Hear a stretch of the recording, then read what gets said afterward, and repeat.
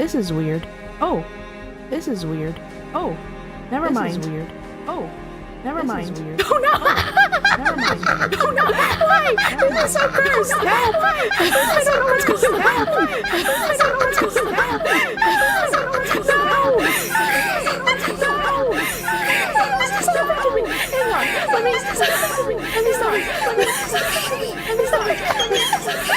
These are the voices in your head. These are the voices. Oh gosh. That was so weird. I don't understand what happened. Man, this is not confusing at all. Because, my audio mixer is bouncing around, but then I clicked on the monitor and output instead of monitor off, because normally the monitor off works. But I don't know why today it's acting up. I have not touched my OBS settings since the last stream other than some visuals, but I don't know why it's so inconsistent. Actually, you know what? Let me go to Advanced Audio Properties. Monitor off. Is it working? Can you still hear me with the monitor off? Or do I need to leave the monitor on? Maybe I should leave the monitor on just in case. Okay, that's good. Oh my gosh. I swear, every single stream, there's always scuff. Man, why does this always happen to me? I think OBS is telling me I'm not cut out to be a streamer. Yes, I was totally talking smack about you. I was cursing you guys out. Oh man. But I hope you guys have been doing well. At least this is the start of the stream and not like 5 hours in or something. Man, this is wild. Apologies for the scuff, guys. But I think this is very typical of a Kami stream. Oh, I actually, you know what? I need to post the warnings. Because this game has more serious topics. So I want to make sure people are informed about it. Just so, you know, like, if people feel uncomfortable with the topics, they can, you know, not participate in here and, you know, stay comfy. Alright, so we have our timer, 18 plus, social, warning. Let me see. Where's the message that I need to copy and paste? Holy cow.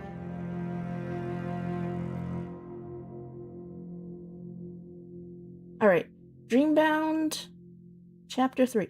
Oh, did I change the title? I don't know if I did or not, but that's okay. Alright, let me pin this message.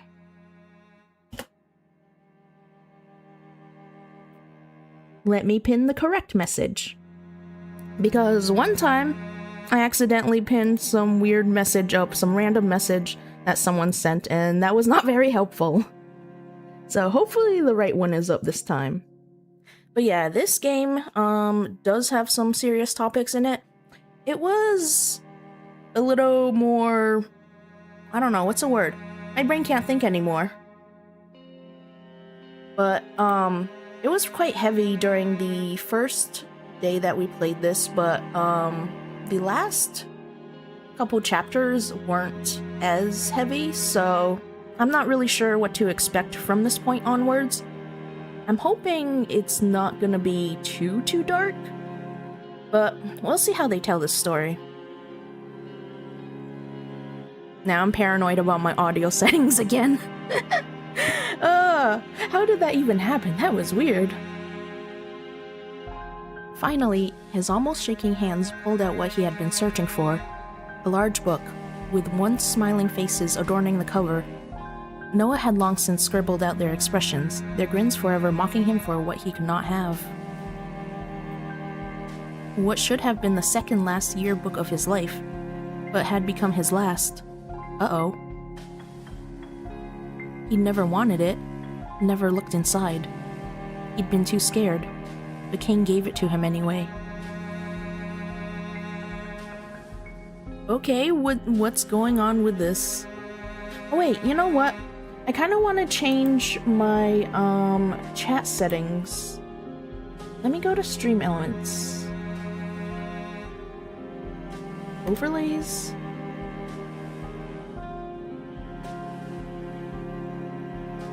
I'm gonna try to set the messages to disappear after a certain number of seconds. If I can find it. Settings, maybe? Okay, hide after 60 seconds, maybe?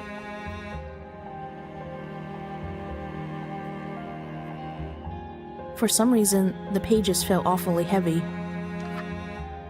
Flick, flick, flick. His heartbeat in sync to each page. Thump, thump, thump. The pages of the book sped up to the beat of his heart. Until finally, someone from a long time ago stared back at him. Someone he didn't recognize. He screwed up his eyes, peering in closer. He should be recognizable, but instead, it was like looking in a dirty, warped mirror. It's me. Beside him, Kane stood with his signature wide charismatic smile. In turn, he hadn't changed too much from back in those days. Shaking his head, he ripped his eyes away from the broken image of himself and scanned the rest of the photos. People he hadn't seen or thought about in years graced the page, for better or for worse. But the person he was searching for wasn't there, no matter how hard he searched. It must have been before he moved into the class. I forgot. Oh, I'm thinking it's because August transferred probably in the middle of the year and they just never took his picture. Which is not too great in this situation because the game implies that he died. So that means you won't be able to see pictures of him. With a sigh that carried with it the heaviness of lead, he flicked absentmindedly through the rest of the pages before he flinched. A boy with a kind smile and warm eyes smiled back at him. His orange hair was ruffled and messy, as it always was, in a way that made you instantly want to trust him. His eyebrow twitched. The letters below seemed to be etched in blood one moment, and then the next it was ink. Perfectly normal. Luca. Wait, who's Luca? Did they ever mention Luca? He shut the book with a thud and tossed it to the side. What are you doing, by the way? So you're alive after all. Ivan, who had at some point made himself comfortable on the old couch that was stuffed in the corner of the room, shrugged. I usually am. For now, anyway. I was looking for a photo of someone. We never did take that photo together, did we? I tried to draw you. I tried to paint a picture of you. But none of them are you. None of them ever could be you. Could ever capture you. When I think back, my memories are too fuzzy to remember your face properly. Isn't that sad? Who will be left to remember you, if not me? Am I not just like everyone else, forgetting you the moment you leave my sight? That's really difficult, because when someone passes, you keep them alive in your memories. And then people have like a saying, when those memories fade, then it's almost like they're dying a second time. Ivan's voice interrupted Noah's thoughts. Couldn't find one? I never took one in the first place, as it turns out. Hey, did you see a guy with blonde hair yesterday? In that dream? Ivan shrugged. I don't know. I wasn't exactly keeping an eye out. A lot of blonde guys in the world. Hope he's okay. Noah wandered back towards the painting he'd finished last night. Once again, his fingers ran across the bumpy surface. Absentmindedly, his fingers found the place he'd sat side by side with the man who looked exactly like the August from his memories. He felt the sweeping wind, the soft cloud beneath him. He felt those green eyes on him, ever smiling. I thought you couldn't paint? I can't. Or I couldn't. Huh. Guess you should be spending more times in dreams after all. Looks like they solved your little issue. Ivan picked up the remote and turned on the TV. A news reporter's solemn voice carried into the room. At approximately 5:45 this morning, another body was found in West Park. Police have sectioned off the area. Noah froze. West Park. Not far from back home. Tentatively, he dropped down to sit beside Ivan, his eyes glued to the screen. Asher? Wait, is his brother dead too? Is everyone in his dreams just dying? What is going on? Because first it was his father and now it's Asher. Maybe, I don't know if those are his powers or if he's just cursed. For a reason he could not explain, a deep feeling of dread had settled into the pit of his stomach. What about that charm? Right? He never took it, did he? The deceased has been identified by his family as Sebastian Carter, age 23. Sebastian was last seen just yesterday evening. Okay, I'm confused. Why is he talking about Asher when the person mentioned on TV is Sebastian?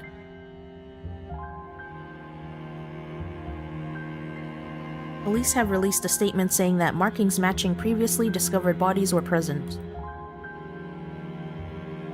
Someone you know? He went to my high school. I kind of knew this girl he had a thing for. You stole his girlfriend? I didn't think you had it in you. Ivan! This is a serious situation.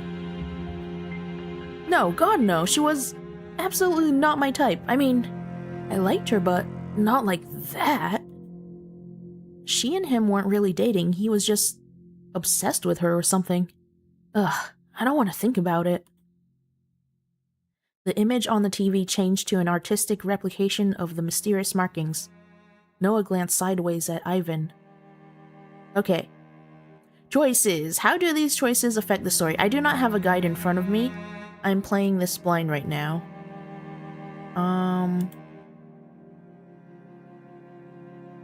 Actually, let's save.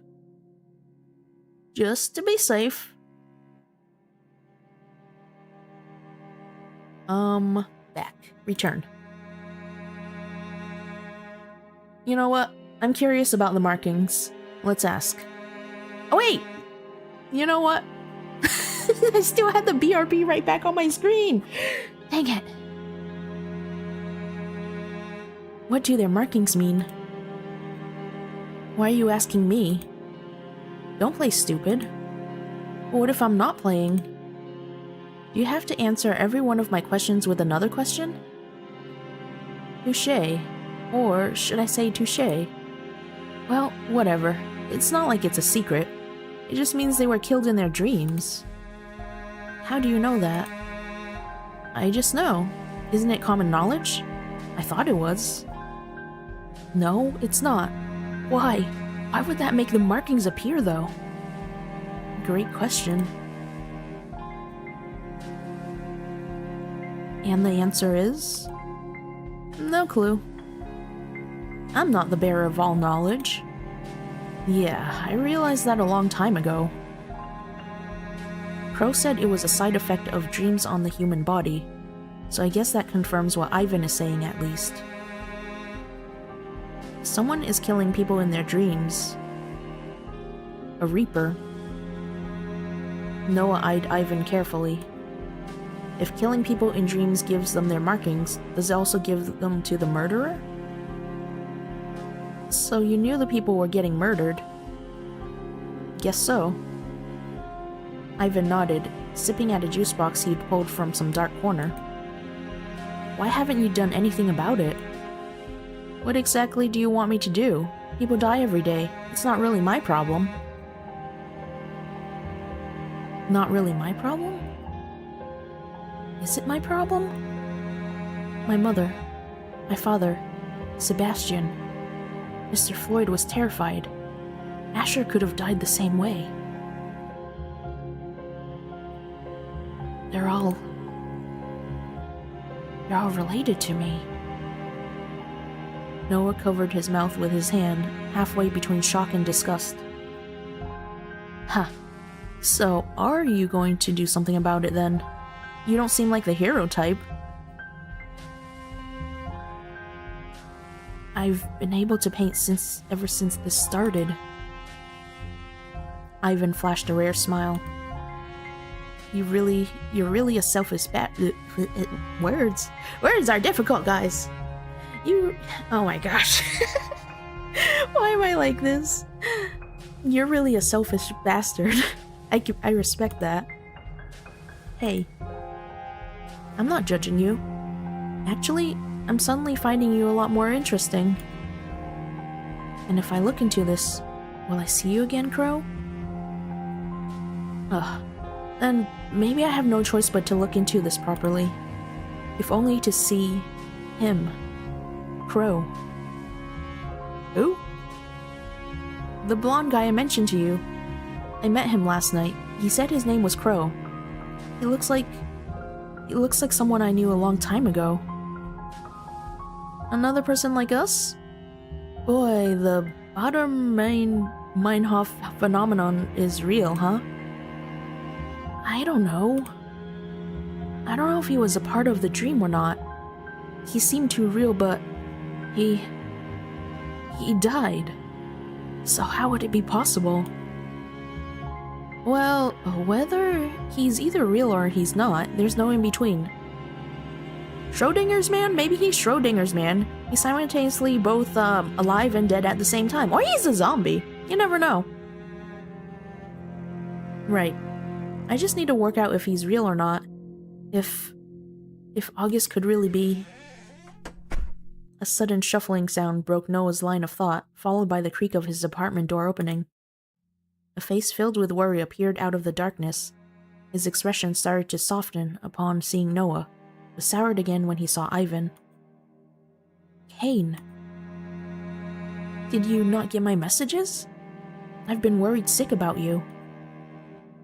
Oh. Noah fished out his phone and quickly turned it on. 7 missed calls and numerous more texts, all from Kane. Sorry. I didn't mean to barge in, when you didn't respond.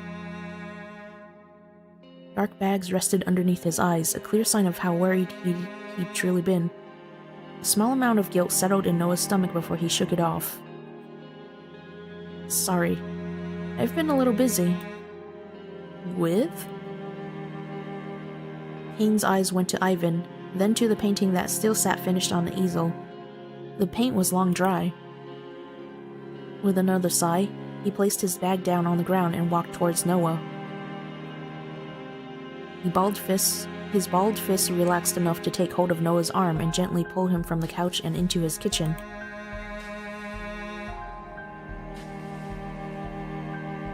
That's not the kitchen. That looks more like his bedroom. Are they confused? I think they're confused, or they're lost. But you know what? Fair. Because I get lost too. Noah, I don't know what exactly is going on, but I know it's way too dangerous for you to be involved with. Please, for my sake, don't do this. I realize I know what I'm doing, okay? You don't need to worry about me. But I do, and I will. I don't want to lose you too. There's no choice. Of course there is. You're making a choice right now. I guess I am. It doesn't feel too bad. Finally making a choice. You saw them, didn't you? My paintings. They're beautiful, they really are. And I'm so happy you're painting properly again. But There has to be another answer. There's not. This is my answer. They're not as important as your life. Maybe not to you. What are you guys arguing about? None of your business. We're trying to have a private conversation here. You seem to butt into things that have nothing to do with you quite a lot, huh? It's as much his business as it is yours. Kane rubbed at his temples, obviously frustrated. Why do you care so much? I don't know. What do you want me to say? That my conscience has gotten the better of me? I don't have an answer. All I know is that people somehow related to me are dying, and looking into it is letting me paint again. That's all I need. Art is all I need. Related to you? Go check yourself. It's true. My mom, Dad, Sebastian from school. Mr. Floyd was terrified, and I think Asher was targeted too. Fine, I understand you wanting to be able to paint again, but I don't understand why you would care if they were dead or not. Wait, what? Wait, that's confusing me so much. What? Didn't you want them dead after what they did to you? I don't know. Maybe I did a long time ago. Maybe I still do. Maybe I don't care either way. But come on, you don't need to give it some deep meaning. You want to paint. Investigating is helping you paint. Be your selfish this is not a tongue twister. Be your selfish self. I'm getting confused, guys. Be your selfish self. I almost said shellfish, but you know what? They're not clams. No one asked you. I want to see August again. Noah. August is... Kane sighed loudly, tiptoeing around the words that had nearly come out of his mouth. Whoever that was, it wasn't August. August isn't here anymore. You know that. You saw him. You heard his voice. How could that not be him? I don't know. Then help me find him. How am I meant to do that? Your work. Don't you have access to all kinds of records and databases?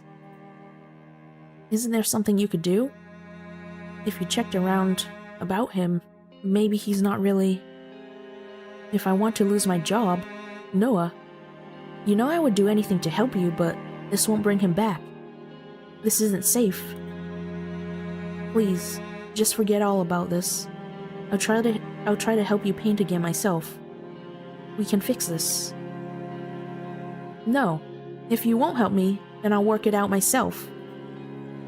Come back. Let's go out and get some food and talk everything over. I don't want to. Why are you so against him going into dreams anyways? Noah said it wasn't safe. Even I can tell that much, and that's putting aside the fact that there could be a murderer skulking around in the shadows. I don't want to lose anyone else. Anyone else? It doesn't matter. Ah. So this crow guy you met in a dream looks like August, who is dead? This is starting to get interesting. Interesting? Kane's voice was low and serious. This isn't something to joke about. Please, just leave. Noah. Now. Fine, if that's what you want. I'm only trying to help you, though. And once again, I never asked for your help. Maybe you didn't. With those words, he let go of Noah's wrist and quickly retreated from the room, a pained expression glued to his face. A few moments later, both Noah and Ivan heard the front door lock with a click. So, you want to know if this crow is your friend August? Noah nodded wordlessly. And August? Died 6 years ago. Uh-huh. Any way to confirm that? Did you see him? What? No, I didn't go to the hospital. I didn't go into the hospital room. His dad told me. He has a grave. Back home. Apparently. I wasn't there when... Ivan flashed one of his lopsided grins. Short of grave robbing, there's got to be some way to find out if he's really there or not. Ivan, what are you thinking about? Why are you thinking of robbing graves? Is this what you do for a hobby? Kane works in security in the government, but he won't help. You heard him. I don't really want to get him fired, but... Why not break into his office, then? What? Break into a government building? Are you insane? Why not? You can't be serious. I'm as serious as you are, so...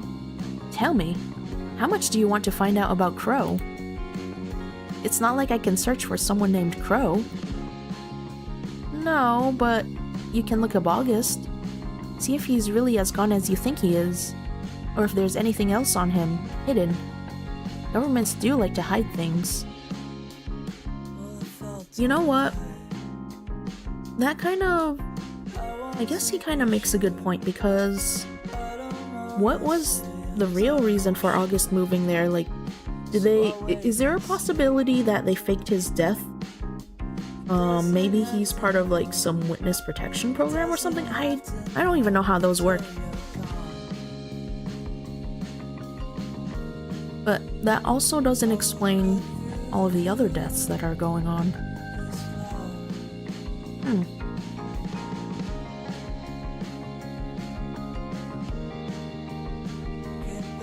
If anything happens, you can just hop into a dream.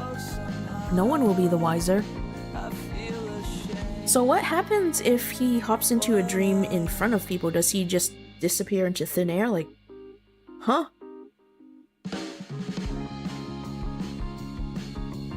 I'm starting to think you might be a bad influence on me. Just starting? At some point, Ivan had pushed a pile of dirty clothes covered in paint to the side and sat up on the counter, finally meeting Noah eye to eye. He smirked before jumping down from the surface. Let's go then. Right now? Have you got anywhere else to be? Let me just go grab something. Once again, Noah dug through piles upon piles of books and painting supplies in search of the item he needed. Just in case. Just in case I do see him again. Finally, he pulled it free. An old journal with a worn leather cover. Inside, an assortment of waterlogged sketches he'd done in high school. It was still only half filled. He hadn't touched it in years. Couldn't. He shoved it into a small satchel along with a cheap mechanical pencil before quickly putting it over his head to rest on his shoulder. What's that? Nothing important. Let's go already. Ivan didn't offer any other words. Instead, he walked through the piles of art supplies towards the front door. Noah froze. Out of the corner of his eyes, a small patch of green sat motionlessly, yet seemed to be calling out to him. Ah, his plant is still alive! But that's because Kane has been taking over the watering duties this whole time. He turned around on his heels and opened up one of the spare water bottles Kane left behind at one point or another and watered the plant.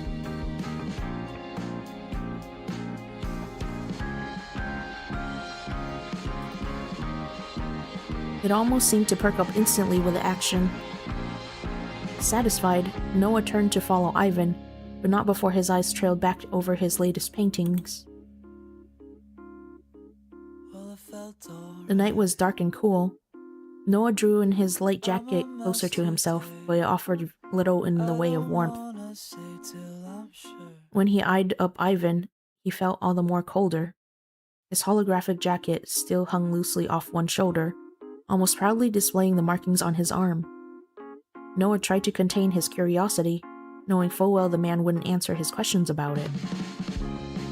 He'd already tried to ask about them, both subtly and not so subtly, but that was something Ivan wasn't willing to give up. Noah heaved a sigh. I'm an idiot. Following around this guy in the middle of the night. Jet black clouds passed overhead, dimming the already darkened streets. It was a sight Noah wasn't quite used to anymore. When he was younger, he would often go out alone at night and wander through the mountains around his home. At those times, the air around him seemed to stand still, as if it were waiting for something. The breeze that blew through the treetops seemed to be whispering secrets into his ears. And lastly, the sky above him seemed to hold infinity. Vast. Endless. When he was below that sky, alone and in the dead of the night, he felt content. Noah looked up towards the sky. A few stars, but nothing compared to what he used to see.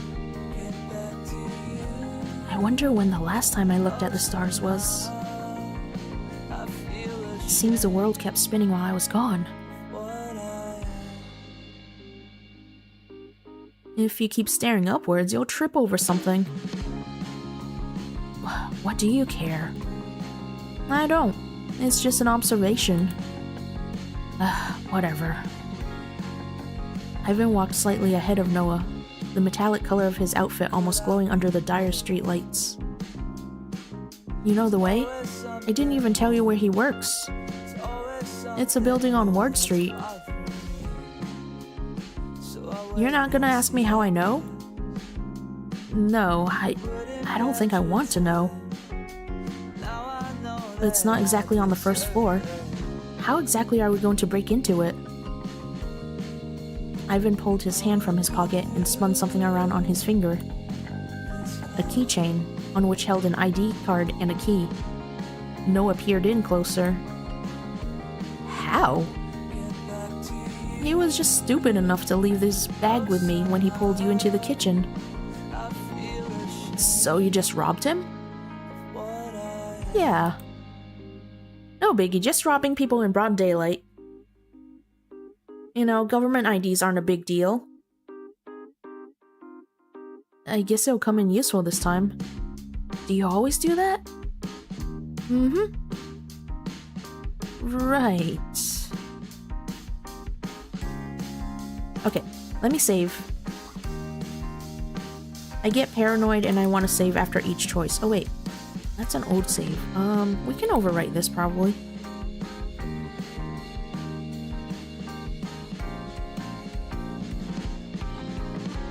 Okay, I'm curious. Why are you helping me? Why are you helping me anyway? Hey, I asked you a question. I know. I was just wondering if you were an idiot or something. What? I already told you. You piqued my interest. Nothing else to it. You're gonna break into a government building with me? There's something more than interest there. There has to be. That's not something a normal person does. Ivan shrugged, rolling his eyes at the same time. What else is new? You're insane. Maybe, but who cares? Thanks. I wouldn't be able to do it alone. Ivan's rare smirk returned to his face. No shit. The further they walked, the higher the buildings became as they stepped into the business district. No one walked the streets, save a stumbling drunk on the opposite side of the road. Noah grimaced and looked away. Best to ignore people like that, not draw their attention. That's where you draw the line. You have some strange morals. You're the one to talk, like you have any at all. You steal from anyone and everyone and don't give a shit about murder. What? Wait, why use our morals? Do you mean what use our morals? But nobody asked how use our morals. I find they just get in the way of what needs to be done. Are you always so indifferent? I'm starting to worry that you're a serial killer yourself. Well, he claims to be the Grim Reaper, so, that might not be too off, Noah. Ivan shrugged again, further proving Noah's point. Maybe. Suddenly, Ivan stopped into his tracks and looked up. A tall building reached up into the sky, a metal stain on the heavens. It seemed almost as if it would rip the sky in two, but of course, it didn't. It just sat there, ominous and foreboding, as if waiting for them in particular. Noah swallowed hard. This is it. Uh-oh. The music's gone. Shit's gonna go down now. There's 3 cameras facing the entrance. Probably another 2 in the lobby. 1 in the lift, all wireless. Ivan mumbled to himself, clearly thinking hard. Let's go. Wait, what about the cameras? I'll handle them. Follow me. Ivan's footsteps were unrushed, his actions calm and collected, just like his entire personality. He walked forward before reaching into his jacket and pulling out something the size of a phone. Except this obviously wasn't his phone. Instead, 4 antennas poked out from the top of the handheld device. Upon closer inspection, Noah thought it reminded him more of a handheld radio. What is that? Ivan, ignoring Noah's words, started turning a dial on the side of the device, slowly and deliberately. His hand stopped. He stared up at the surveillance cameras as if he could see inside of them. Supposedly satisfied, he stepped out of the shadows and up the stairs to the entrance in full view of the cameras. A radio jammer? You really have done this more than once.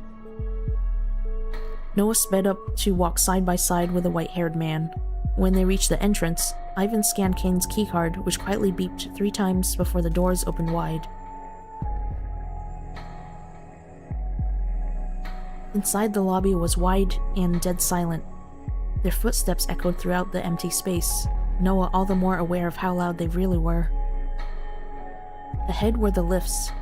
With the jammer still in hand, he beelined towards them. What floor? I don't...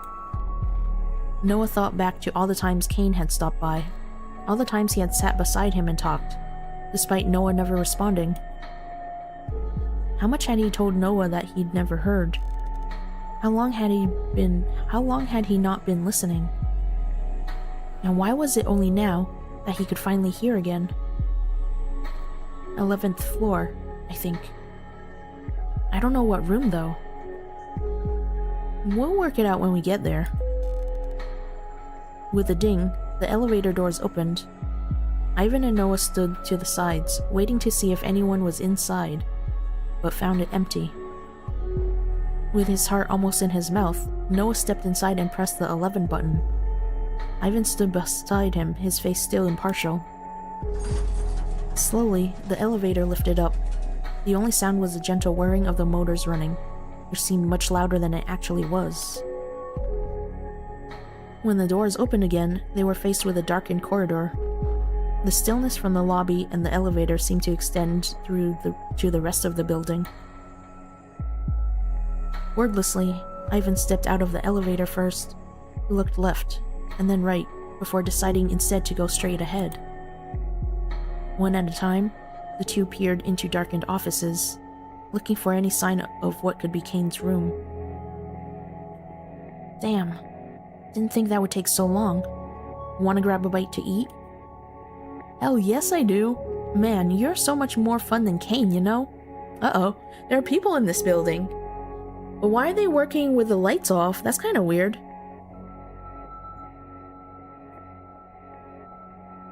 He runs off straight after work every single day, even if we have deadlines. Probably has a girlfriend he's rushing off to see. Asshole. Don't call Kane an asshole. The two voices laughed loudly. Noah didn't have the time to freeze up when Ivan grabbed him by the shirt and pulled him back into the open storeroom. Footsteps went by them, and the ding of the elevator doors opening resounded back into the storeroom. They waited for what felt like forever before Ivan stepped out. Well, let's try that room. He nodded towards the place where the two men had come from. Oh, we don't even get a CG? Like, we don't have, like, a picture of, like, Ivan accidentally pulling on Noah too hard and, like, they accidentally fall to the floor of the storage room? I want a refund. And they seem to know your friend. Guess he's not so popular after all. That charming gentleman act doesn't work on everyone. Well, I mean, he has other priorities in his mind, you know. I bet Kane has been rushing home after work to check on Noah and take care of him since, you know, it seemed like for quite a while Noah was in a very bad state due to his depression. Those pricks. Not like you treat him any better. You know what, Ivan? Fair point. Yeah, it doesn't help that, in the last couple of chapters, there were several points of time when Noah tried to push Kane away. Of course I do. We're friends. Sure, I'm not judging, just making an observation. Ivan held up the swipe card to the door, and it instantly unlocked with a click.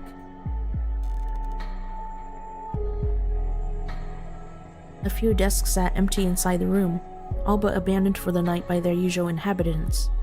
Noah quickly walked between the desks, looking for any sign that one of those laptops belonged to Kane.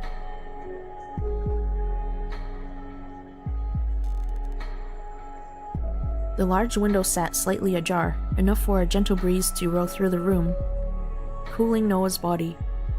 He again glanced towards Ivan, wondering if he didn't feel the cold.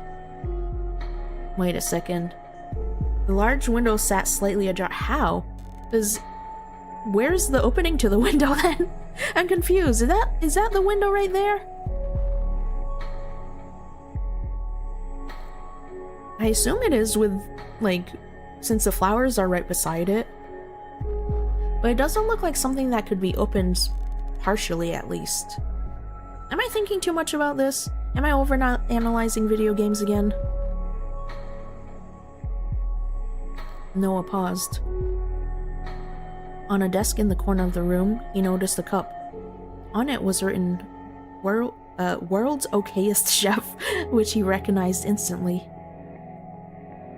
I bought this for him back in high school. I didn't think he'd still have it. Hey Van, how's it going? Oh my gosh, the start of this stream was so scuffed. Because, like, I don't know what happened. I did not change my OBS audio settings, but it decided that it wanted to nerf me, so it was like, no, you can't have access to the microphone. And then when I supposedly fixed it, like, it... apparently people said that they couldn't hear me either, so I was messing around. I have no idea if I'm still muted or unmuted, but we're gonna see what happens at the end of the stream to see if it's still working or not. But I hope you're doing well. Scuffed Kemi. Of course, this is just very on brand. And then when I was testing the audio by going to the channel page, the echoes, there were so many echoes, it was so cursed.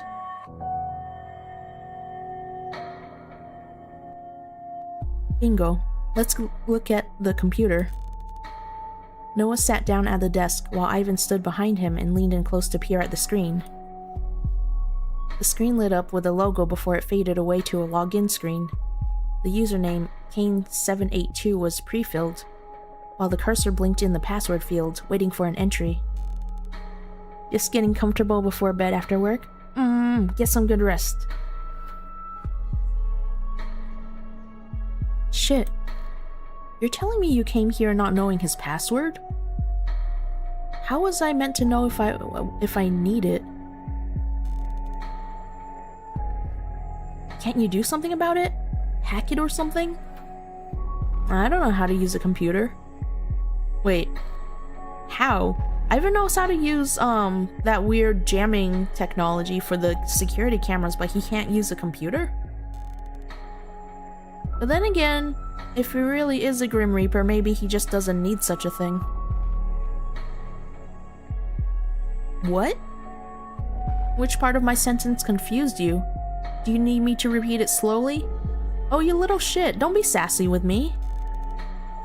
You have a phone. That's exactly what I was thinking. You have a radio jammer. You're drawing the line at a computer? I stole the phone. I was given the radio jammer. No one gave me a laptop. Like, did he just never got curious about computers and, like... I don't know. I don't know what goes on in his mind. Noah's reading my mind. That is the weirdest thing I've ever heard. I can't tell if you're good with technology or not. Ivan just shrugged. He obviously wasn't going to explain anytime soon. Fine, let me think. What would it be? Noah tapped his finger against the desk absentmindedly, thinking back to the days where he and Kane were almost glued together at the hip. Maybe his favorite movie? Or song? Yet Noah's fingers didn't move across the keyboard. His mind was completely blank. You know what? I bet the password has something to do with Noah. You two are friends, right? I don't know. How can you say you're not friends? Like, Kane has been taking care of you this whole time. He really cares about you, Noah. Shut up. You know he's your friend. Fuck, I don't know. Stop thinking about it so hard. Just try whatever's in your head. Carefully, he made his first guess. Wrong. The second and third guesses came more quickly. All wrong. A pop-up came up on the screen. After 3 more attempts, the computer would be locked down. His fourth and fifth guesses wasted. His heart beat loudly in his ears as he typed in his last guess, a last-ditch attempt at the friendship they once had. 130805. The lock screen faded away into the desktop. A notepad was open with what seemed like a shopping list and a few tabs still open on his browser. Kane, that's dangerous, leaving your browser tabs open at work!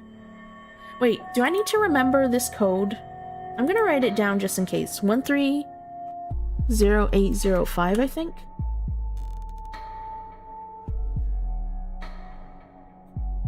What was it? None of your business. Noah's eyes traveled over the screen. Okay. I'm guessing these choices probably don't have, a significant impact on the ending resulting from the choices, so we're probably gonna just go through both of them, I'm guessing. Okay, what's on Kane's shopping list? Noah's eyes honed in on the shopping list. It looked reasonably simple. In order, Noah read the list. Mushrooms, fennel, feta, apples, sage, limes, radish. A strange combination of foods, but in a way it felt just like Kane. He could always make something delicious out of anything. He's got weird taste. Noah's eyes traveled over the screen. Look at the web browser. Kane, what's in your browsing history? Do we want to know? Kane had left open 3 tabs in his internet browser. At first, Noah didn't see anything of note and considered closing out of them entirely before a sentence caught his eye. Okay, that's surprising. I wonder how many tabs people normally keep open on their internet browsers, because I usually have a ton of them. Although today I have less than usual. I have 1, 2, 3, 4, 5, 6, 7, and then the Twitch tabs 8, 9, 10, 11. I have 11 tabs open today. Sometimes I have more. Just cause like, I don't really feel like bookmarking the page. And then sometimes I just want to leave it open so I can reference it quickly at a later time. Although, do I leave tabs open for way too long? Maybe. Plant Care 101 was open in one tab. In another, How to Care for Others.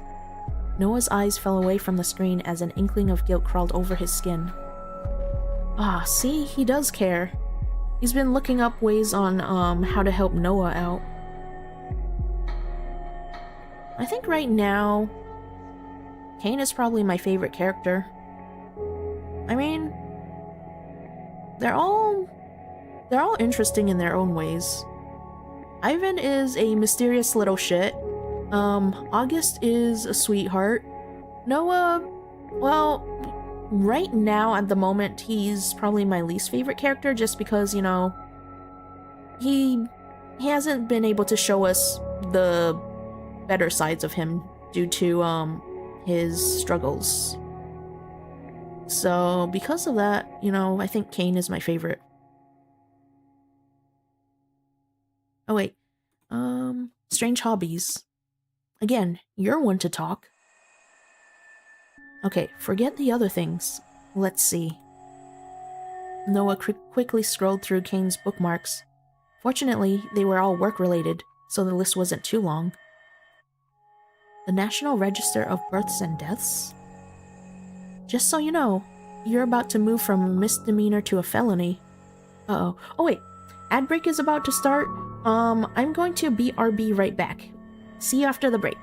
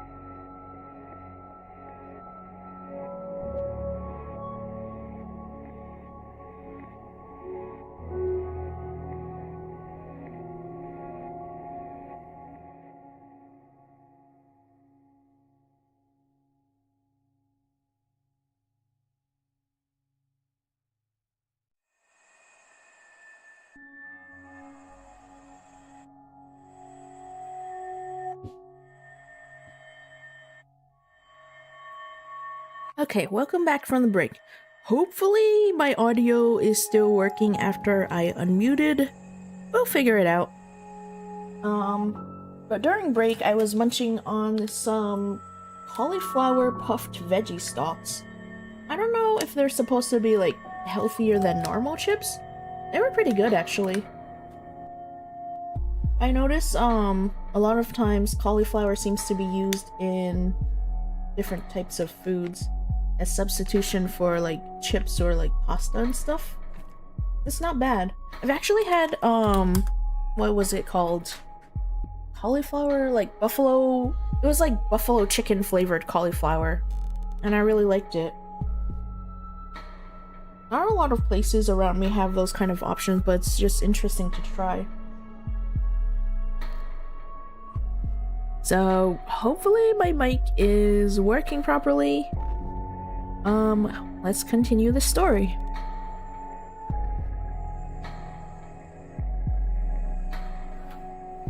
Just so you know, you're about to move from a misdemeanor to a felony.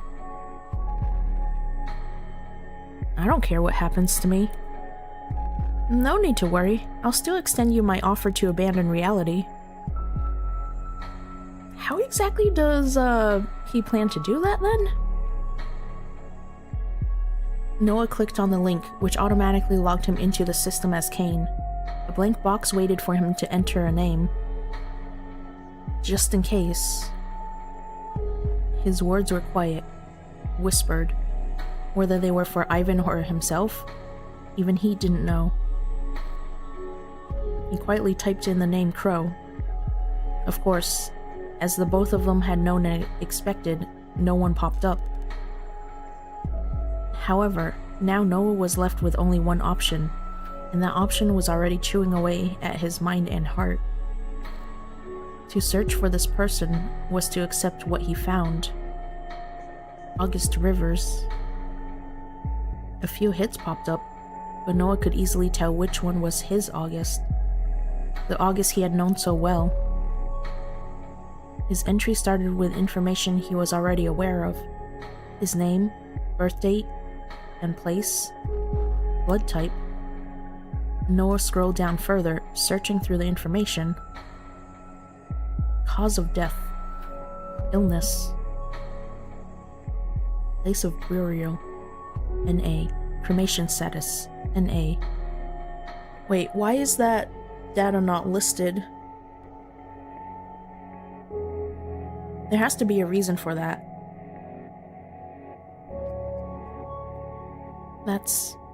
That doesn't make any sense. Oh? It gets more interesting still. He didn't die of... Seriously, couldn't have waited until tomorrow? No, I need to forward that spreadsheet to the boss or he'll have my head on a plate tomorrow morning. Fuck! Ivan slammed down the lid of the laptop and pulled Noah to his feet before he even had the chance to think. Outside, the two voices became closer and closer. Jump. What? I said jump. What? Jump and don't scream! Ivan held on tight to Noah's collar and pushed the large window open further, creating enough space for the man to dangle his legs over the edge. Wait. How are you pushing this window open? There's no opening! There's no opening to it! And I don't think it's the type to, like, slide? I don't know. I think I'm just overanalyzing this game. When he saw that Noah wasn't joining him, Ivan clicked his tongue and slipped over the edge with enough force to propel Noah from his spot safely on the ground. Oh! What the fuck are you doing? His words were lost to the loud rush of wind as he free fell from Kane's office. He felt like screaming, but his voice wouldn't leave his throat. The ground was becoming closer and closer, and for the first time in years, Noah thought a certain thing. I don't want to die. Not yet.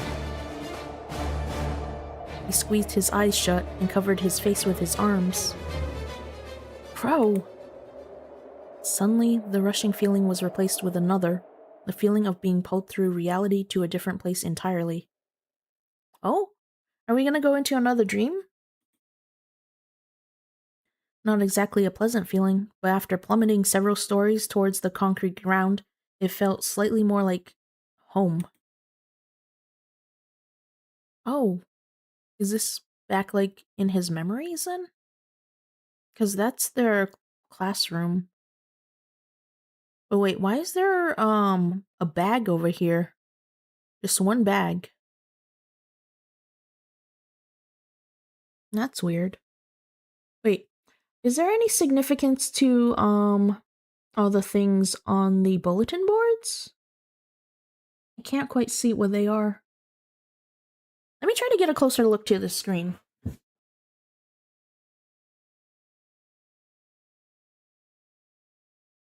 I can't see it too closely, but the letters on the board, they're either kanji or they're Chinese letters.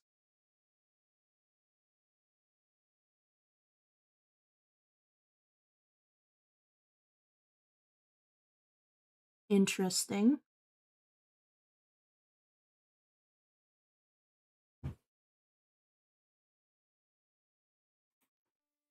But that's, huh. Well, they probably don't have any significance. It's just background information. Background details, I don't know. A place both dear and hated in his heart. A place he'd spent years of his life. The classroom was dark, and outside the night sky was full of stars he'd forgotten could exist.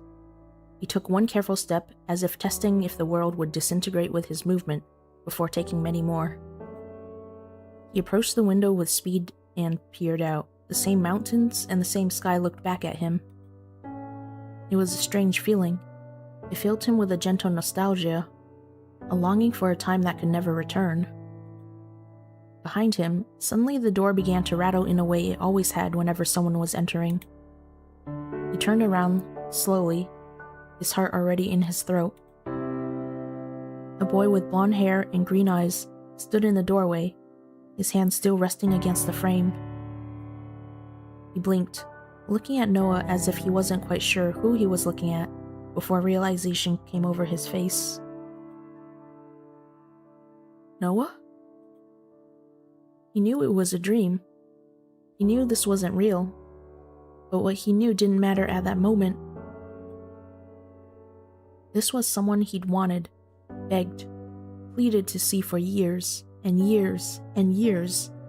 And there he was, as if he never went anywhere in the first place. This wasn't August. But right now, it was. The tears started slowly, but quickly became a current. August, still looking just as shocked as before, quickly stepped forward and wrapped his arms around Noah. You're Noah, right? His voice was exactly the same as it was back then. I missed you. I missed you so badly. There's no need to miss me, silly. I'm right here. I'm so sorry, August. I should've... There must have been something. Shh, it's okay. I don't know what's going on, but everything will be alright. Even if it's difficult, I believe in you. Have you gotten taller? You should have... You deserve to. Something's really been eating you up, huh? That's one way to put it. Well, I'm always here if you want to talk about it. I'm not going anywhere. His words were like blades, piercing into Noah's heart. You're not always going to be here. I wish so much that it were true. But if you don't want to talk about it, that's okay too. All I want is for you to be happy, Noah. You deserve that more than anything. I'm so afraid of losing you. Of losing me? I just told you I'm not going anywhere. He pouted, but gave up when a giggle came to surface. Even if I was suddenly gone, that's okay. Everything ends, Noah. Some things sooner than others. That doesn't mean that experiencing them wasn't worth it. No matter whether I'm here or not, I hope you can look back at our time together with happiness. I'm not strong enough. You're plenty strong to me. Tell me you can forgive me. Please. It was a selfish request, but Noah didn't care. All he wanted was forgiveness. All he wanted was to lose the guilt that weighed heavily on his heart. Please, then maybe I could. Noah, I'll always... August, come on, it's getting late. If we stay any longer, the janitor's gonna chase us out with a broom. Cain, give him a minute. God. Oh wait, that's younger Noah. That must be so weird seeing your past self. But then that also, like, brings up more questions. Because does August in this scene, like, recognize both Noahs? Hey, Perry, how's it going? Oh my gosh, the start of the stream was so scuffed.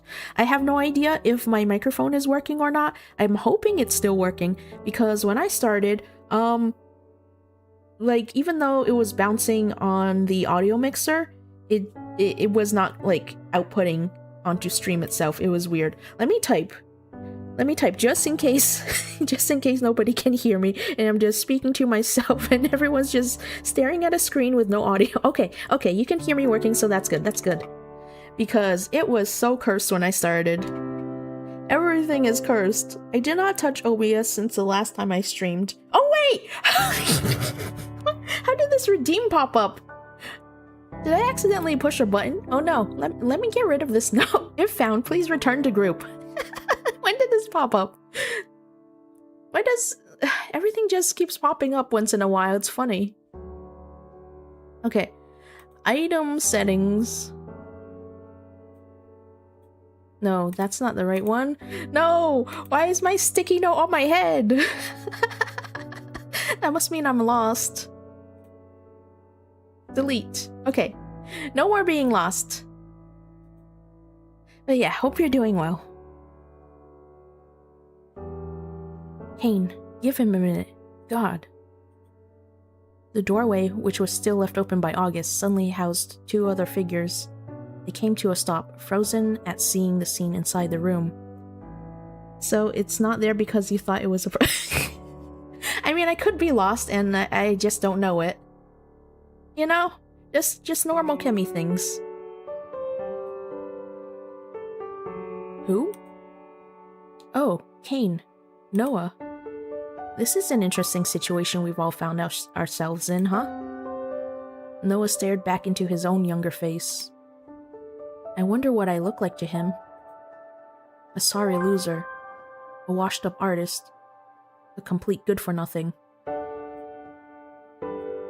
Noah took a step away from August and wiped his nose with his sleeve. He wanted nothing more than to be at August's side, to talk to him, whether he was real or not. But when he saw his younger self, when he saw Cain, he realized that he didn't belong. You know, I guess that makes sense because those are just memories of his past, and he does not belong in the past. He needs to move on and live in the present. Which I guess is difficult to do, which is probably difficult to do, like, you know, especially since he's not in the best mental state right now. But hopefully he'll be able to, improve later on. The world around Cain began to crack, with him at the center. He's Noah. But you're also... Huh? Huh? What's going on? A deep rumbling came from the very earth as reality began to fracture. Noah reached out towards August, who suddenly seemed like he was getting further and further away by the second. August! Wait! August! I don't want to lose you again! Please! Come with me! Quicker and quicker, the world disappeared into nothing, but he didn't care. Not now. Before the classroom truly became lost to the void, Noah could have swore that August was reaching out back towards him too. He felt himself falling. The ground that felt so sturdy a moment ago was now non-existent. Noah resigned himself to his fate. If I have to die, at least I got to see his face one more time. Noah?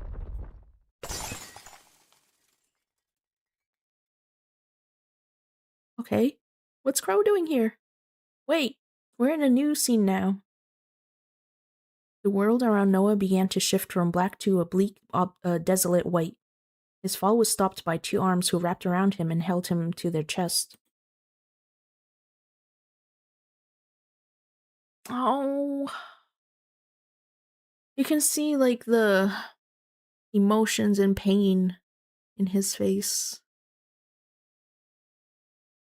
He really misses him.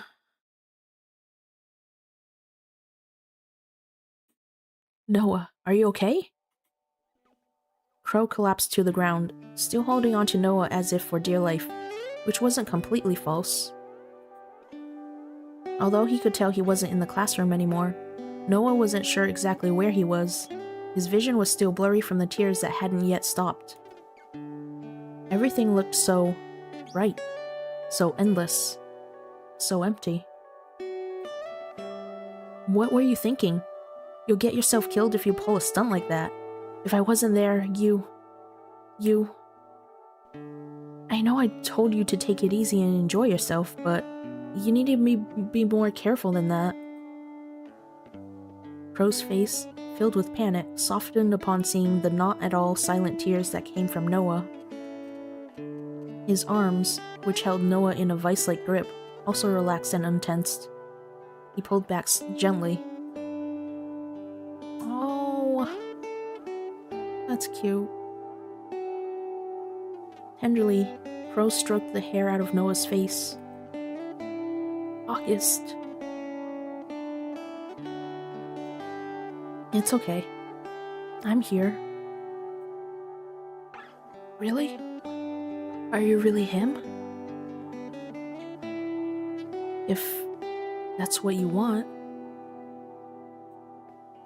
That's what I want if it's true. Even truth can be subjective here, Noah. I'm whoever you need me to be. Crow sighed ever so quietly. What are you doing here? Noah wiped his eyes and took a deep breath. It's a long story. I have nothing but time. I'll keep it short. I broke into a government building, then jumped out the window from the 11th floor, then ended up in that dream. Crow blinked in surprise. You... what? I know it's insane. I just... wanted to find out if you were really August. If it's even possible. I just wanted to find out more about the deaths. Ah, so that's why. That's incredibly dangerous, Noah. I didn't know you were capable of such a thing. I'm almost impressed. Where are we anyway? This is... I suppose you can think of it as the abyss between dreams. It's nowhere in particular. A place like this exists? Yes, but you shouldn't try to come here. It can be dangerous. Then what are you doing here? Waiting, I suppose. For? I'm still working that part out. But if this is in between dreams, then that means you're real? Crow's smile faltered for only a moment before he let out a small, quiet laugh. I'm whatever you want me to be. Crow lifted his hand and motioned for Noah to do the same. Their palms touched together softly. Does it feel warm? I guess so. Good, then that's enough, isn't it? What a peculiar feeling within my chest. Crow pulled his hand back, somewhat timidly. you really should be going. Like I said, don't try to come back here on your own. I wouldn't want you to be lost with the rest of the souls. What's that supposed to mean? Well, he didn't look like he wanted to tell Noah about it, but he still continued. Those that die in their dreams become stuck here for what could be forever. They don't get the privilege of moving on. That sounds awful. It is. That's why you shouldn't be here. But what about you? Isn't it dangerous for you too? Perhaps I'm already a soul lost in the sea. I'm not quite sure. But you needn't worry for me. I will always be fine as long as you are. Wait, so is this like a limbo of sorts, I wonder? There are so many mysteries about this game. I'm getting distracted by, his clothes again. I just can't get over that barcode on his chest or stomach. Like, if you scan it, what pops up? Is it the contents of his stomach? Like, does it show what he ate that day?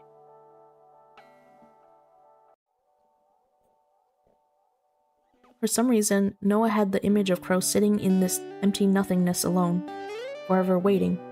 He felt a tug on his heartstrings. I want you to help me. Pardon? I want to stop the murders. You want to stop them? Why? Maybe we're similar in that respect. I'm not quite sure either. All I know is that people from my past are winding up dead. People keep asking me, why do you care? Why do you want to help? How many times do I have to say, I don't know, but I want to do it anyway?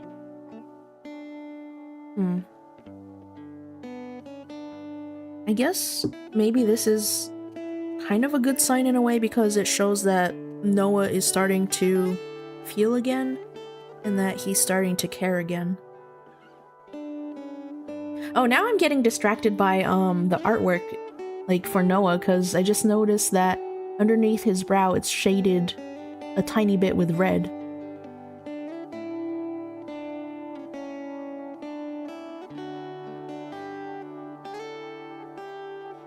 Do their deaths make you feel sad? Or perhaps the answer to that is also, I don't know. Noah nodded in agreement, and for some reason, a smile like sunshine spread over Crow's face. You've grown up a lot, Noah. May I ask you a question, Noah? Of course. Anything. Being here again is helping you to paint again, isn't it? How did you... Just an inkling. Is Kemi paying attention to detail or a distraction? I know, I can't help it sometimes.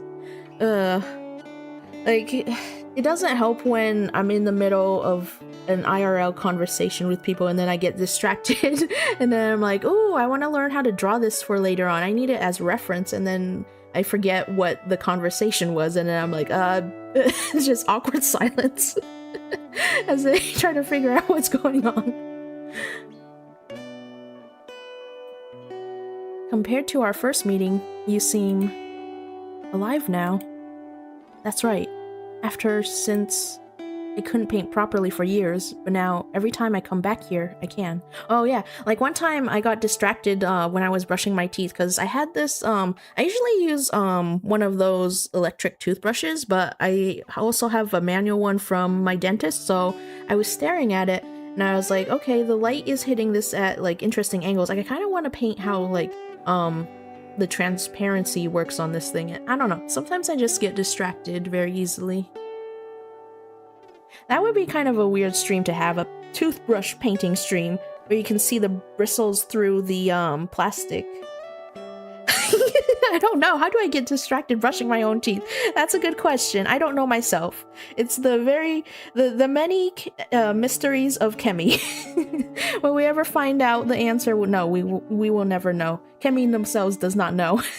How scatterbrained am I IRL? It really depends. Yeah, let's just say it depends on the situation. But I get distracted easily sometimes, but I try to focus when I'm working or when I'm driving, because it would be dangerous if I wasn't paying attention. But sometimes you just kind of notice like weird details and like your mind just gets oddly fixated on them. You know, especially since I'm an artist, I want to like figure out how to like draw and render things sometimes.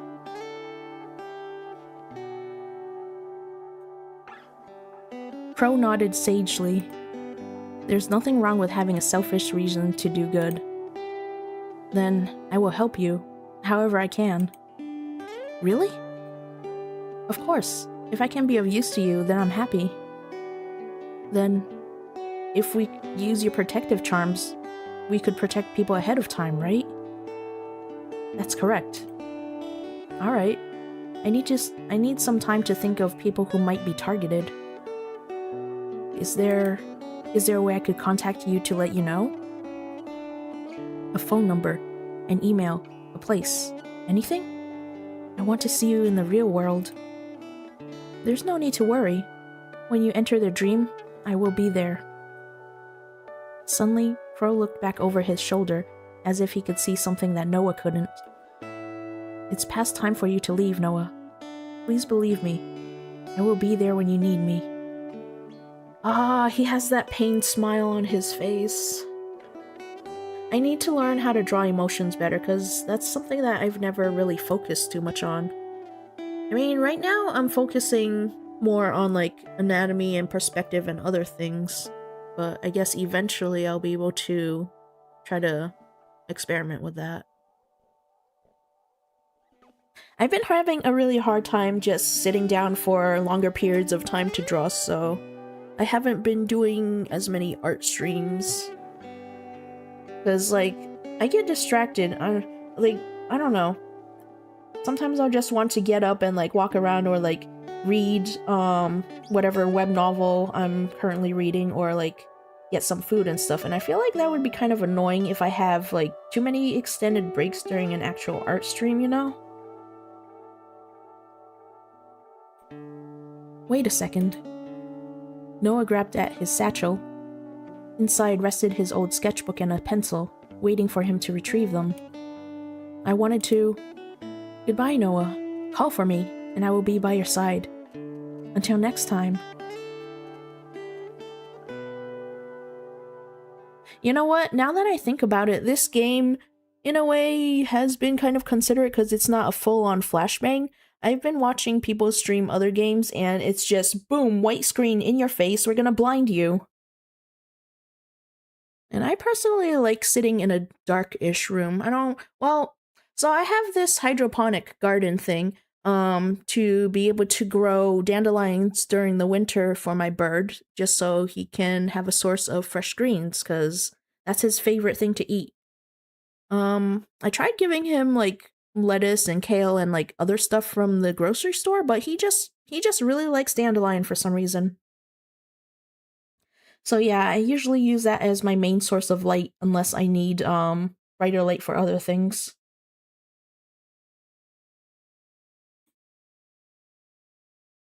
He fell and fell until he didn't fall any longer.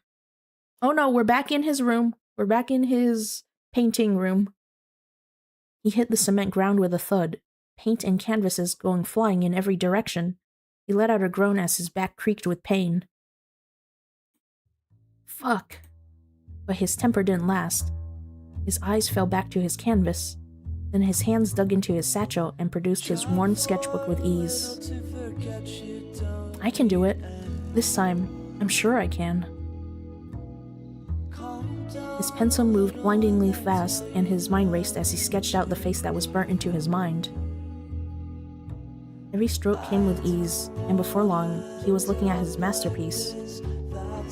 You know what? I wonder if at the end of the game we'll be able to see Noah's sketchbook. That would be kind of nice.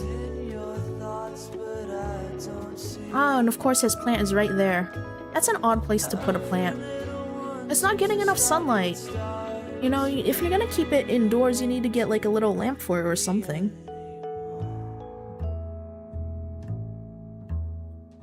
Oh! Well, I mean, it's kind of a sketch. It's actually, I'm guessing, just a CG image of August put in through a filter to make it a sketch.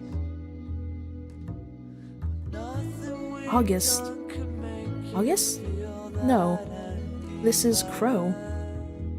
Wait, what if Crow is just like a figment of his imagination and he's like one of his OCs or something? I don't know. The drawing made his heart leap, and yet when he looked at it, he didn't see August. Yeah, because it's not really him. August? If he really is dead, then he never got to be that age. So this is just the imagined version of him. He saw someone very different, yet somehow the same. Carefully, he placed the book down and stood, wobbling over towards his couch. All of a sudden, the weight of all that happened to so far hit him, and he collapsed on the couch. The TV was still on, just as Ivan had left it. So, where did he end up this time? Yeah, that's what I was gonna ask. Where did Ivan go after that? Because he broke into Kane's workplace with the ID that Ivan stole, and then somehow Ivan dragged him out the window. They jumped into that weird dreamlike limbo state sort of thing, and now they're back in Noah's home again. He's seriously insane. He jumped out of that window like it was nothing. On the TV, the morning news was already playing. Noah put his hand to his head, feeling the already throbbing headache becoming worse. No wonder I'm so tired. When was the last time I slept properly? When was the last time I could? But there's no time. I need to work out a plan, so I can see Crow again. Okay, this is my prediction, but I feel like it would be a bad ending, if he gets addicted to the feeling of entering that weird dream limbo sort of state and wanting to see Crow and like just ignoring reality. I'm going into this game completely blind, so I have no idea what sort of endings are out there. But we'll see. Who's been targeted? My mother? My father? Mr. Floyd and Sebastian? Asher too. God, I'm too tired. Moving on to other news, officials are baffled by this video that has gone viral on the internet overnight. Let's take a look. Wait, what? Will you just shut up? I'm trying to think. On the screen, a shaky phone camera recorded a tall building from afar. In it, 2 people could be seen falling from a window before disappearing. Police have cordoned off the area and are currently interviewing those that work in the building. No bodies have been found as of yet. If you have any information, you can call anonymously on...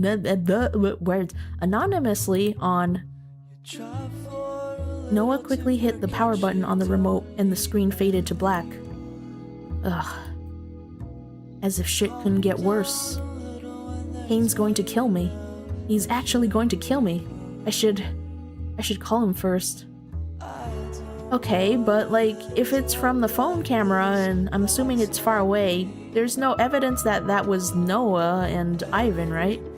So it could be just anybody.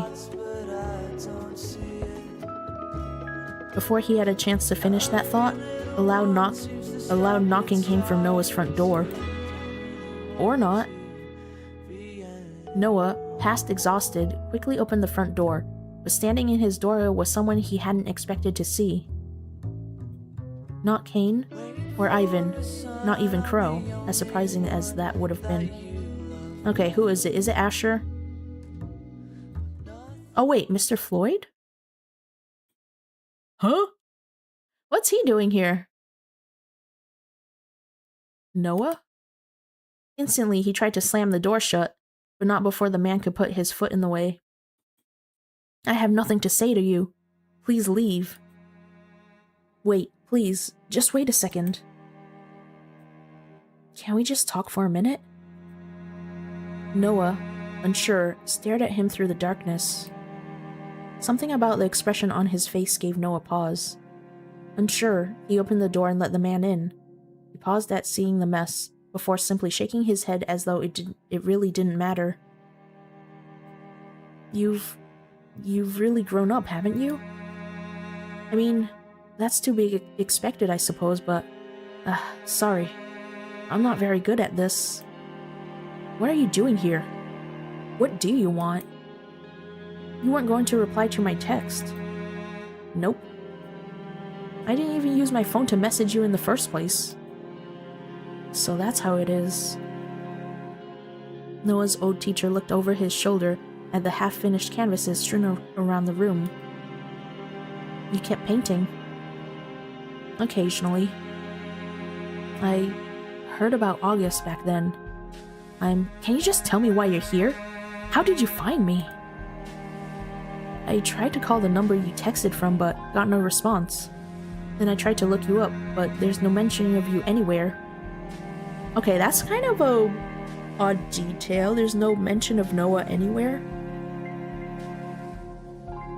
So what is going on with Noah? What if he's part of someone else's imagination? I don't know.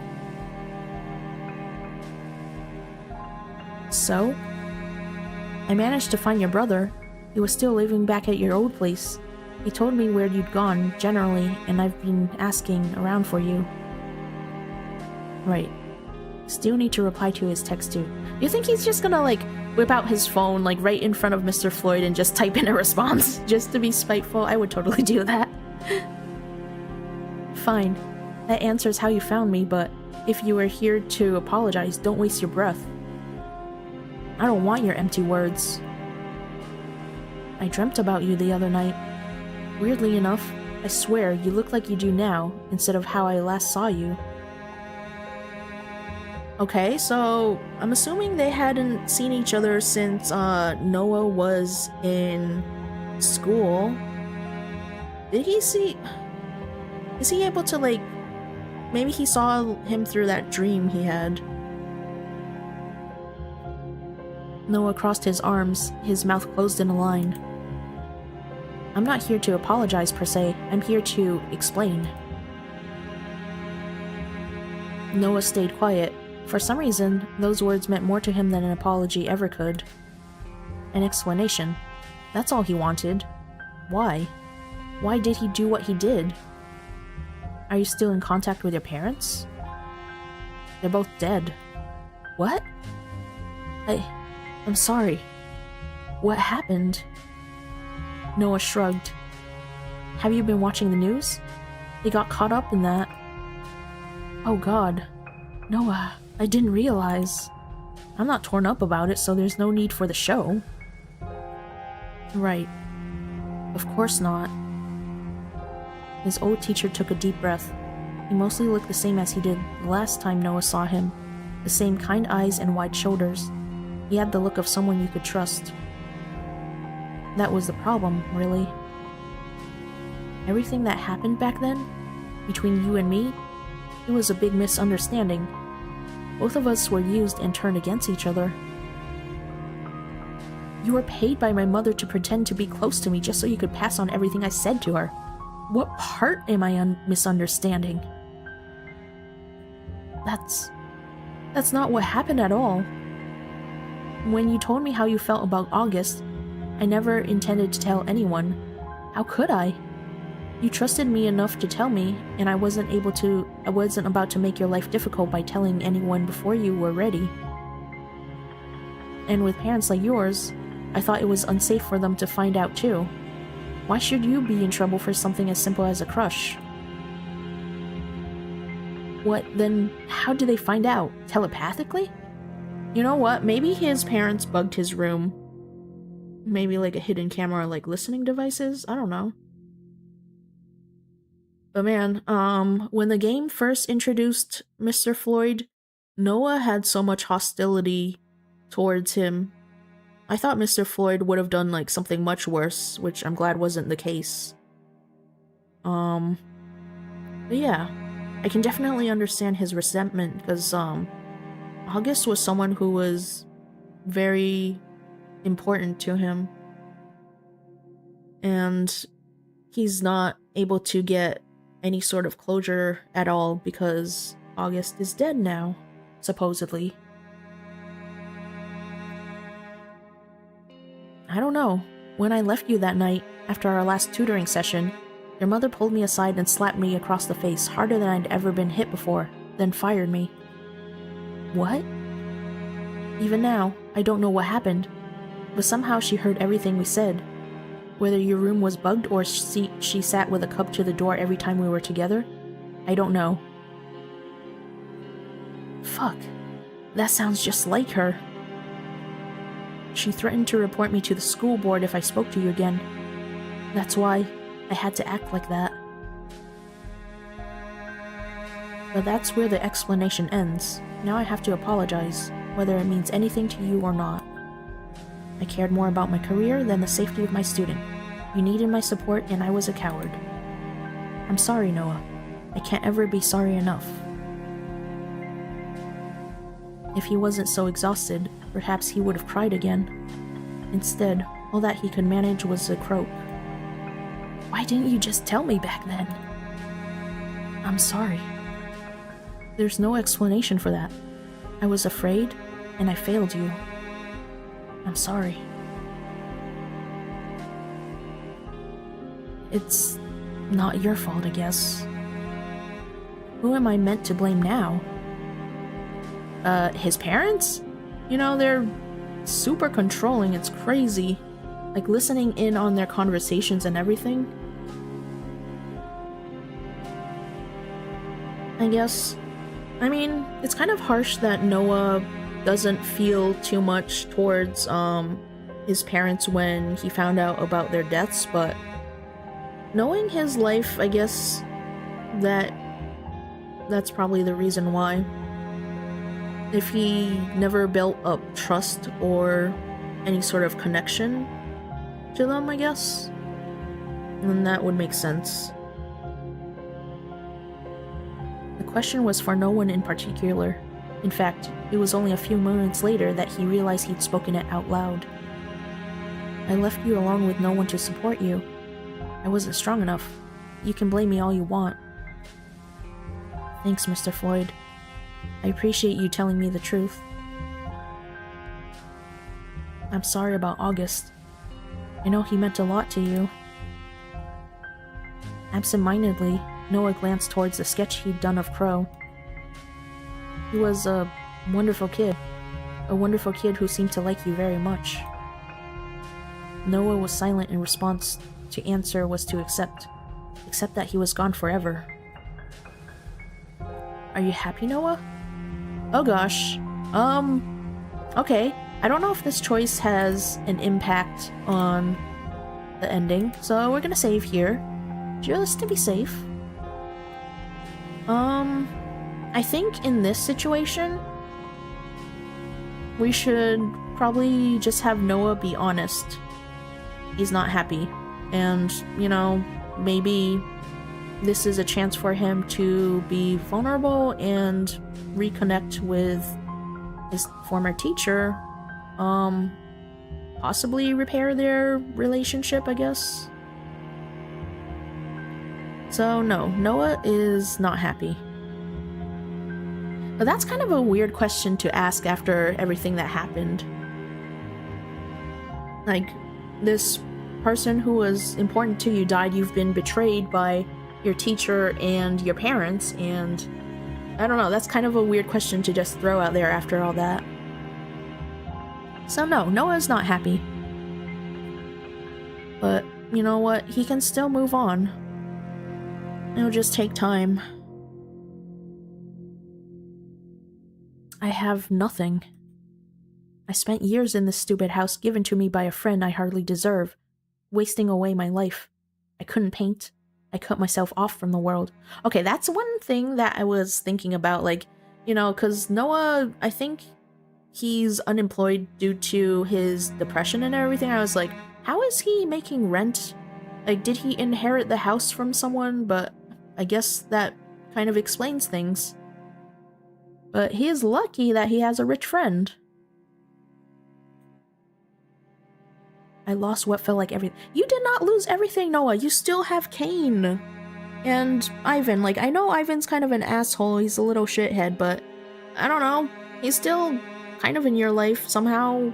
I don't know, like, how he fits into your life, but we'll figure it out.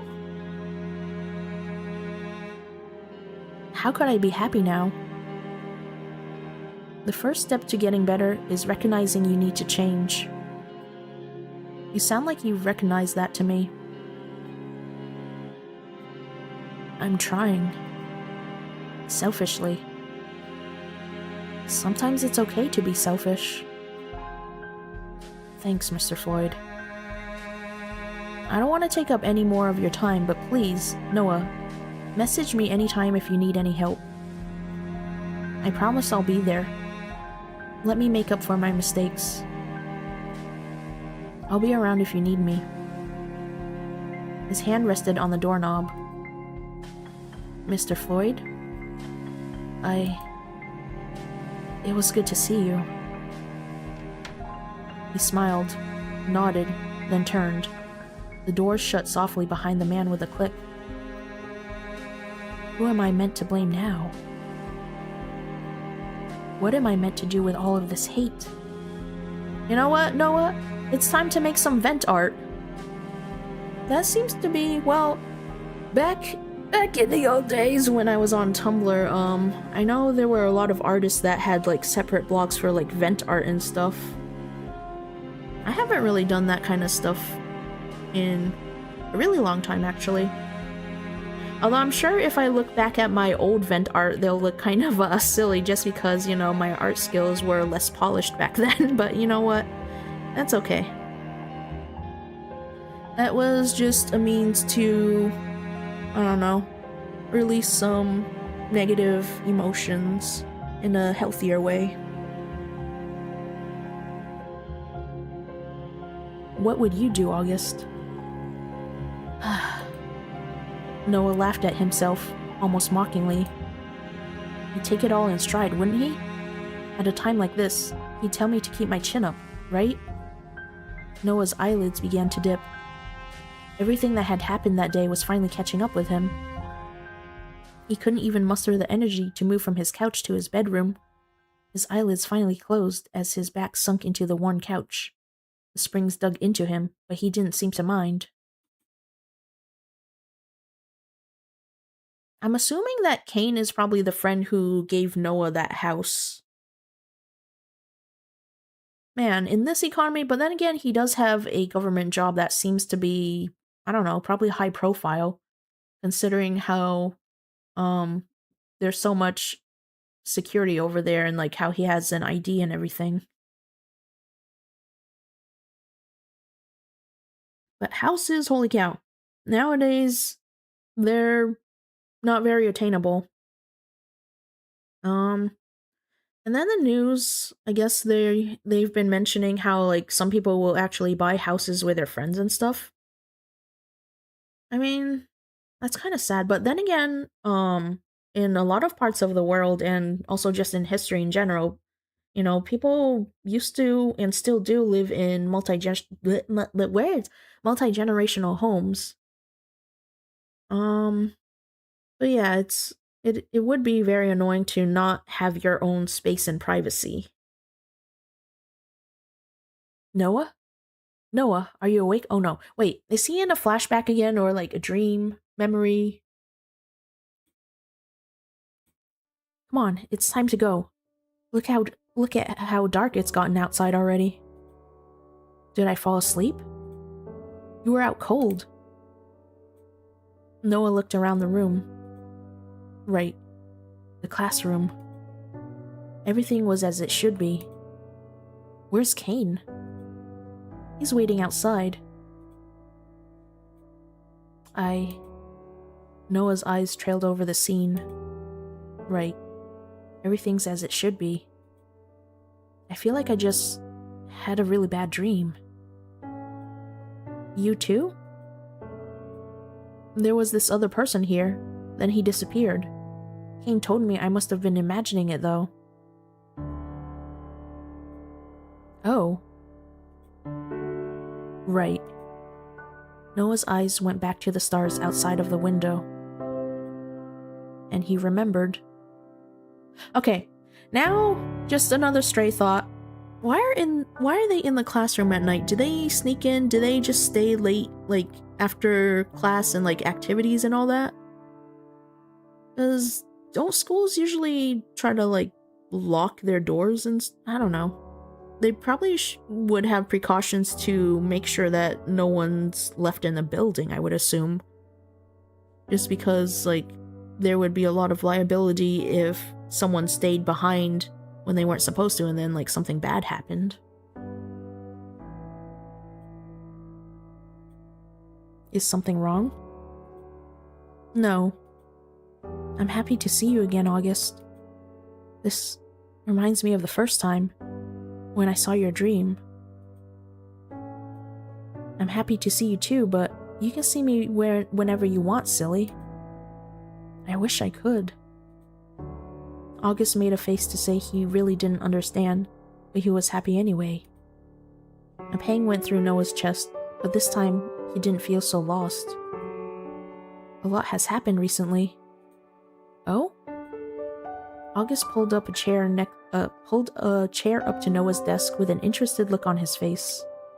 I've been seeing Kane more. That's great. He's such a good friend to you. That makes me happy. And even Mr. Floyd came over to my house. Mr. Floyd? Really? Yeah, we worked things out. It was all a big misunderstanding. Okay, now I'm getting distracted. I want to figure out how to draw those pouty lips, like, eventually when I draw more, like, fan art and stuff. I didn't realize it at the time, but I do now. I'm so glad. You're working hard, Noah. And I've met some new people, too. Will you tell me about them? It might be boring. I like listening to your voice. How long has it been since I last dreamt? Since I last dreamt of you? Am I selfish for leading you on to believe this is real? Am I delusional for enjoying it? This is nothing more than my dream. You're nothing more than my dream. A certain someone's words drifted into Noah's mind. What makes a real person? I don't know. I exist right now, in this very second. That's enough. That's enough. This moment is enough. Someone moved in with me, I guess. Moved in with you? Since when? It just kind of happened, against my will. It's Ivan. His name is Ivan. He's a little weird, has a habit for breaking and entering, but and is also kind of a thief, but it's nice to have someone around again. You know, I don't know how I would feel about having, like, some random squatter pop in. Like, even if he's a cool-looking Grim Reaper. You know, that's a bit too much, because he's a stranger, and he's kind of encroaching on your privacy. Ooh, I need water. BRB. Well, actually, I don't need to BRB yet, because I still have some more.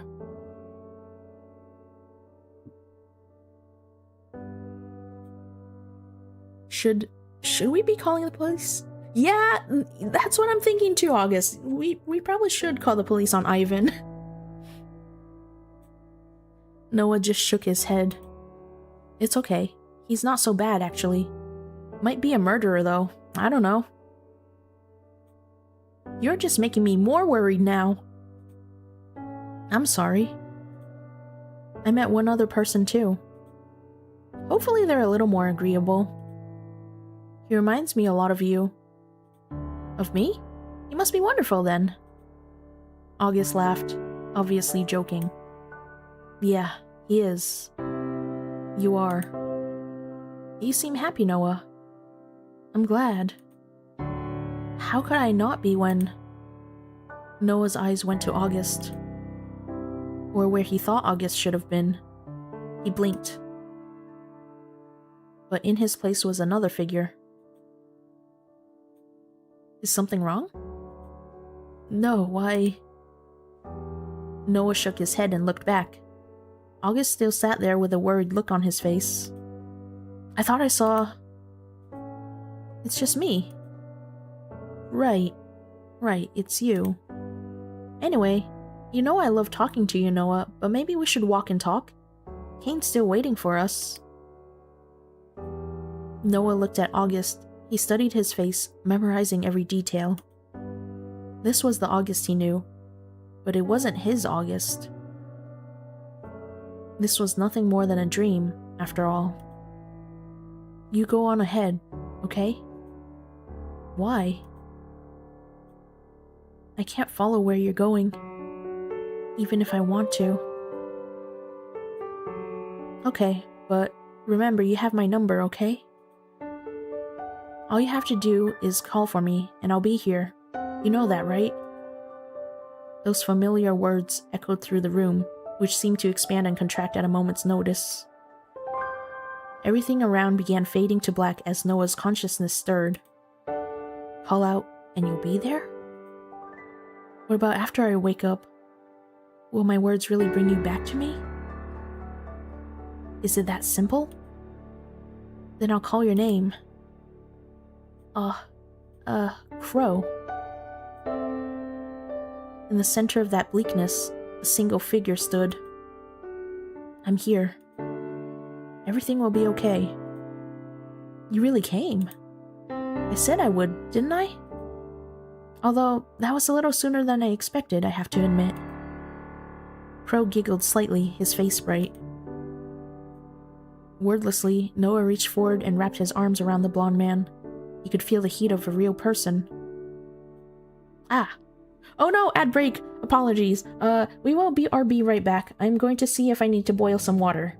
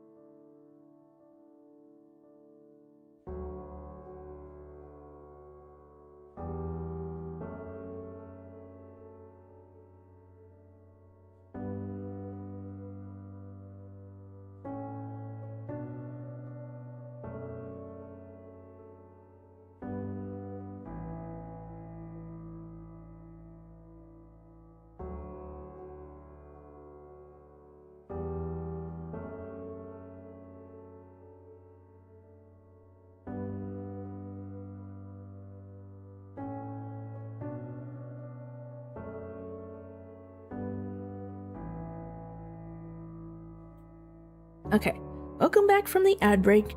Hopefully my microphone is still working. Are you okay? Noah nodded as Crow wrapped his arms around Noah in return. I think it's time for you to wake up, Noah. You've been dreaming a lot lately. I must admit, I'm selfishly happy to see you so much, but I hope you're also taking time to rest. Okay, thanks for letting me know, Perry.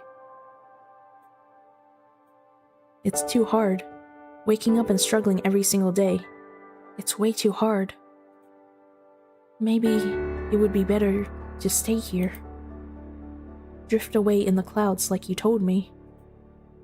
I want to be better, but I also just want to stop. You're stronger than that though, aren't you? Noah found himself nodding without even realizing it. Of course, I would be happy if... Never mind. Okay. Save, just in case.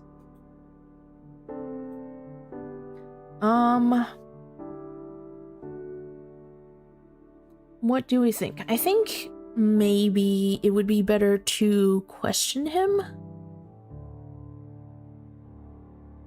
Cause like, I don't know. I think it's better for Noah to, in some situations, ask more questions and to have a way to interact with people and connect with them. So I'm gonna question him. Although this is kind of a weird situation because, like, to me, it just feels like Crow is a figment of his imagination. So, you know, it's like, why are you asking him if you're just imagining everything out? I don't know. But I have no idea how this story works or where it's gonna go. We'll see. If what? It was a selfish request that I wouldn't impose upon you with. What's wrong with being selfish? I would be happy if you were to spend more time in dreams. That's all. Then, I would be happier still for you to go on living. You've still yet to paint your masterpiece, right? Right. Then for now, struggle. Struggle until you're free. Go on. It's time to wake up now. Everything will be okay. Okay. I'll see you soon, alright? Always. And anytime.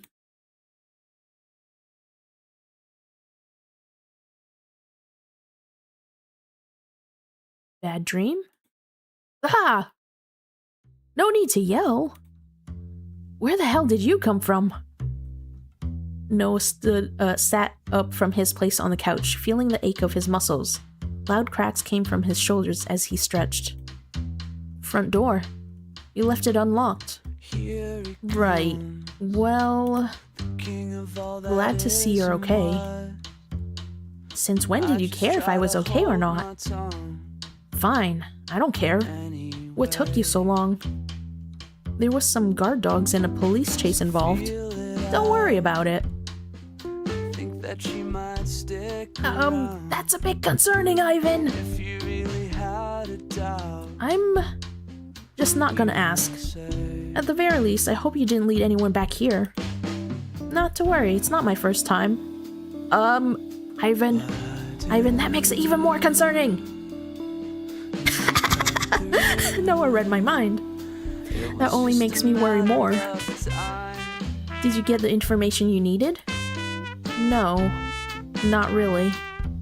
Good. I'm glad we didn't just break into a government building and jump from the 11th floor for nothing. You're the one who forced me to do it, not the other way around.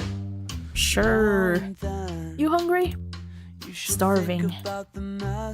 Ivan pulled a variety of unhealthy-looking snacks out of his giant pockets. Didn't come out empty-handed, at least. Did he steal from the vending machine? I bet he stole from the vending machine. Or maybe their cafeteria. Man, that would be so nice, like, to be able to work somewhere that has a cafeteria with free lunch and everything. It would be so convenient, you wouldn't have to worry about bringing leftovers or buying food. Save money and time. know one place like that nearby. Although not every place gives it to their employers or employees for free. Are we gonna see like a busted up vending machine when we go back into the building? If we go back into the building, and we're gonna see like Ivan's handprints all over it. Huh, whatever, pass me that. Minutes pass by with nothing but the sound of the two eating the snacks. What's the time? I don't know. 4 p.m. I guess. I feel like I've forgotten to do something. Ah, shit.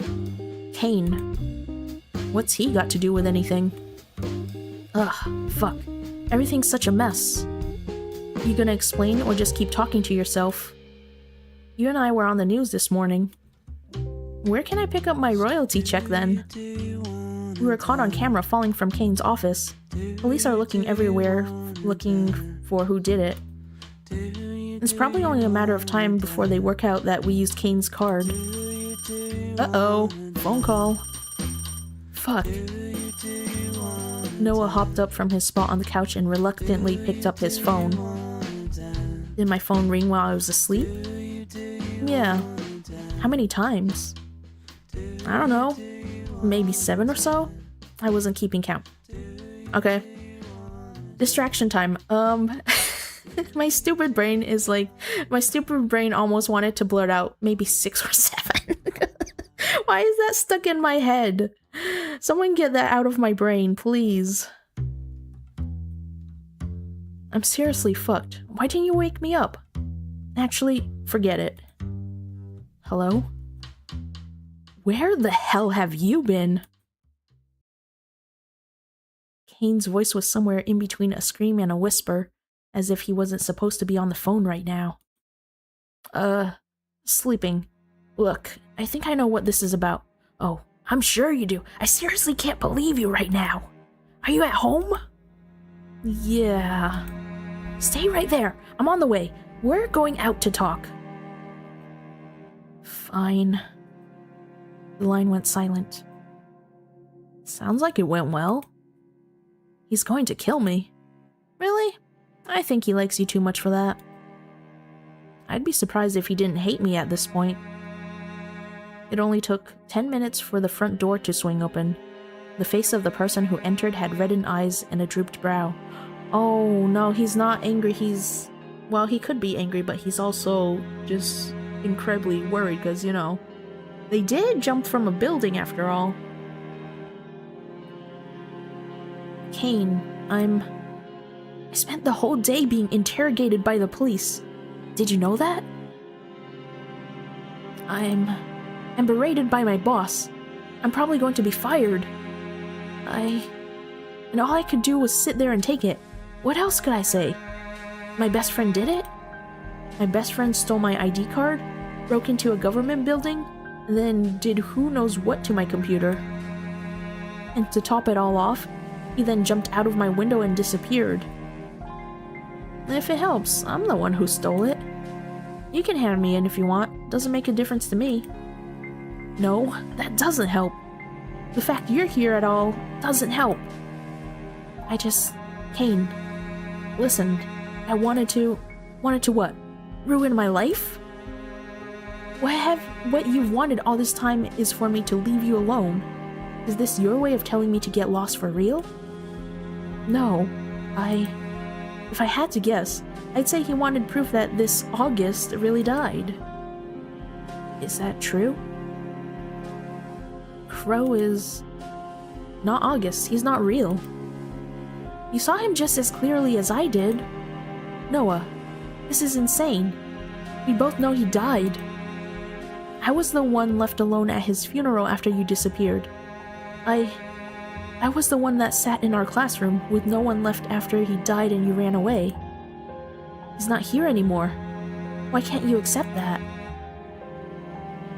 Because what if we're wrong? Your systems had his details all wrong. They said he died of an illness and that he didn't have a burial place. What if he's stuck there with no way out? No system is perfect, Noah. There are details that need to be fixed. I saw his grave with my own eyes. Why are you so stuck in a fantasy? But there's no body! You guys didn't see the body, you saw the grave. Anyone can make a grave. You could just go to, I don't know, some store and get a headstone made. Kane sighed, rubbing at his temple. Look, I didn't come here to argue. We're going out. Okay. I've got nothing better to do. I'll come along. I didn't invite you, so please don't invite yourself. Okay, I guess I'll follow along behind you at a reasonable distance in the same direction. He's just gonna third wheel. Kane left first. For some reason, the sound of the door shutting behind him filled Noah with guilt. He stood, brushed off the crumbs from his clothes, then followed behind the man. Outside, the sun had already set on the city. The whole day had been lost, never to be reclaimed. Noah quickly caught up with Kane, who didn't bother speaking up upon seeing Ivan had tagged along after all. I don't really have the money to be eating out right now. You know, you don't have to worry about that when you're with me. Once again, a pang of guilt went through Noah's heart at Kane's tender words. What am I doing? I didn't mean to get you in trouble. Let's eat, then we can talk. What are you buying us? I'm not buying you anything. But I don't have any money either. You know what, Ivan? Just go break into another vending machine. You did it once, you can do it again, you know? Oh wait, what's that building say? Spontini? Pizzakaya? Interesting. Stand outside then. I'll get you something. Fine, whatever. But we're going somewhere cheap, seeing as I'll probably be out of a job in the near future. Kane stopped in front of a worn, aged diner, looking up at the sign. Ugh, it might not be a good idea to... This will do. Come on. Ugh. He left no room for argument. Ivan and Noah followed in behind him, Noah with his head down low, and Ivan with his head up high.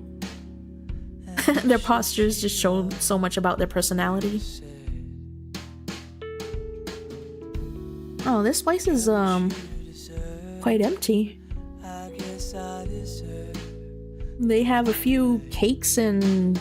I can't really see what those are in the display case. Oh, you can't even call that a display case, they're so tiny! Where's all the food? Maybe it's out back. There's a door leading to the kitchen. I'm assuming that's a kitchen. And there's a vending machine, you know? Ivan can just break into those. Ah, shit. What is it?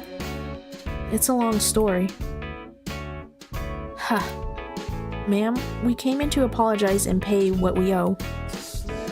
You think that will make everything better? Oh, that's where they, they dined and dashed last time. Our dear friend here was in an accident and hospitalized, and we had to rush to his side. Now that he's finally out and about again, this was our first stop. My deepest apologies. I can imagine this put a strain on you, so we'll be paying double. Oh, it was for a reason like that. Ivan, you can't just do that. You can't just speak for, you know, the guy who's actually gonna be paying, because Kane is the only one who has money right now. Okay, but don't let it happen again. Do you understand? Of course not. Kane, my dearest friend, if you would pay... What? How about you... Ivan lightly elbowed the man, who looked back and forth between him and the owner of the restaurant. Right, sure. How much is it? If it's double, $80. So, regular meal price was $40 between the three of them. I mean, that's not horrible in this economy. But again, we don't know what time period this took place in. Reluctantly, Kane passed over the money before shooting a glare back towards Ivan. We'll be going now. See you next time. Ivan, you little shit. What the hell was that? There was a small issue with the dine and dash the other day. I feel like I don't even know you these days. Those words dug deep into Noah, but he couldn't think of anything to say in response. Kane sat down on the curb, his head in his hands, and a deep sigh escaped his lips. Quietly, Noah sat down beside him. Ivan hovered behind, standing. I don't understand what's going on anymore. Neither do I. What went wrong oh my gosh, I'm struggling! What went wrong between us? Me, probably. That's not true. You've gone through a lot. I understand that. I'm trying to support you. I just... Look, why did you do it? Because... Crow. For him. I just wanted to check to see if if there's any possibility that could be him. Noah, I know. I know you want him to be back, and I know that world feels real, but it just can't be him. But what if it is, and I leave him there alone again? Then I'll prove that they're not the same person. How are you going to do that? You're going back, aren't you? To those dreams? I have to. People are... I know. And I know that no matter what I say, you'll go anyway. You've always been like that. I'll come with you, but you have to promise me that once we prove Crow isn't August, you'll stop trying to find out information about him. Fine. Good. What'll happen with your job? I'll talk it over with my boss. Just lay low for a while, okay? No more jumping out of buildings. I'll try my best. I'm sorry. I know that's not worth much coming from me. Noah, you're my best friend. That's never changed, and it won't change. An apology from you is all I wanted. Well, I'd also like it if you gave up on this dream thing, but I know you're stubborn. Yeah, well, you've always known me best. I try. Anyway, it's just a guess, but I assume that you have someone in mind. I have an idea. Luca. Luca? To be totally frank, that guy was an asshole. More than an asshole. I'm not sure if the world wouldn't be better if he wasn't in it. Why do you care? I've given up on trying to find an answer. Where are we going? Did anyone say you were invited? I have a guess at who could be targeted next, and if not next, then at some point in the future. Someone I went to school with. If it gets me out of here, then that's fine with me. You hang around like a bad smell. I could say the same about you. And I don't think you have Noah's best interests at heart. Not up to me what you think. So you're saying you do have his best interests at heart? I didn't say that. I have my own best interests at heart. Everyone does. You can lie to yourself and say you don't, but that's your business. Then why are you following him around? Ivan simply shrugged. If he had any other thoughts on the matter, he didn't bother telling Kane. You two can stay here and argue then. I'm leaving. Stick around here with him? I'm good, actually. Noah turned back towards an alley that sat in the shadows, out of sight from anyone that passed by. Ivan was on his heels, leaving Kane alone in the street for just a moment before he chased after the other two. For just a moment, watching their backs, Kane saw two very different people, and a small smile rose to his face as a strange nostalgia or time lost to the past came to surface. As Kane stepped into the alleyway, the ground gave way beneath all three men. Uh-oh. They're getting pulled into maybe another dream. Ivan seemed overly used to the feeling. He crossed his legs as he fell, leaning back to do somersaults with ease. Meanwhile, Kane clung to Noah tightly, his face darkening, and he shut his eyes tight. He was never good with heights, was he? Oh, where's this? Ugh. Noah hit the ground with a loud thud. As he sat up and opened his eyes, he finally noticed that the room was pitch black. Kane? Ivan? Silence followed his questions. Guys, is anyone there? Noah's eyes darted around the darkness, straining desperately to see something. Anything. In the distance, he could hear the sound of rustling, of footsteps on wood, of a nearly silent chuckle. He clenched his fists, then unclenched them. I don't want to be alone. I don't want to be alone anymore. Crow. It was the gentle touch of wind on his cheek, a soft caress against his hand, a breeze that blew away any anxiety the darkness had begun to give him. That's how he knew he was there. I'm here. Don't worry anymore, because I'm here.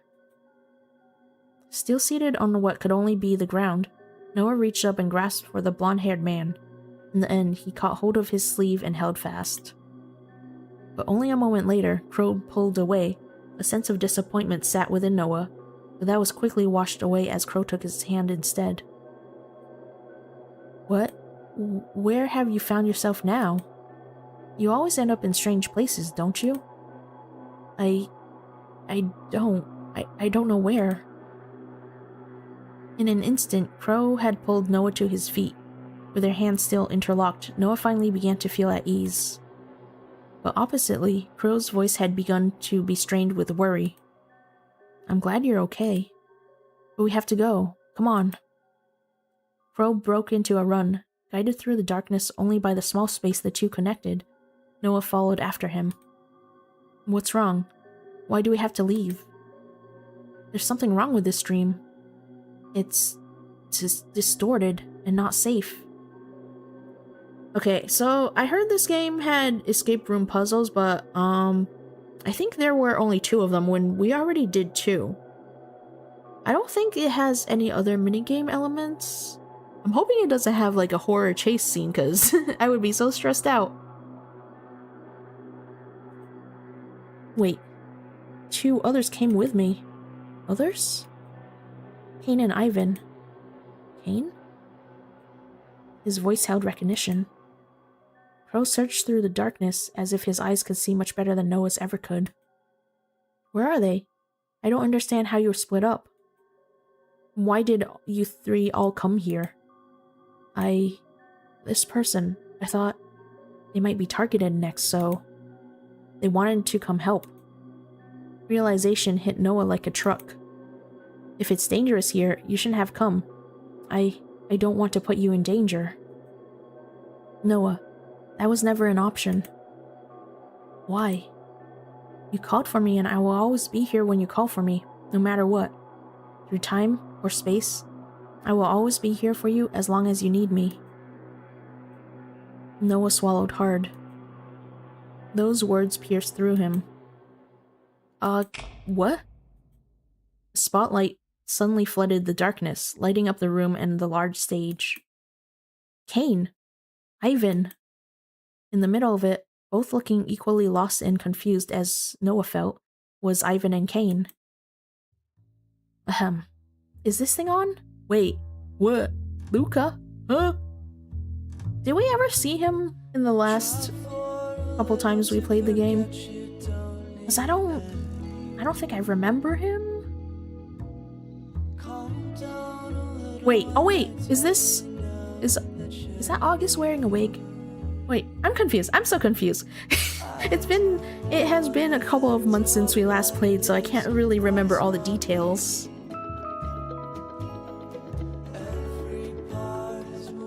A voice boomed from all around them. Ladies and gentlemen, boys and girls, welcome to the world premiere of... A third man appeared on stage, with all the theatrics of a man who had spent a lifetime in theater. Well, I haven't worked out a name for it yet, but who cares? Noah's grip on Crow's hand tightened as the rest of his body froze up. Luca? His voice was filled with a recognition Noah couldn't ignore, and his eyes darted towards him. All Crow did was smile back towards him. His smile seemed awfully lonely. I really don't remember who Luca is, ugh. I might need to, like, replay this game just to, like, take notes and stuff. Yoo-hoo, Noah, I'm talking to you, you know? Hey, asshole, let us go.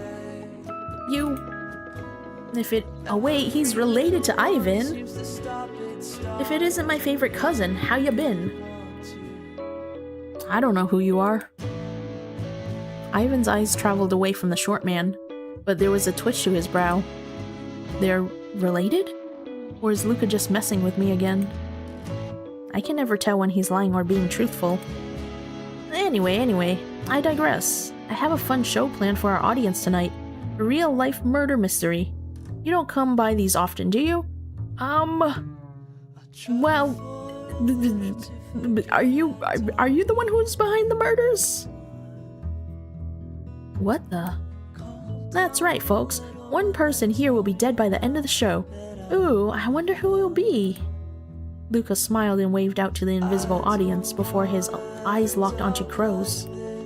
Huh, haven't we met somewhere before? Oh, you're August, aren't you? Silly me. Crow frowned but offered up no words of denial. You died, didn't you? That's too bad. Hey, that doesn't mean someone gets out of dying. That'd be too easy. Below his breath, in a voice that wasn't meant to be heard by anyone, Noah listened to his words. I'm here now, and I'm me. Isn't that enough? His voice trailed off at the end, as if he couldn't even answer his own question. Luca laughed from the stage, not at all worried about whatever Crow was muttering about to himself. Dead or not, the show must go on. Ivan, Kane, get away from him. I mean, I'd love to, but... Seems we're stuck here. My legs won't move. Nothing to worry about. Kane and my dear Ivan will just be puppets for a little while. We're not here to play another one of your stupid little games. We're here to help you for reasons I have no fucking clue about, you crazy asshole. Help? Me? From you? Oh, Noah, you gave me all the help in the world already. How would I live with myself if you gave me any more? You seemed to perfectly manage fine back in high school. Luca laughed again, amused. I would love to stand around and chat, but I have a show to organize. Be back soon. In a puff of smoke, Luca was gone. Kane and Ivan spluttered and coughed, but still stood in place whether they wanted to or not. Are you okay? That was... difficult. I have to be. What do we do now? How can we give him the charm and leave if there's nothing he wants? He does have something he wants from us. To watch his show. Ugh, do we really have to? He said someone will die. Ivan and Kane. You. It can't. Well, what if it's die as in like die on the inside, you know? That's technically dying. I can't lose you. Crow withdrew his hand from Noah's. The sudden absence of warmth was something Noah keenly noticed. Crow walked over to the big double doors that led out of the theater, found them locked and unopenable, no matter how hard he shook them. Yes, it seems we really have to participate. But I won't let anyone die. Oh, drink! Oh, thanks for the hydrate. Yeah, I definitely need that.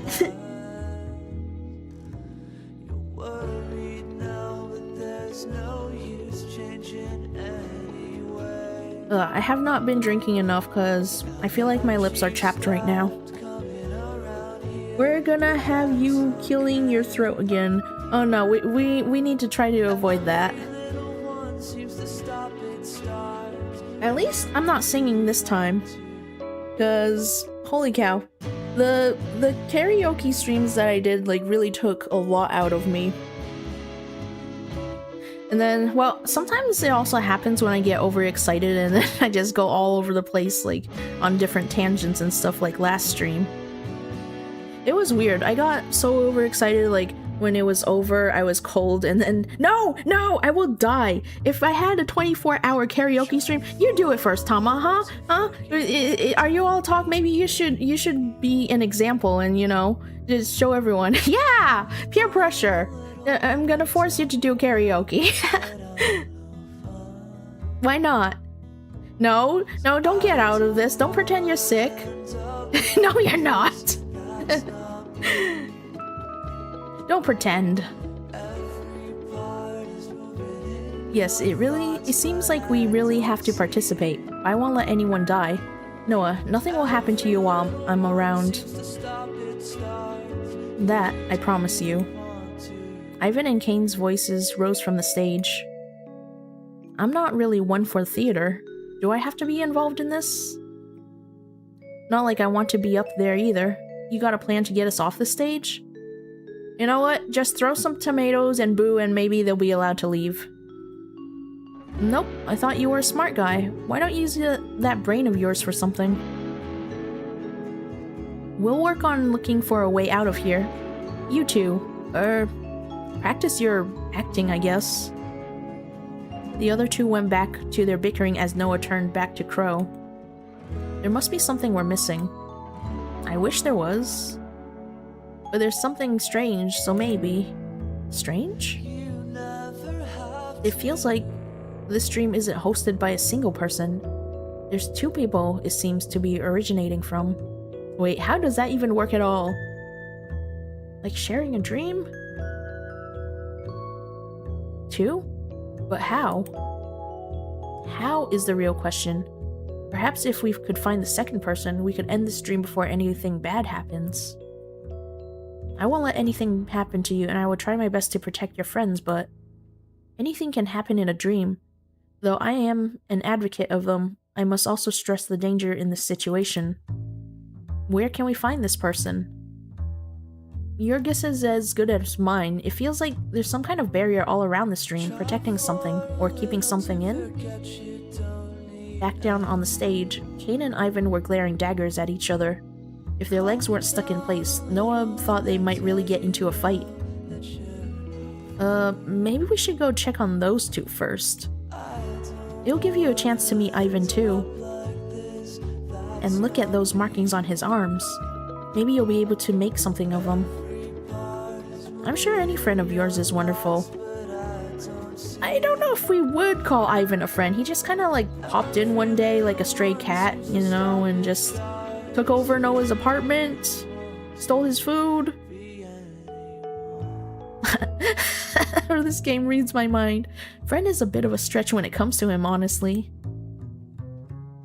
Noah and Crow made their way down the aisle, past rows and rows of empty seats.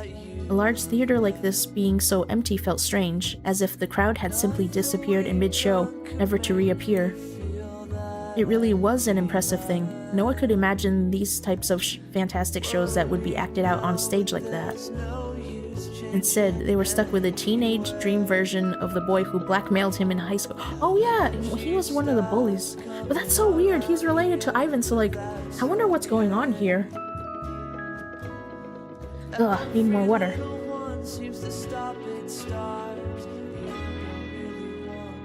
Great. Huh. I don't owe an explanation to you. You're just a petty thief. A thief? Yeah, sure. Petty? Nope. Now, there's no need to fight. You know, to be fair, I think Ivan stole from the vending machine, so he is a petty thief. We should all concentrate on getting out of this situation together. That's what friends would do, right? Bro, we're not all friends! Ivan's just some random stranger who's supposedly a Grim Reaper, and he just, I don't know, he's like a bum. He's just lounging around at Noah's place. There's only one person here I'd call a friend.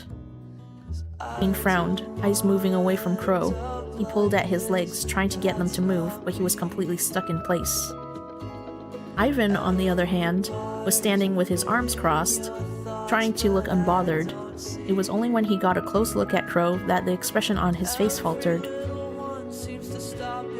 Sunshine? Noah followed his line of sight, and he was staring at Crow. I'm sorry. I'm afraid I'm possibly not who you're looking for. But you... Ivan frowned, confused. Does he know Crow from somewhere? How? You don't recognize me? Wait, how? Huh? How would he even know Crow? Crow let out the smallest sigh ever, but a smile then returned to his face. I'm sorry. My bad. Trick of the light, I guess. He turned away, arms still crossed. So, this is the guy all that fuss was about. Interesting. What? Fuss? There wasn't any fuss. Ivan raised an eyebrow. Sure. If breaking into a government building to find out more about someone isn't a fuss? Hey! Oh, so that's why you did that. Can't we just not talk about that for now? Please? Have you two met? Nope. I guess he just has one of those faces. People do seem to think that about me. Well, to be fair, he did say that, like, he could be whoever Noah wants him to be, so... if he's not, like, a figment of his imagination, maybe he's some sort of an entity? I don't know. Because if Ivan is a Grim Reaper, it's possible that other, I don't know, supernatural beings could be out there too? Well, Crow, this is Ivan, and vice versa. It's nice to meet you, Ivan. Thank you for being friends with Noah. We're not friends! Ivan's not Noah's friend. Not yet, at least. Yeah, sure. The best of friends. Crow is an interesting name. Is it? Yeah, there's nothing crow-like about him, you know? Because he's just so brightly colored, he's... I don't know. I wouldn't pick Crow as a name for him. I would pick, like... what's a yellow bird? Golden finch? I don't know. Maybe golden finch is a bit too bright for him. Because his colors are a bit softer. Certainly not a normal name. Not really a name at all, actually. I suppose it's not. Crow smiled charmingly, the same way he always would when he didn't want to talk about something. Ivan stared him down, his face impassive as usual. Like you can talk about something being normal. Look in a mirror. Why do you keep talking about how I look? Are you that obsessed with me? Obsessed? With you? God, I'd rather die. Be my guest. It'd certainly make my life easier. Ahem. More importantly, do you know Luca? He recognized you. And? You two are related? I don't know what you're talking about. Never seen that guy before. Oh wait, was Luca acting, or was he like lying or something? What's going on? He shrugged. Right. I mean, it makes sense that when you think about it, Luca is a jackass, and so are you. You know what? Then maybe that runs in a family. They're all jackasses. Right, just because every jackass in the world is related after all. Very clever of you. Why is this game reading my mind? God, can you two stop fighting for just 2 seconds? Sorry. Why does he look like that anyway? Like what? He's just a kid. He hasn't changed at all. Well, people dream about themselves in all kinds of ways. As they look now, or how they looked when they were younger. How? Now I'm trying to think back to, like, my past dreams. I don't think I've ever seen my own body in the dream. I'm just going through there in first person point of view. So I don't know what I would look like in my dreams. I think I'm still myself for the most part. Have I ever played the role of someone else in a dream? Is that possible to do? I don't know. Sometimes I have a bit of a wild imagination. Like one time there was a dream where I was stuck in my childhood home, and there was a witch that wanted to stab me with a pencil, so I had to push the window out and fly away.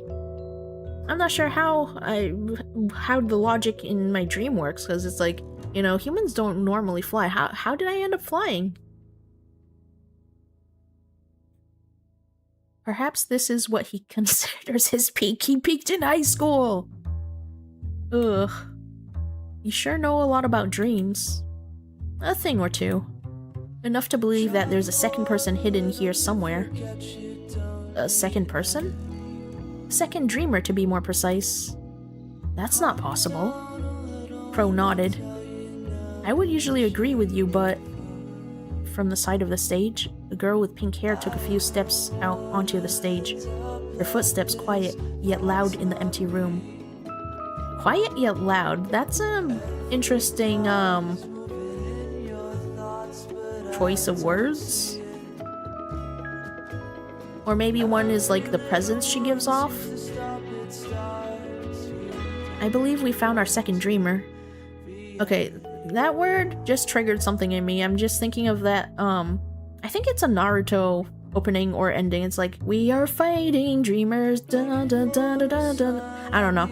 I don't know why that popped into my head. I actually haven't watched too many episodes of Naruto. Because, like, I don't know. Long anime series are very intimidating. Huh? Rosami? Wait, Rosami? All of their eyes turned to the girl. She was young, no older than 17. Noah's eyes instantly widened in recognition. But Rosami disappeared 6 years ago, the same time you did. And that's right, she told me she was going to run away.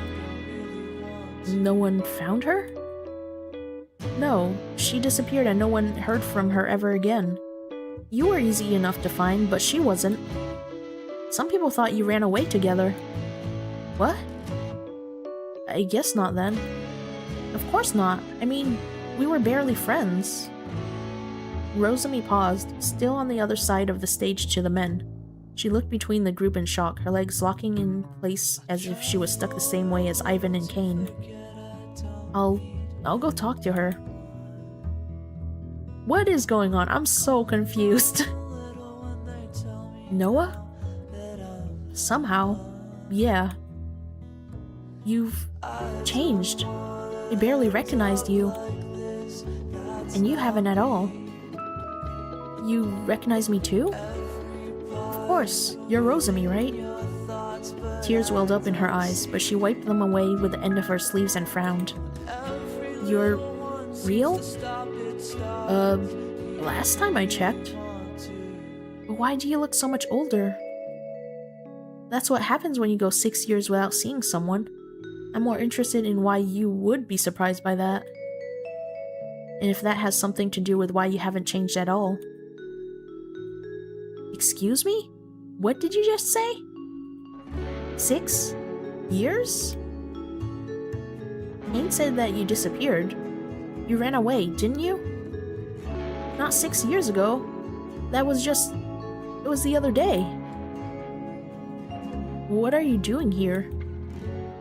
I was just helping my brother. Not that I wanted to. I didn't have a choice. More than that, I was just happy to see someone who recognized me.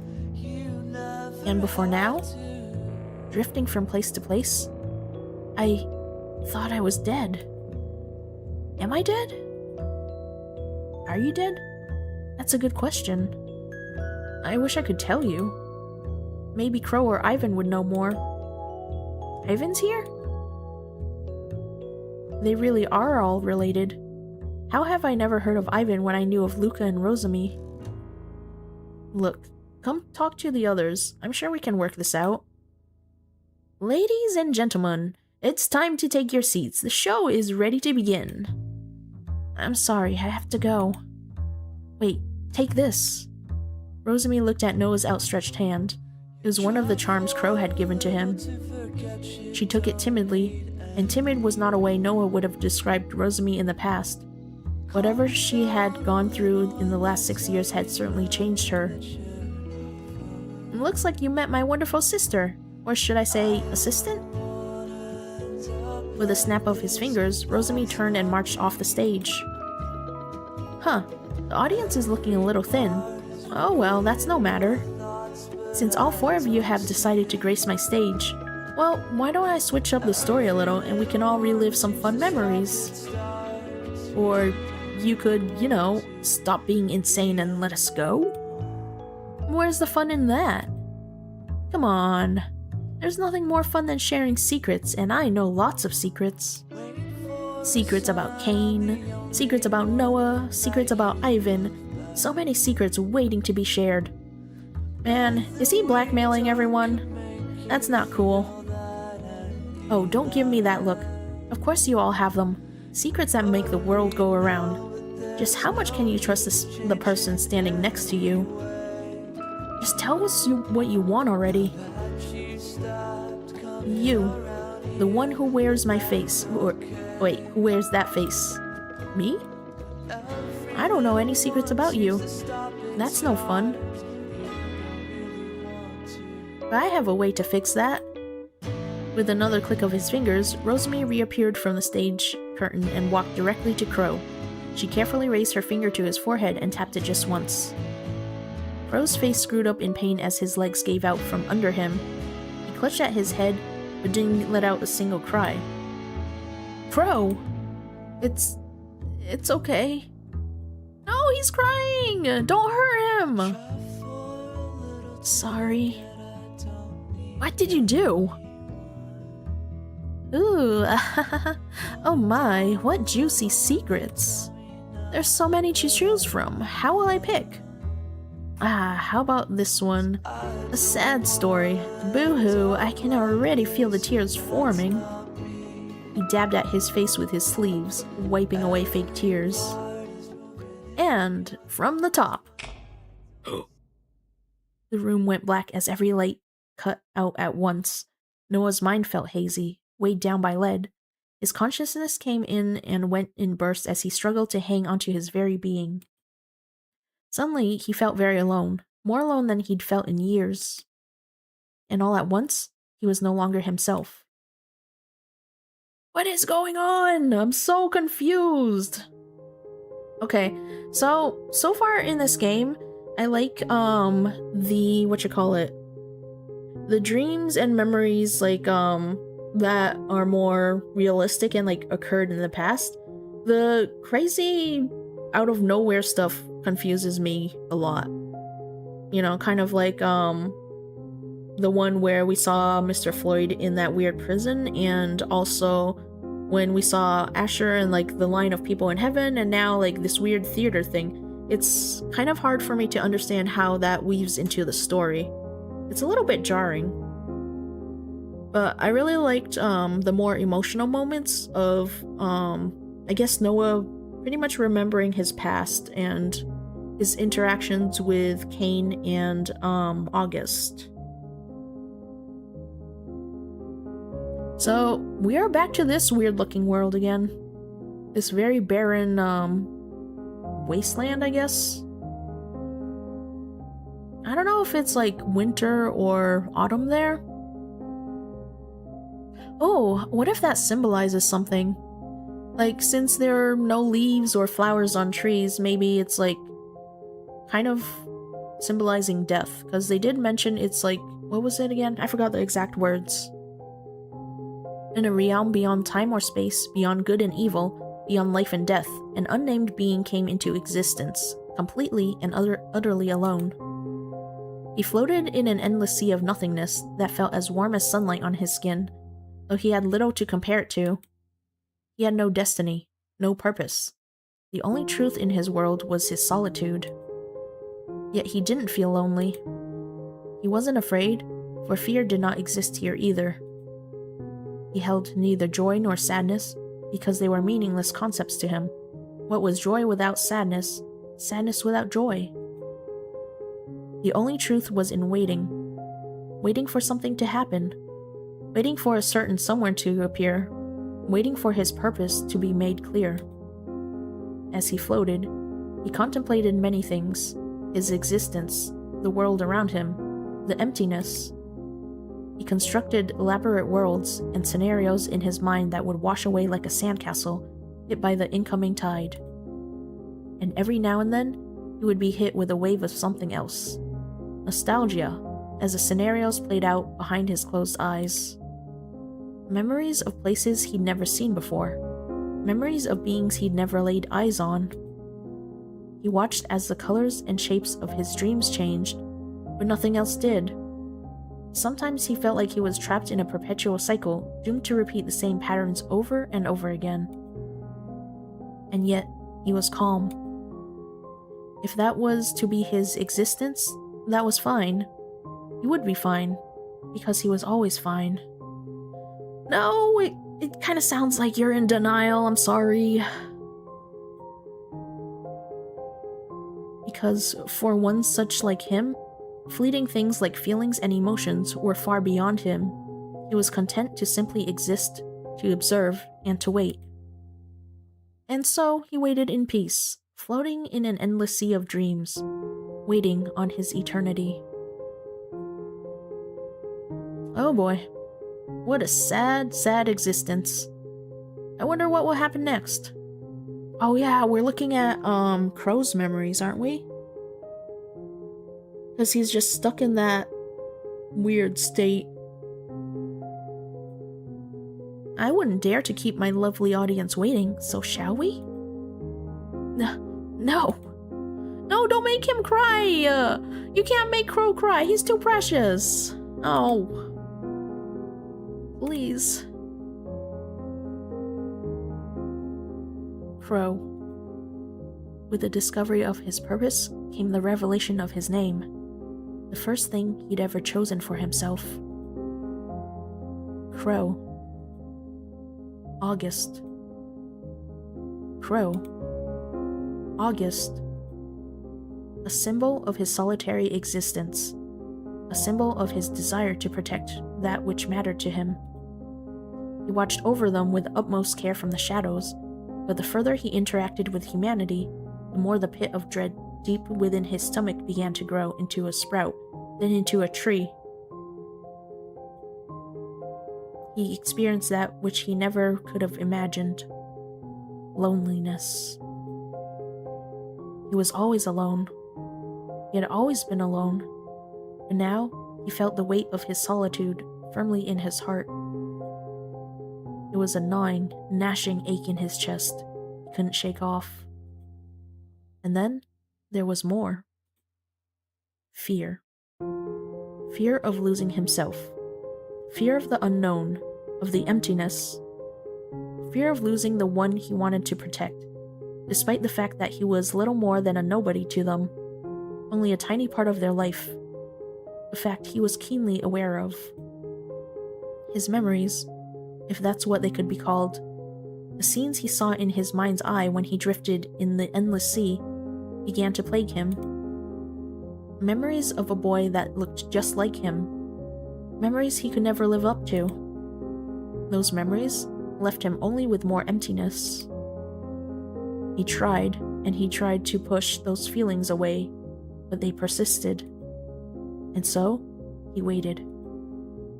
But he just had too much time. Far, far too much time. Time to think.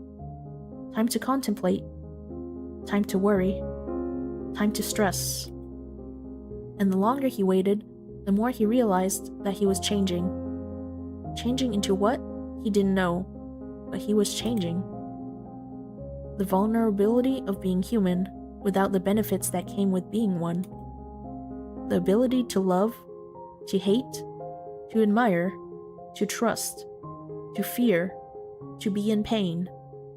He had no idea how to reconcile the Crow he was before the Crow he was now. And so, he decided he should just cast the feelings away. The only thing he needed to do was to protect the one who mattered to him most. Even in the moments where he sat waiting, waiting for a time he could truly be happy. He would imagine what it would be like for someone else. Someone who could feel and experience the world around them in ways he never could. He would imagine what it was like to be August.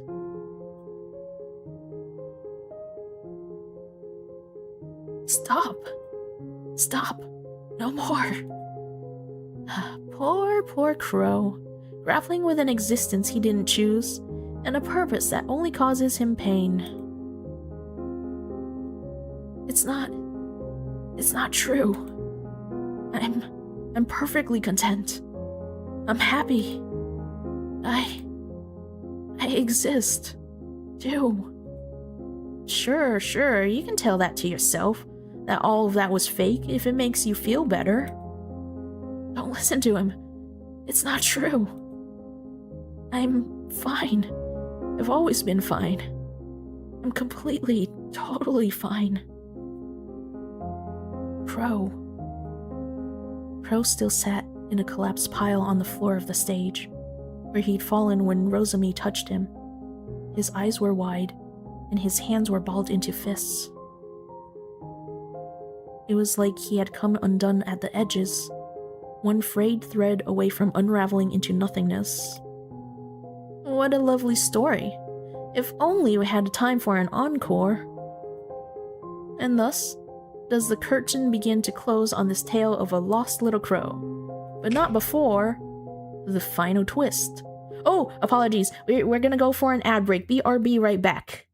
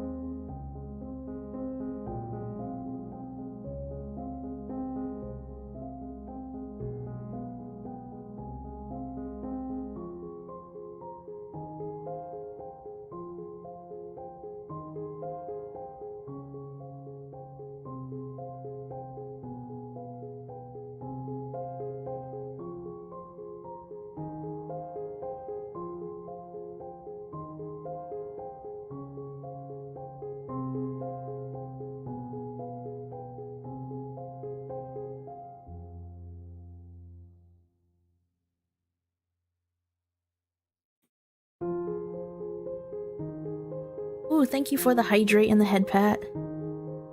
Oh, I need to refill my, my mug.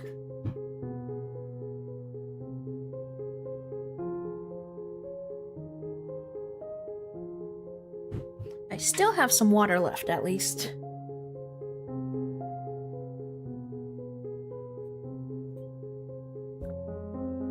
Okay, so what exactly is this final twist that Luca's talking about? And what, like, I'm so curious about, Crow's existence as well. Wait, now I'm getting distracted again. Why do I keep getting distracted? I'm studying the background, the art in this, and like, I'm guessing they probably drew one of the lights and just copied and pasted and like changed things slightly. I don't know. Or do they have like Clip Studio assets in there? No sleep, pure Dreambound stream. Non-stop, oh gosh. Just keep going until we get every single ending, all the good endings, all the bad endings. No, I think I will die. No, that's too long. I don't have that much streaming stamina. Even though this is like a pretty chill stream compared to something that requires like more skill, like, I don't know, Clair Obscure or something. And the endings that weren't supposed to be endings, yes, we need to draw all the endings ourselves. I don't know if I would be able to play Marvel Rivals.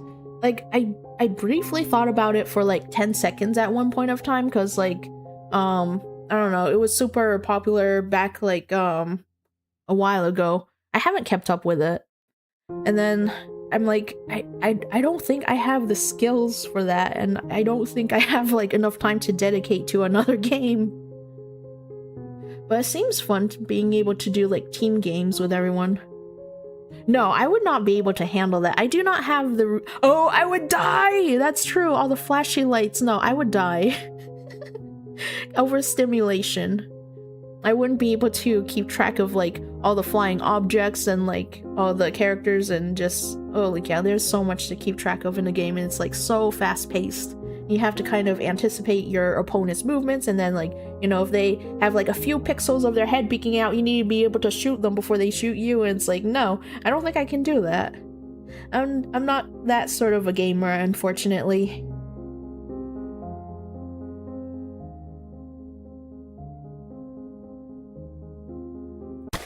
Oh, what's that sound? Oh, Crow? The room was silent. Too silent. The spotlight shone on the stage for the final time. Why? What the hell is going on? Illuminating a single body. What happened? Wait, Luca? I was not expecting that. Huh? Luca lying in a puddle of his own blood, face down. Rosami looked on in horror as she rushed towards him, but it was already too late. The world began to shake around them. Wait, why Luca of all people?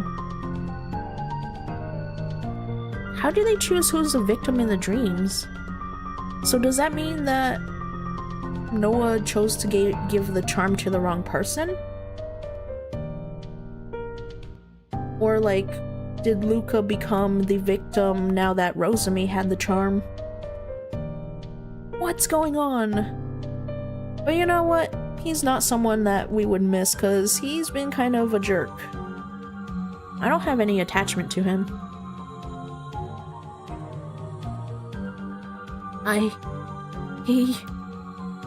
Well, that certainly was a final twist. Ivan, take Kane back. Ivan nodded before grabbing hold of Kane, despite his apparent dislike of the idea. He reached out towards Noah, who only turned back to Crow. Noah, don't be an idiot. We've got to go. I'll be right there. I promise. He's always been alone? Then, I can't leave him alone now. He's not August. The two disappeared. Noah took hold of Crow's shoulders. Crow, You've got to go, Noah. Please leave.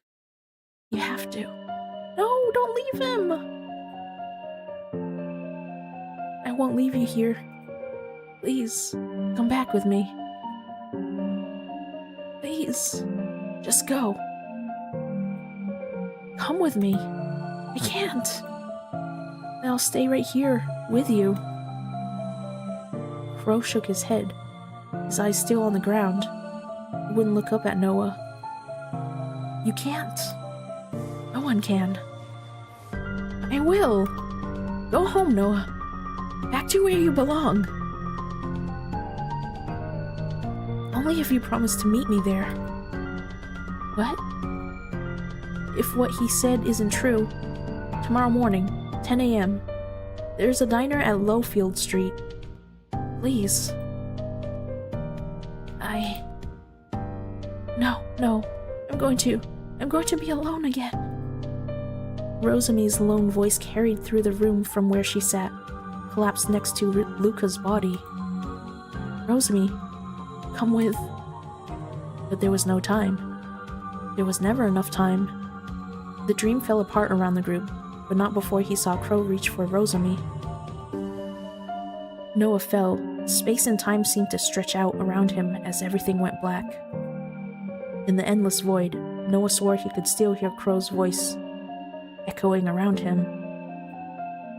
His near-silent chuckle when he didn't want to answer a question. His voice that trembled as he begged Luca to stop, seeming so much smaller than ever before. His gentle and comforting voice that made Noah feel safe no matter where he was. Nothing will happen to you while I'm around.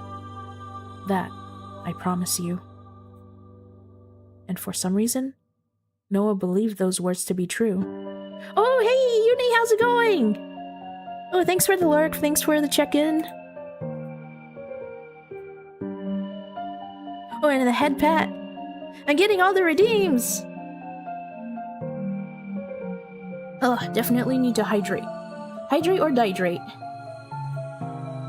Oh, come to think of it, like, I used to have, like, a redeem where, before I was affiliate, I had exclamation dihydrate, and it would come up with, like, a random fact about dihydrogen monoxide, because my work friend and I joke about that in the lab, like, whenever I grabbed a bottle of water, I would ask, do you also want some dihydrogen monoxide? And, like, there's, like, a whole meme behind it, like, you know, because it sounds like it's a dangerous chemical, but it's actually water. So, like, people have memes like, if you breathe in too much dihydrogen monoxide, you will die. I don't think I have that redeem, like, available anymore. Oh, I do have it! I have it! It's still there! It's still alive! Oh my gosh! I didn't know that. Did you know? Dihydrogen monoxide can destabilize cliffs and will cause deadly landslides. We must ban dihydrogen monoxide. Sarcasm. Yeah, that. I didn't know I still had that around. That's funny.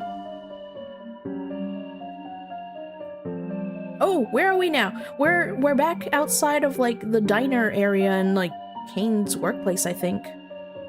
Noah fell to the cement with an audible thump. Fortunately, no one seemed to be around to see his sudden appearance. Ugh, my back. Where am I? Right. I was outside when Kane. Ivan. Where are you? The other two were nowhere in sight. Picking up his wounded pride and slightly sore back, Noah rose to his feet and looked around, making sure that no one had seen him before he walked out under the streetlights. The night was cool, and he drew in his jacket around himself. His footsteps echoed through the silent streets. The only other sounds was a hum of the far-off traffic, but even that was few and far between at this time of night. Noah had always enjoyed solitude. Even before everything had become a mess, he enjoyed the times where he could close his bedroom door, put in his earphones, and just draw. For some reason, right now felt like those moments from his childhood. He felt like the only person in the world, and his hand twitched, begging to draw, to sketch, to paint. It didn't matter what his subject matter would be, he just knew he had to create. With that thought, his steps sped up, and soon enough, he stood in front of the foyer to his apartment. Crow. Everything that Luca said. Was it true? Why have you always been alone? And why does that make me feel so empty? Yes, Luca's dead too. But Rosemi... Noah frowned, rubbing at his temples. Nothing makes sense. If she went missing 6 years ago, did she somehow get stuck there? I need to find her. Noah switched on the TV, but all that was playing at this time of the night was weird alternative music channels. For some reason, the music helped to calm him, though. He stared towards his canvas. For once, it was blank. It was waiting for him. His mind was filled with inspiration. He sat at his easel, his brush poised in his hand against the blinding white canvas. He thought he'd paint the dream. The stage, with a sea of onlookers throwing roses. A grand scene. But instead, he painted something else. A man with blonde hair and green eyes, with flowers sprouting from around him. A warm smile that would put a summer's day to shame. The story of a lonely crow. It's you, Crow. Why did you look so sad after you recognized Luca? How could you recognize him if you were not August? Are you really alive out there? Why didn't you contact me? If he turns up tomorrow, then it's true. It's really him. But despite his words, Noah's mind kept drifting back to Crow's lonely, sad smile, to the far-off look in his eyes as Luca goaded him. I think I need to sleep. Overcome with tiredness, Noah picked up a half-used water bottle left by Kane and watered his plant, before almost crawling back to his bedroom and collapsing with exhaustion for yet another restless night. Well, that's good. He's starting to be able to do more things himself and, like, actually taking care of another being, you know, his plant. Because before, he was just so out of it that Kane had to pretty much stop by and, like, take care of him and his plant too. So Noah at least is making progress now. But I really hope that we'll be able to see all of his paintings at the end of the game or something. It'll be nice. But man, I am so confused about what happened in that theater. Like, what's going on with, like, Luca and Rosemi and, like, Crow's secret and, like, his memories, I guess? And, like, how did he come into existence? And, like, why did Luca die, of all people?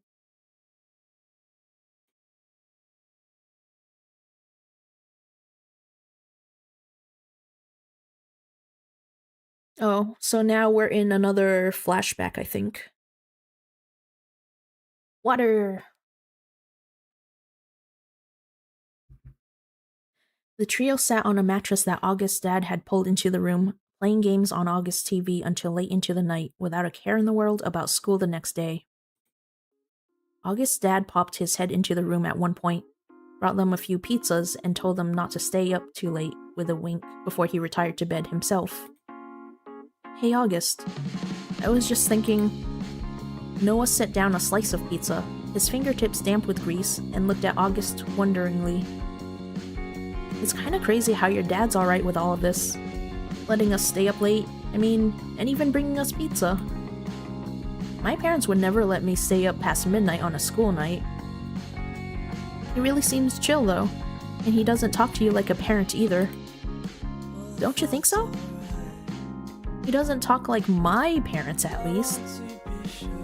They're always lecturing me, but your dad... It's hard to explain, but it feels like he talks to you like an equal. Well, my dad trusts me. He knows he doesn't have to order me around.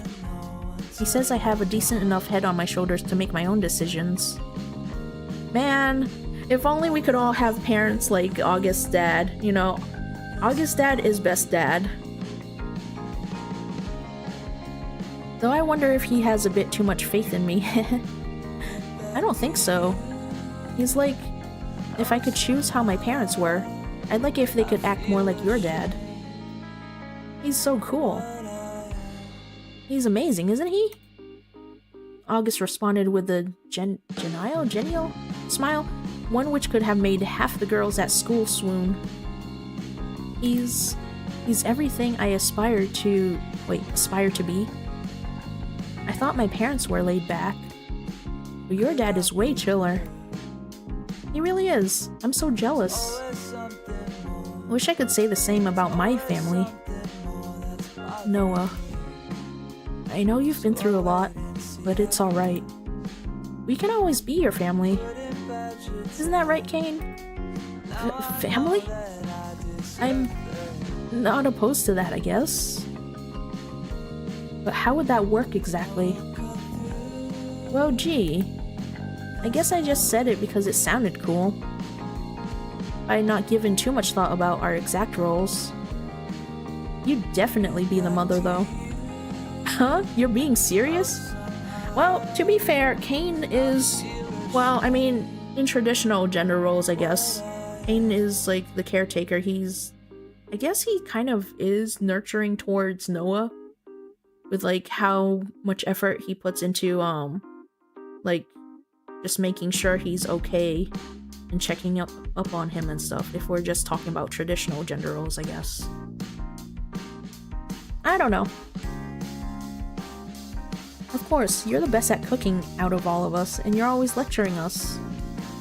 My grades would probably be even worse if you weren't around to keep me on the straight and narrow. Humph. Kane frowned. I don't know if that's a compliment or not. It feels like you're calling me a nag. In the best possible way. I'm not sure about that. But whatever. I guess I'll take it. I don't mind being the mom friend. But what about you, August? Naturally, I'll be Noah's younger brother. No, don't say things like that. You don't want to, like, sibling zone yourself. What the heck? Huh? And if I had a nickel each time a blonde, boy said something like that, I'd have 2 nickels. You don't want to be the father? I think I'm too young to start a family. What? August, what? Why are you going on about... I don't understand his logic. Right, that makes sense. But then what would Noah be? Well, I guess... just his, just Kane's son and August's, older brother? I don't know what's going on here. That's a weird thing to sort of discuss. I don't know, I don't think I've ever talked about that kind of stuff, like, with my friends during my childhood. I don't think I've ever played house before, because, you know, like, a lot of kids, they play house with, like, their siblings or friends and stuff. I never did that. Well, the good thing is, like, for the most part, I don't think a whole lot of traditional gender roles got pushed onto me when I was younger.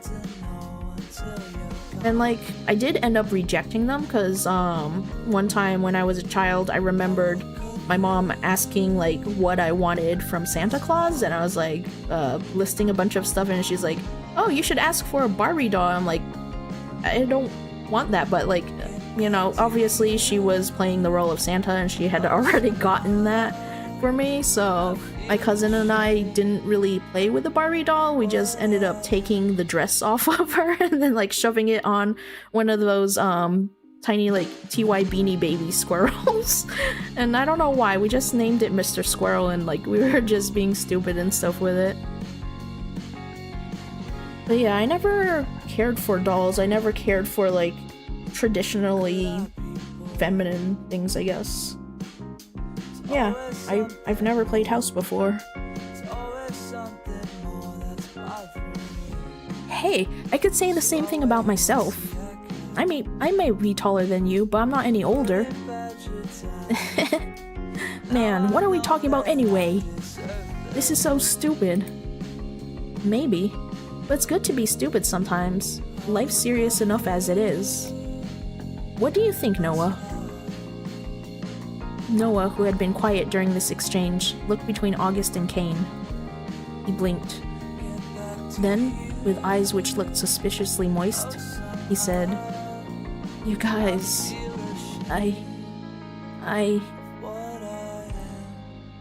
Do you hate the thought of being related to me that much?"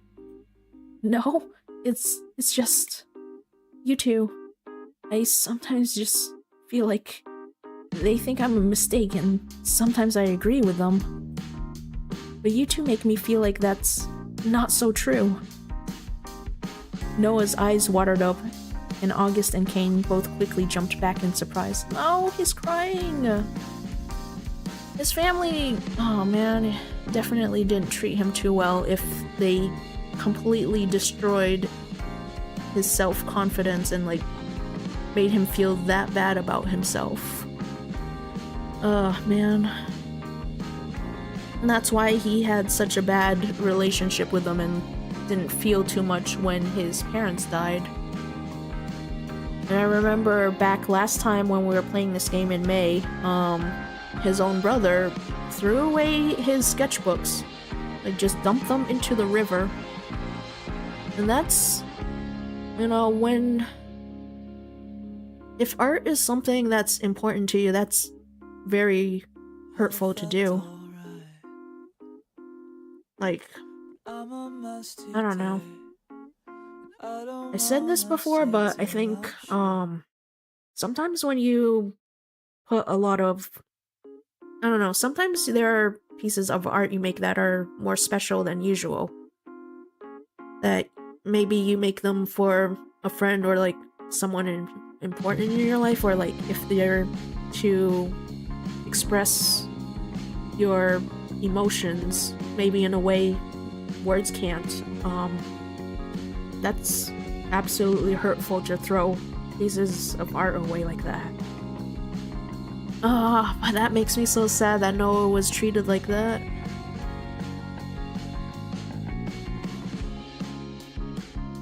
For some reason, after everything that had been happening lately, their words touched Noah deep within his heart. Tears streamed down his face. "You guys are the best. God, I must be tired or something. Please pretend this never happened." I guess I can see Noah crying off my bucket list. Shut up. I don't want you to steal the spotlight, but I also appreciate you two. I mean, I moved around so much because of my father's work that, well, you're the first real friends I've ever had. August. Okay. Everyone is overtired, I think. Why don't we get ready for bed? This plays into, the found family theme, I guess.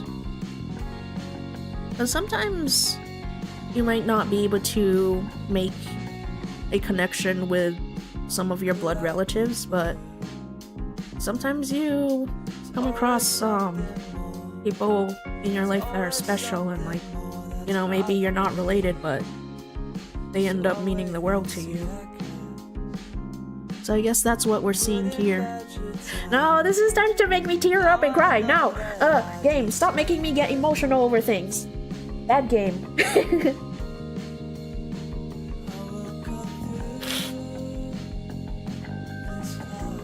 I don't mean that. I do like this game.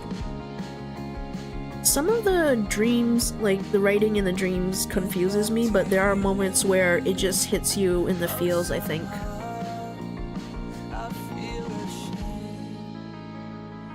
Good idea. Red in the face, Noah wiped away the few stray tears that were falling down his face. Let me think. Why don't we use this mattress? Then we can keep the TV on for a while longer and watch something.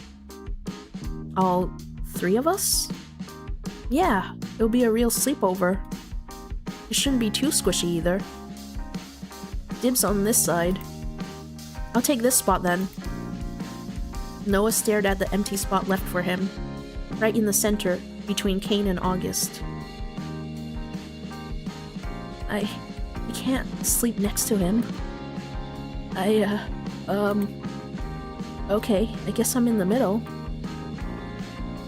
The three situated themselves on the mattress. August switched the TV over to playing some movie, which August and Kane instantly found themselves entranced with. But on the flip side, Noah found himself unable to concentrate in the slightest. Lying just a hand width away was the boy he'd found himself enchanted with. He couldn't help but be overly conscious of every shift, every breath, every near-silent chuckle. It didn't take long for the gentle sound of Kane drifting off to sleep reached their ears. Oh, thanks for the hydrate. August smiled at Noah, and it almost lit up the dark room. Let's get some sleep, okay? Yeah. In the moonlight, Noah laid facing towards August's back. Right now, it seemed awfully small and awfully fragile. As if he reached out, he would simply cease to exist.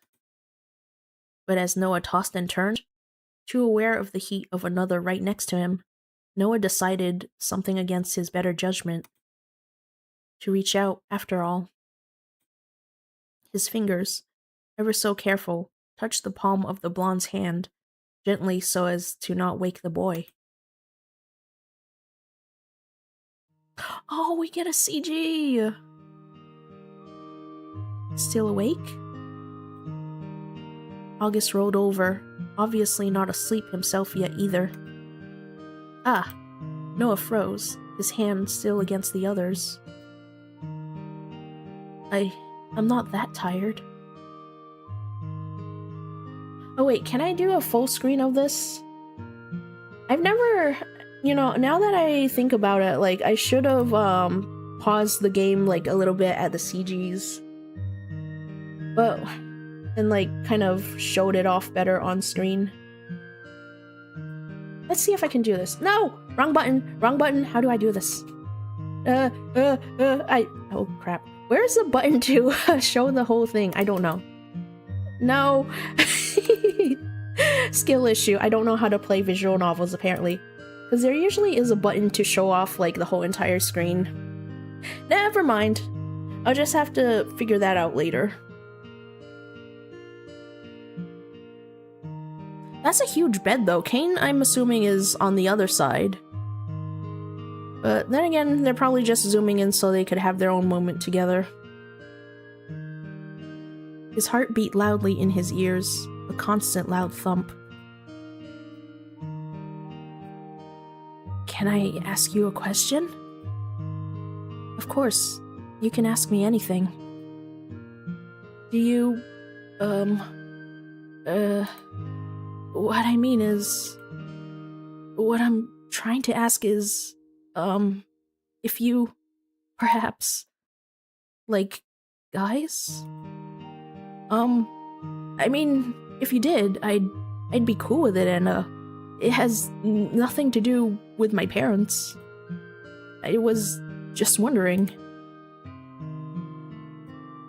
August looked surprised, blinking a few times before going red. The room was silent. Crap, why did I? Maybe. I haven't ever really thought about it. His eyes traveled back to Noah's. What about you? What? No, of course, I don't, I do? Maybe. I don't know. Behind the two of them, Kane stirred, rolling over in place. The two boys jumped, turning over instantly to face away from each other. Noah screwed his eyes shut tightly. Fuck. I could've... I felt like reaching out and... kissing him. His face was still deeply red, and he hoped that neither of the two boys could hear how hard his heart was still beating. I wish I could read his mind, and know what he thought about me. As Noah drifted off to sleep, He peeked back towards August, who was already soundly asleep. Maybe if I could just take a peek into his dreams. Wait, what's going on with this? Is this how he gets like those dream powers? Okay, another thing I just noticed, that CG and the background don't match because that bed it looks more like a full-size bed when, you know, in the CG we had 3 people lying next to each other. Inconsistencies! Why do I notice all these weird details? I need to stop, like, I need to turn my brain off sometimes when I'm playing games, because, like, I'll pick up on, like, the most random-ass details and be like, why is this here? This doesn't make sense. And then I'm sure, like, if the developers ever see this, they'll be like, just shut up and enjoy the game. I mean, I am enjoying it. But I also get fixated on, like, the most random details sometimes. But before his consciousness could truly drift off into the endless sea, the bed gave way from under him, and he fell. Uh-oh. Why is he falling? Where is he going? Hey, hello! How's it going? Good to see you again. Yeah, I definitely do get caught up in too many details. Holy crap. Man. If I voiced aloud every single thought I had, every, like, distraction, we would never progress through the games. Which, to be fair, is kind of happening. The world around him spun and spun. Wind whipped him in the face, drowning out his attempt at a scream.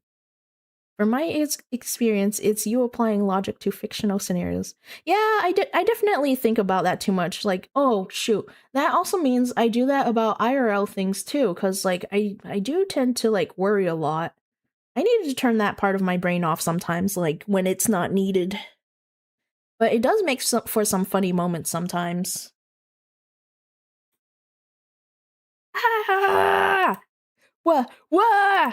He couldn't see anything. He couldn't hear anything. He tried to grasp around to grab onto anything to save himself, but it was no use. That doesn't make sense. He wouldn't be able to lift that boulder as the characters are underwater using magical swords. That's true. Like, it's a fictional world, but still, I need to have it make at least, like, a little bit of sense. There was nothing. And through that nothing, he fell. He hit the ground hard. Ugh. What's going on? We are jumping from scene to scene today, holy cow. When Noah opened his eyes, he saw a familiar landscape. Why am I here? Wasn't I just in bed? God, my head hurts. From out in the hall, Noah heard the sound of approaching footsteps. Wary, he ducked behind the teacher's desk just in time to see someone enter the room.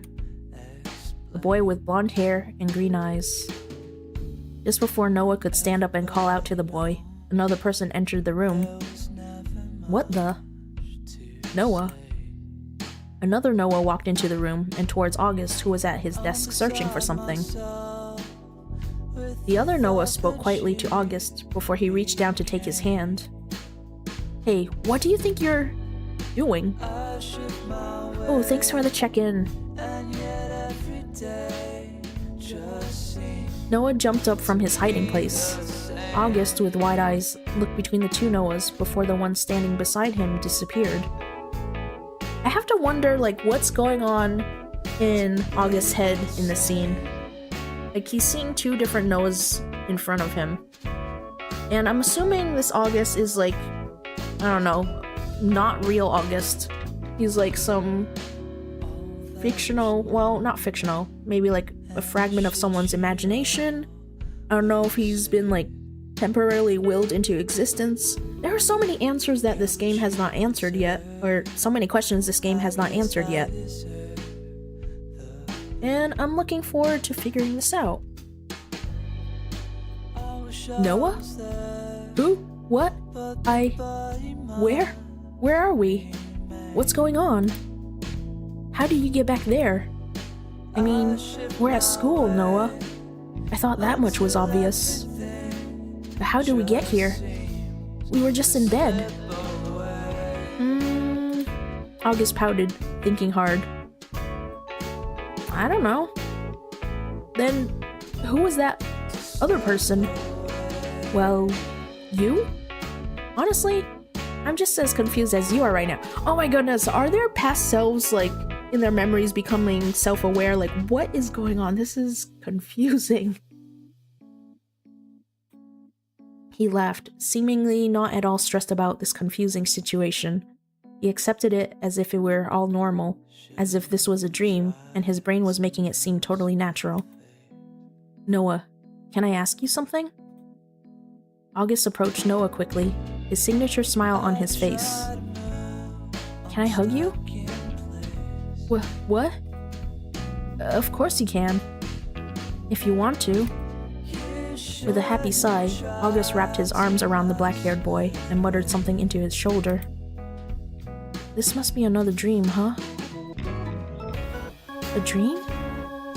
It must be. Another one of those dreams. Noah pinched himself, but the pain told him he wasn't asleep. That's when Noah noticed it. Outside the window, it was as if time had stopped. Nothing moved, nor existed. It was only August, Noah, and the school. This is all I could ever wish for. The world shook around the two, crumbling into nothingness, but August didn't seem upset by the development. He gave Noah one last squeeze before the world turned to darkness.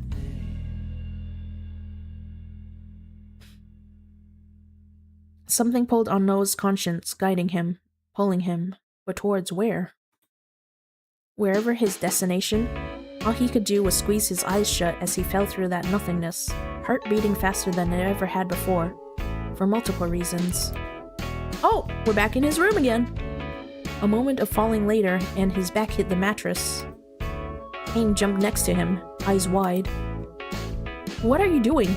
Jumping around so early in the morning? Jumping? And where did you go earlier? Oh wait!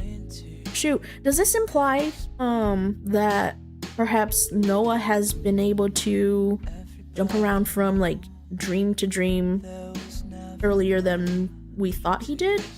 Because the game started when he was in, I'm assuming, his mid-20s.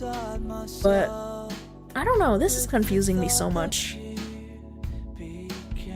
They're in high school now, so I assume maybe his past self was able to do that and he either forgot or didn't realize it? Or have I not been paying enough attention? When? I was gone? Yeah, I woke up early and you weren't beside me. Noah's mind was racing. Oh, just went to the bathroom, I guess. You sure took your time. Shut up, I wasn't even gone long. August was here? While I was gone? Yeah, it's his house. Why are you acting so weird? What the hell happened last night? Noah's frantic eyes went down to August, who was finally beginning to awaken. Good morning. August looked from the bewildered Noah to the confused Kane, then back again. Did I miss something? Noah searched August's face for something. Anything. Any kind of recognition of what happened last night. Wait, was that really a dream? August's dream? How? Is there something on my face? Or, have I overslept or something? No, Noah and I were just chatting about something. We should probably get up if we don't want to be late for school, though. Yeah. The three boys got ready for school quickly, despite how tired they all felt. Noah, in particular, felt as if he hadn't gotten even a wink of sleep. Did I even have a wink of sleep? What was that? Morning, boys. You guys hungry? Oh my gosh, August's dad is just so pretty. Starving. Well, that's good, because I made pancakes. Oh, August, have you decided what you want to, do tomorrow? August looked away from his father, somewhat shy. Can we just do dinner at home? His dad ruffled his hair with a laugh. Anything you want, kiddo. It's okay to ask for things. You know that. What's tomorrow? Oh, that's nothing special. I'd say your birthday is pretty special. Oh, okay, so it's August's birthday. But like, sometimes in games and stories, like, when you have an event that's brought up like that, sometimes bad things happen, so I hope nothing bad happens, please. Please just don't let August suffer.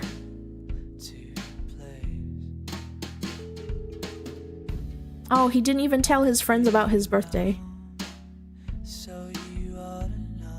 It's your birthday tomorrow?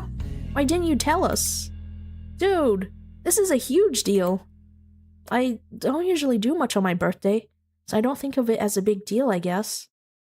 Wait, that doesn't really make sense, because his dad is, like, world's best dad. Like, I would expect him to, you know, take his son out and, like, do fun stuff, or, like, at least get a cake and, like, I don't know, have fun at home or something. If anything, like, I would expect Noah to not really care about celebrating his own birthday. Anyway, I'll go bring the pancakes up, okay? August and his dad left the room, leaving Noah and Kane to think for a moment. So, we're in agreement, right? Yeah, we'll go pick out a present after school. Good plan. You and I make good partners, huh? Dude, you're making it sound romantic. Who said it wasn't, huh? God, I'm kidding. Partners in crime. Isn't that better? I was about to say, I couldn't imagine you committing a crime, but you do seem like the kind of guy to be a millionaire tax evader. Well, now I have something to aspire to, huh? I brought the pancakes. In his hands, he carried 3 plates piled high with pancakes. Each was covered in fresh fruit and cream. Whoa, they look amazing. Do you eat like this every morning? Never. I think my dad wants to make a good impression on both of you. Well, he definitely has. As Noah ate, slowly, the thoughts about what had happened last night began to fade away. I'll worry about it later. For now, I'll just focus on what to buy August for his birthday. The sun beat down on Noah, Kane, and August in between the outstretched arms of the trees that hung above them. No! Now I'm getting distracted again. I wanna take a picture of this scene and like just reference it like as like scenery practice. Print screen. I'm totally gonna forget about this later on. I need to practice my background drawing skills badly. Oh, I have too many works in progress that I haven't finished. Like that Mosslax picture, and then like I started a few others. Oh no. I need to finish them. I need to sit my ass down and like just not get too distracted. The sun beat down. Oh wait, I already read this. The group made steady pace as they descended the hill, on the way to school once again.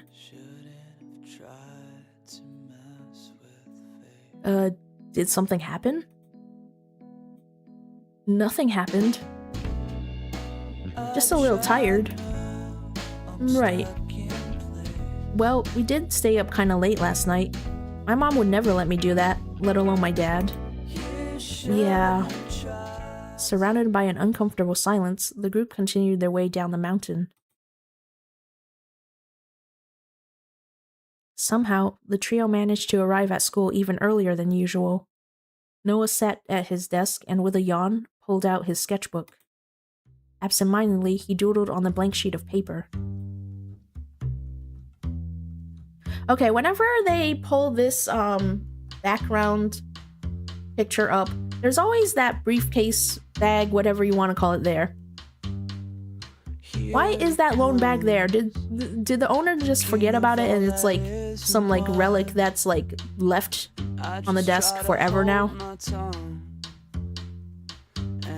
I'm overthinking this.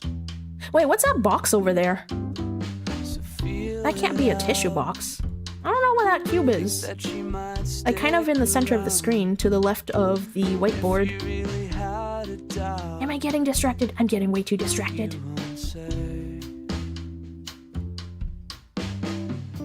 Ooh.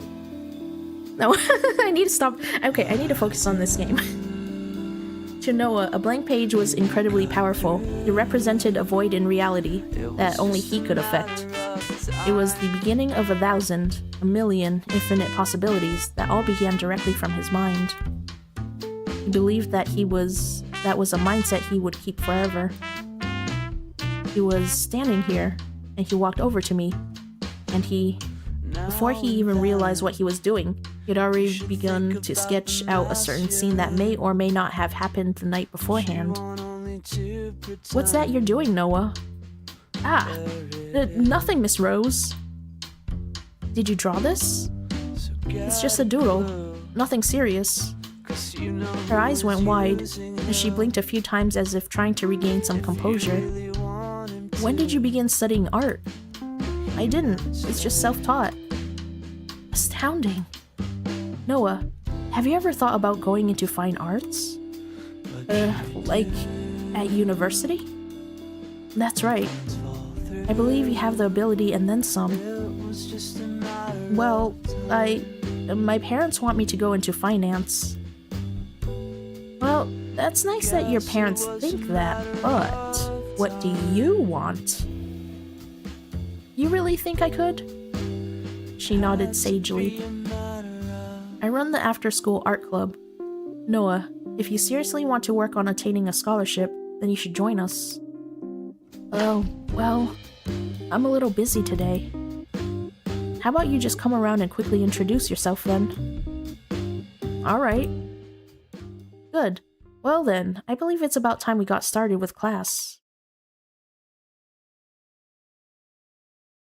First period seemed to breeze by, and before long, August and Kane had pulled their chairs over to Noah's desk for lunch. What did Miss Rose want this morning? Noah suddenly found it difficult to meet August's eyes. It's no big deal. She wanted to invite me to her after-school art club, or something. Said something about going for a scholarship, too. What? Noah, that's amazing! You deserve it, really. Your art is my favorite in the entire world. An arm snaked its way around Noah's shoulders before patting him on the chest. I got some drinks. Did you miss me? As much as I'd miss any other overgrown, way too full of himself guy with no notion of personal space. Come on, there's no need for personal space between you and me. Laughing, Kane ruffled Noah's hair and set 3 drinks down on the desk. The usual. August beamed. Yep, if you wanted anything else, that's too bad. This is perfect. Hey, Noah, you should tell Kane too. Did something happen? It's not a big deal. Miss Rose just wants me to join her art club and go for a scholarship. Every time you say something isn't a big deal, it always is. Maybe you need to relearn what a big deal is. God, shut up already. My mom will kill me if she finds out. I'll cover for you. Maybe I could even convince her to hire me as your tutor. You wish. I don't know. She's certainly swayed by all my charm. Noah rolled his eyes and August giggled. Your future is definitely in art, Noah. Don't let anyone else tell you otherwise. Right. Oh, you still good to help me with my homework later today? Right, the present. Oh yeah, because they wanted to get a present for August's birthday. Yeah, I'm gonna drop by the club and introduce myself first though. Give me 15 minutes after school and then we can do it. Cool, I'll hang around the classroom until you're done. I actually have to leave first today. I told my dad I'll help him in the garden. Perfect. Nothing. Pass on our thanks for last night. And for those amazing pancakes. I will. Now I'm hungry. You know what? Now that they've been talking about food, I'm hungry too, because I did not eat a proper dinner. Like, I woke up late again because my sleep is messed up. I need to fix it. I keep needing to fix my sleep schedule. Ugh. Oh right, my dad gave me some money so I can buy you both lunch today from the cafeteria. Oh, you don't need to. He insists. So do I. Why not just go out for lunch? You know, it's your birthday. You gotta treat yourself, you know? Who cares if you're gonna have like a birthday meal or whatever later? Why not treat yourself the whole entire day? Well, I'm not one to turn down free food. Hopefully the good stuff isn't sold out already.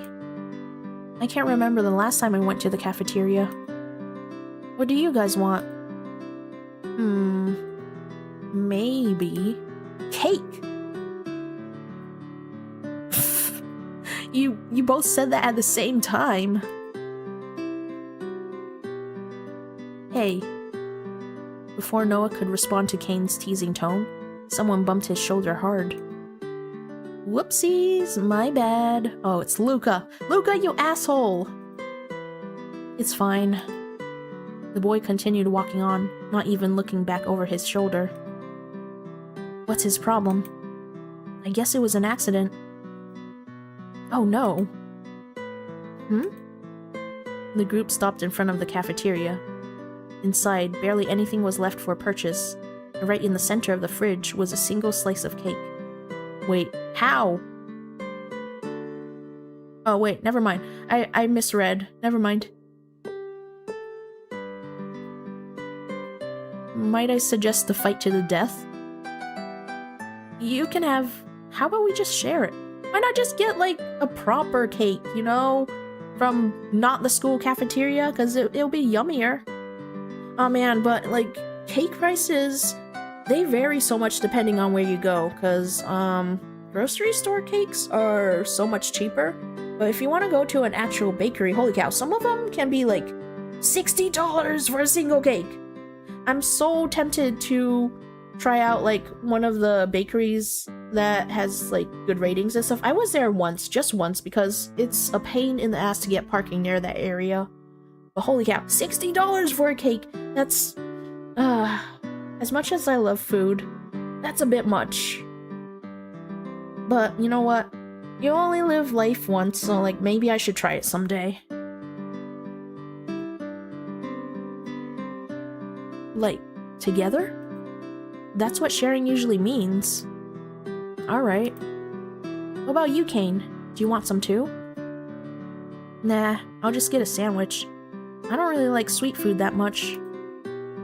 But you always bring things you bake to share. Yeah, 'cause you like them. I'll be right back then. August left the two boys standing together in the hall. You don't need to bake them just for me. I didn't realize. Why? Why not? I like baking, and I like seeing you enjoy what I make. See, Kane is an absolute sweetheart. He's just a very thoughtful person. Even though he doesn't like sweets himself, he bakes them for his friends. Like, yeah, both August and Kane, you know, I think would be good, what you call it, love interest for Noah. And then Ivan, I don't know how I feel about him. He's just a little shit, but he doesn't seem too harmful or too toxic, I guess. Still, I owe you one. Or well, more than one. I mean, if you want to count, it must be 5, 10, 20. Whenever games bring numbers up, my brain, there's this little voice in my brain that's like, 6, 7. Devs, can you please add that in the game? Why am I so cursed? I'm cursed with that number because I made my debut on that day. My VTuber debut. So now it's forever ingrained in my identity. Okay, I get it. Kane laughed. Words? A sound so hearty it would make anyone smile. You don't owe me anything. Just seeing you happy is cool enough with me. Well, thanks. I do like it. Oh, he's blushing. Look at him. Noah, to be honest, there's something I want to tell you. I'm back! Ah. Oh, sorry. Did I interrupt? What did you want to tell me? Oh no, I have a feeling that Kane has been keeping his feelings to himself, and he's not gonna butt in because he wants his friend to be happy to be with August or something like that. No. Well, you know what? We have multiple routes in this game. We can smooch all the boys here. So they can all be happy or sad depending on which ending we get, I guess. Kane looked between Noah and August, rubbing the back of his neck. It's nothing. We can talk about it later. Cool. Should we head back to the classroom to eat? Looks kinda packed in there. Sounds good to me. I asked if they had another plate or something, but nothing. So we'll have to share. Is that okay? Oh, but don't worry. I got 2 forks. Fine with me. Oh no, ad break. Let's take a quick break. I do not know how much longer this chapter is, but maybe it should be ending like within the next hour or so. Okay, BRB, right back.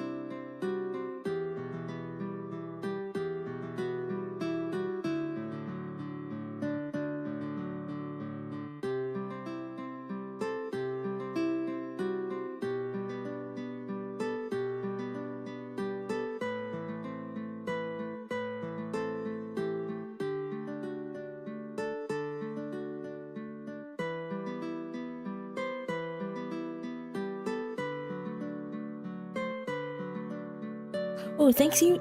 Words. Thank you for the hydrate. I definitely need that. I have enough water for maybe 1 or 2 more hours, depending on when the chapter ends. Usually they're a few hours long, I think. We've been going for 4 hours so far, so I think it should be soon. I don't know. We shall see. Oh wait, I did not mean to do that. I did not. I know I could just scroll through. Okay, that makes things easier, like if I miss something. August and Noah sat opposite each other, while Kane sat to the side. He munched on his sandwich quietly. A slice of cake sat in the middle of the table. Noah clutched his fork, a bead of sweat nearly running down his brow. Do I just take a bite? Do I wait for him to do it? Won't he be grossed out? Why not just share? Like, you know, we could just feed each other, be all cute and stuff. Sharing food. Isn't it a bit too intimate? Is it though? Well, I guess it depends on the context. Like, so a while ago, I had family that I've never met before visit. I've never talked to them before in my life because they're on my dad's side of the family, and this cousin of mine is significantly older than I am. We've never talked before. I guess we kind of have like a language barrier thing too, so we don't really know much about each other. He stole my food! I'm not a fan of that. Like, get your hands off of my food, man. I guess it's like a different culture. That made me so sad. Cause like, I was looking forward to like eating I'm not gonna say what it is in case like it doxes like my location, but it was food I was really looking forward to, and it was stolen right off of my plate. Oh well, that's fine, cause he was just here for a few days. Will he think I'm weird? No wait, this was his idea. Unless he only suggested it because he felt bad? Did he actually want me to say no? Meanwhile, August had already scooped a portion onto his fork and put it in his mouth. He smiled widely. Ah, it's so good. Noah, you have to have some. He must have only been being nice. Ugh, I should have said he could have it all. Especially after last night. As if fed up with waiting, August took the fork from Noah's clenched fist and scooped up another piece of cake before holding it out in front of him. Oh, are we gonna get a cute CG for this? Remember when you did this to me? Say,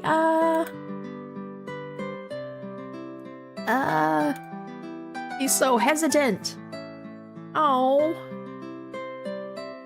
August carefully placed the fork in his mouth, a look of contentment on his face. Noah chewed with his cheeks already a deep shade of red. Good, right? Eat some more. Otherwise, I'll finish it all before you even get a chance for your second forkful. Noah took the fork from August, who was already digging in to have another piece. Although still nervous, Noah took this as his chance to finally start eating himself. Okay, stupid brain wants to make a stupid joke. Why are you eating himself? Are you a self-cannibal? What? Oh, damn it, this is another stream where I mentioned cannibalism. Why am I like this? Why am I so cursed? Why does my brain think really weird things? Piece by piece, the slice was consumed until only one small bit remained. Noah nodded towards August with a smile. All yours. And no more words were needed.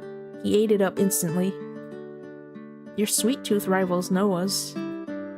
You and I really are alike. A small dollop of cream sat on the corner of August's mouth. Noah reached out, brushing it away with his thumb. You've got some cream there. Here. He brought his thumb to his lips and licked it off. I got it for you. August blinked a few times in disbelief. I gotta... I'll be right back! Coward! Why are you running, coward? You gotta commit, you gotta own it. Noah. No, don't run away. He jumped to his feet and stormed out the classroom. At least, that's what he wanted to do. But just as he went to open the door from the inside, it was opened from the outside instead. In stepped Miss Rose, ready to resume the lesson just as the bell went over the intercom. Going somewhere, Noah? He's caught in his tracks. Noah's eyes went wide, and he wildly looked from August, who had already gone a deep shade of crimson, and Miss Rose. No, Miss Rose? August's fingers trailed over his lips before he stood back to Noah and returned to his desk. Kane had already disappeared back to his own seat too. Filled with shame, Noah plonked himself back down at his desk. As his teacher's sing-song voice filled the classroom with talk of the written word and poetry, Noah's eyes slowly fell back to August. His blonde hair slightly fluttering in the wind from the open window. His green eyes, downcast as he listened carefully to each and every word spoken. His fingers, long and thin, that rested against his desk. So, you'll each be writing your very own poem today. Don't worry about it being perfect. I'm more interested in peering into your souls. A groan escaped the lips of many of the students. A poem? Wait, he could write a poem for August! They could write a poem for each other! Write about whatever you wish. You'll have the remainder of the lesson to prepare. Doki Doki Literature Club. No, we don't want Doki Doki Literature Club to manifest itself in this game. They're suffering enough, okay? Like, I have not actually played that game myself, like many other games, but I have watched people play through it, and yeah, I've seen some spoilers. I've seen things a bit traumatizing, but you know what? We can respect that. Oh, thanks for the hydrate. I don't think that game would make my heart go doki doki. I think it would make it just go, I don't know, the opposite. Just like some of the endings. It makes it go okie okie. I don't know if I'm very okie with that. I like the message, but it's one of those games where the fandom makes me not enjoy as much. Yeah, I can imagine. There are a lot of really toxic fandoms out there. But that's the case with anything, you know, like, you're always gonna have a mix of different people who, you know, might not necessarily be socialized well.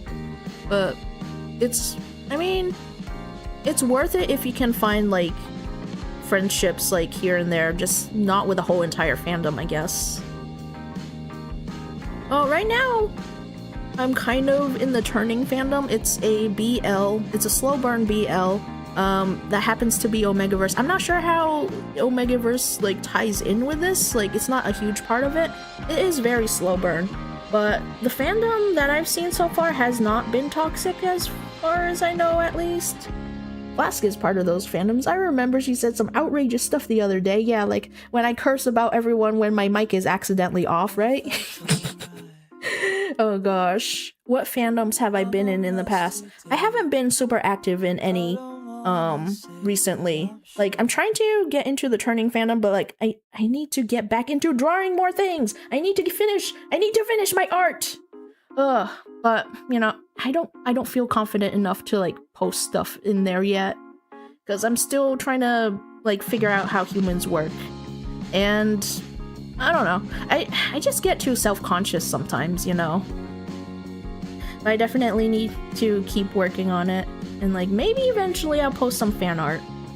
But I like it. The, it's not toxic yaoi, thankfully. The main love interest, well, I think he's the only love interest? Yeah, he's the only love interest. He's very much a green flag. That's true, that's true. Humans are difficult, and like each body is also unique. Best way, in my opinion, is to stream you drawing humans, force you out of your comfort bubble. I did a couple of streams, but like the thing is, like lately I've been having a really hard time focusing. I just cannot sit my ass in my chair and like draw for long periods of time. I need to like constantly take breaks and like get water and like get food and like just get distracted with my other hobbies. I don't know, maybe someday if I'm down for it I'll do something. We'll see what happens. But it's been a while since I've been like active in fandom spaces. Hit me with a wait, taser chair. No taser. No, we're not Michael Reevesing this computer chair. No thanks. I don't want to get shocked. That sounds more like a torture stream rather than a focus stream. Eye trackers. Anytime your eyes leave the screen sound. No, thank you. I'll pass on that. You can do that instead. Here, that's a great stream idea for you. Then, let's settle with spikes on the chair that happened to me. No, why are we turning this into like a torture chemi stream? I'm getting bullied, guys. This is like even worse than the electric chair they use for executions. What the heck? Why are you guys bullying me? But yeah, it's been a while since I've been in fandoms. What's the last one I was in? Years and years and years ago, probably. Like, over a decade ago, I want to say?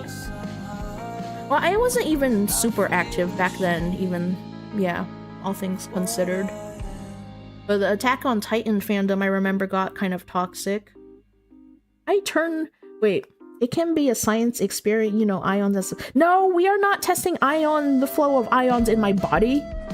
I turned this VTuber into a lab rat type clickbait. I mean, it's already too late for that. Unless you guys want to be turned into lab rats, that'll work, because you guys aren't lab rats yet.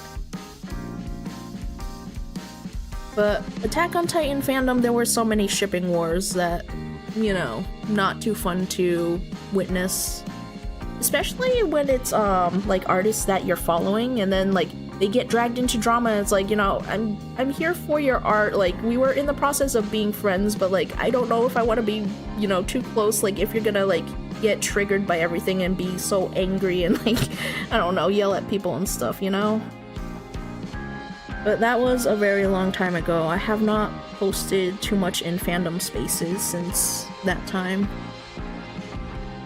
Yeah, sign you up. You're gonna, instead of a cat VTuber, you're gonna be a lab rat VTuber next stream. People who yearn to fight on the internet, I don't understand. Yeah, I don't know how people have all that energy to do that kind of stuff. You know, like, we all just want to enjoy our ships, our favorite characters. We want to, like, draw nice art and, like, make nice stories of them. Maybe not so nice, because some people are really into, like, really dark things. But sometimes it's interesting. I don't know. There's like a wide variety of content. It's like you spend your energy like arguing with people and like yelling at clouds. Like, can you just take that energy and like make nice things for the fandom instead and like just ignore what you don't like, you know? But sometimes we just can't have nice things. But you know what? That's what the block button is there for. It's important to surround yourself with a nice community, I guess, and to find people who have common interests and aren't gonna cause all that kind of trouble, I guess.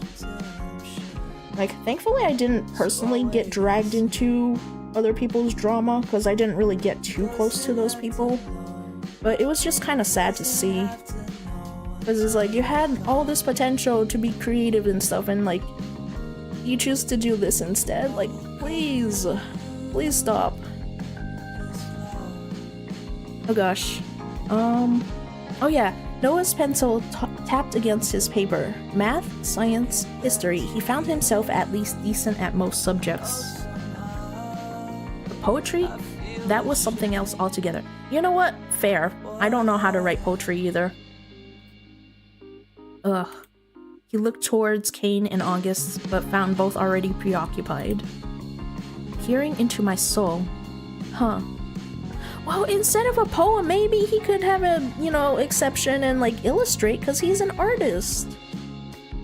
That's a form of expression. That's, you know. Poems could use illustrations too, why not? How to start. Oh! That'd be really funny if this choice has, like, a huge impact on an ending. Like, what if I click on the wrong choice and then boom, bad ending? I'm saving just in case, cause why not? That'd be wild. Cause in some games, like, it's very easy to make the wrong choice and get bad endings.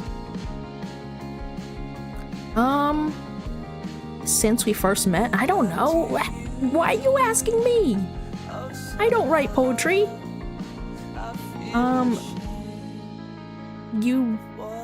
I don't know, you brought light into my darkness, I guess, because, like, August has a very nice smile, you know, his smile just lights up everyone's world. And, I don't think that will ever change, I don't know. And then, wait, why are you making me write a whole entire poem? You're going through line by line. Man. I'm not being paid for this, am I? What a ripoff. I'm an unpaid intern. Okay, in a dream I saw you, and, your touch gentle and affectionate. Free labor. That'd be funny if the devs for this game just made this whole scene so that people could work on their poetry homework for them. They put in all this art and time and effort and, like, programming and just, you know, just for people to do their poetry homework for them. And then I was yours? Noah stared down at his poem. It was certainly from the heart, but it also made him shy to read it back. Alright, that's all I think we have time for. Damn. Now, do we have any volunteers to present in front of the whole class? No? Come on, there's nothing to be shy about. Oh, of course. He's gonna get chosen. Fine, I'll just have to pick some people. Of all the things you had to write about, like, you know, maybe you should leave that poem for, like, after school and not for the actual assignment, because you kind of have to read in front of everybody. Noah? Huh? Do I have to? Yes, someone has to go first. Come on, come stand up here. With shaky hands, Noah clutched his poem to his chest. Why me? But with little other way to escape his situation, except perhaps jumping out of the window, which Noah had done earlier in the game, by the way, Noah rose to his feet and walked unsteadily to the front of the class. Since we first met, you brought light into my darkness, and I don't think that will ever change. In a dream, I saw you, your touch, gentle and affectionate, and then I was yours. He knows! He knows! How wonderful! What a creative poem, Noah. Is this about someone in particular? Yup, he's right there in the classroom. No, don't lie, Noah! Take a seat. Anyone else want to go next? Oh, that makes me wonder, are we gonna see, Kane's and August's poems? Noah carefully ripped the poem from his book before folding it and placing it in his pocket. The room was hushed, but before Miss Rose could pick out someone randomly, a single hand rose into the air. I bet you it's one of his friends just so he doesn't feel so embarrassed. Oh, August. I'll do it, Miss Rose. Excellent. For once, the blonde looked slightly nervous as he made his way to the front of the class. No, we don't need Doki Doki Literature Club in here. We don't need them to get, like, all those bad endings and stuff. I mean, we could. Maybe, depending on how much time we have, like, I might go through all of them. But, you know, I just want the boys to be happy. I don't want them to suffer too much. In a dream. Oh, thank you for the hydrate.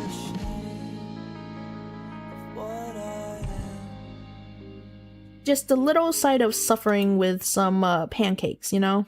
Oh gosh, you're gonna keep spamming hydrate as often as possible. Suffer in hydration! That's wonderful, Tama, thank you. I don't even remember what I put for the cooldown, to be honest. No! No, do not drown the rat. I don't want to be a drowned rat. I mean, I do need to hydrate, but there's probably a reason why I put a cooldown. Oh gosh, they're even plotting. They're taking turns now. In a dream, I saw you appear. Amidst a place so familiar and dear. The moon shone high up in the sky, as if casting a spell from up high. You use high twice in a row. Well, I mean, between the sentences. I would change that to something else. But you know what? I don't have a right to criticize him because I'm not a writer. Oh gosh. How about for every bit it's one hydrate redeem?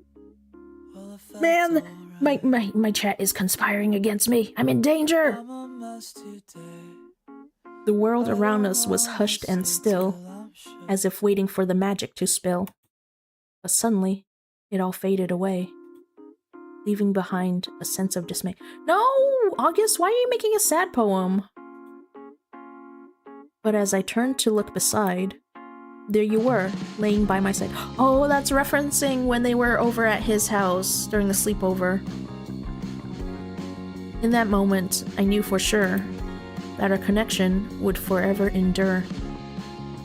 How lovely, August. You're very talented with your words.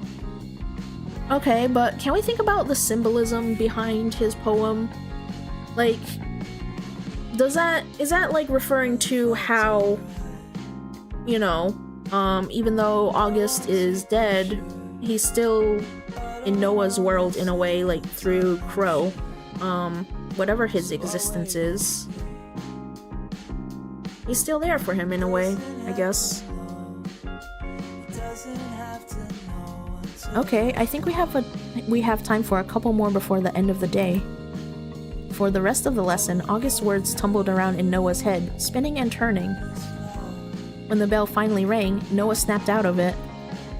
As students piled out of the room, Noah stood, clutching his art book close to his heart.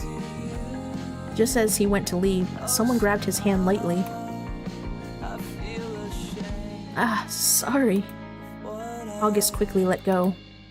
I just wanted to say good luck, but you don't really need any luck with that much skill and hard work. Thanks. I'd rather have you wish me luck anyway.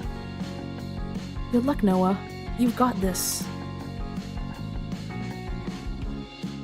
As the other students rushed past him, eager to leave, Noah fought against the current to reach the room that, after hours, belonged to the art club. He stood at the door, suddenly feeling fidgety. Noah, you came after all. Yeah. Please, come in, come in. Miss Rose opened the door and Noah stepped through the oh no, I'm struggling. Threshold! Oh, that's a lot of stuff in there. Okay. They're kind of up high, though. Man, that's not friendly for short people, I just realized. Because they're like... well, actually, I haven't used those that much in art classes and stuff. So I don't know. Maybe there are some that are adjustable. Maybe they would have to, like, stand up on a stool or something. I'm very short, so I would probably struggle to reach the top of the canvas. Welcome. Miss Rose actually managed to find someone new? No way. I thought she was making it up. Welcome, what's your name? A group of seniors crowded around Noah, instantly welcoming him. Oh, I'm Noah. It's nice to meet you, Noah. Yeah, great to have some fresh blood.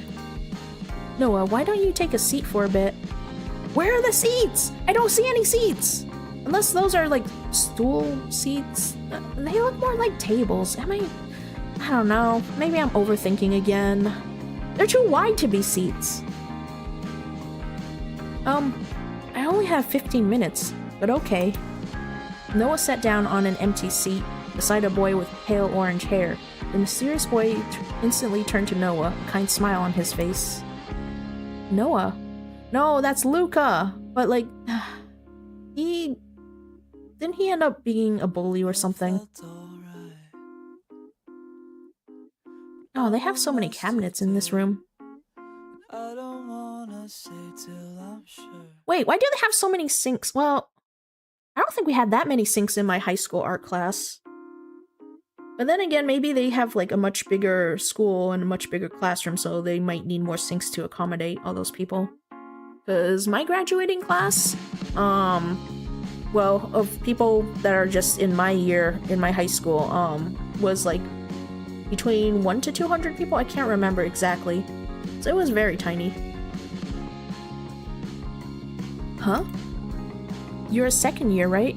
My name's Luca. I'm in my first year. Can I see your art?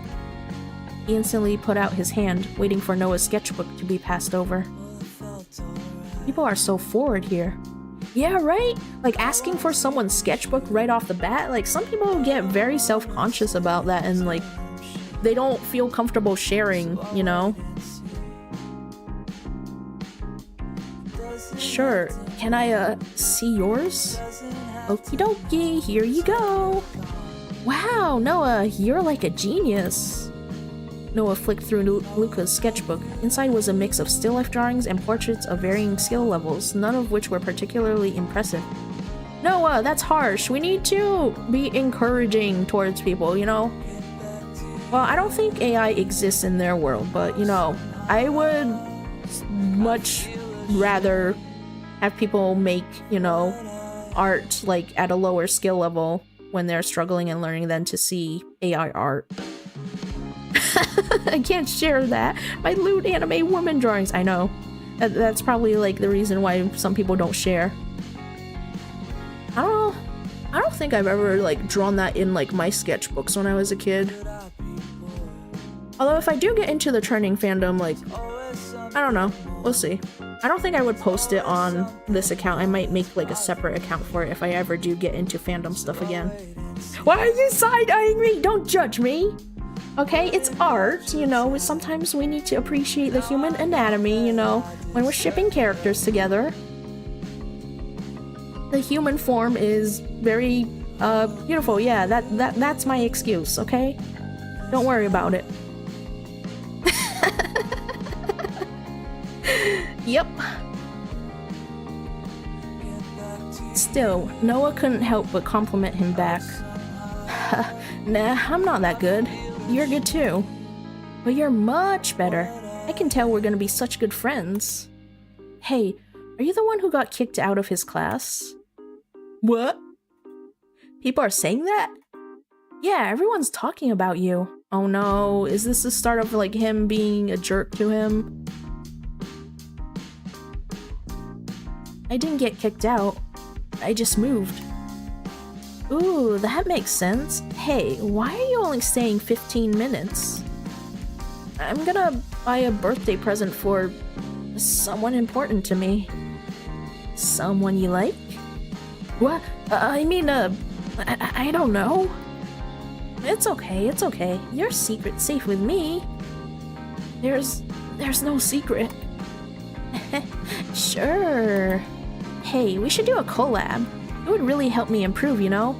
Wow, I'm so lucky to meet such an amazing senior. Dang, he's already asking for collabs.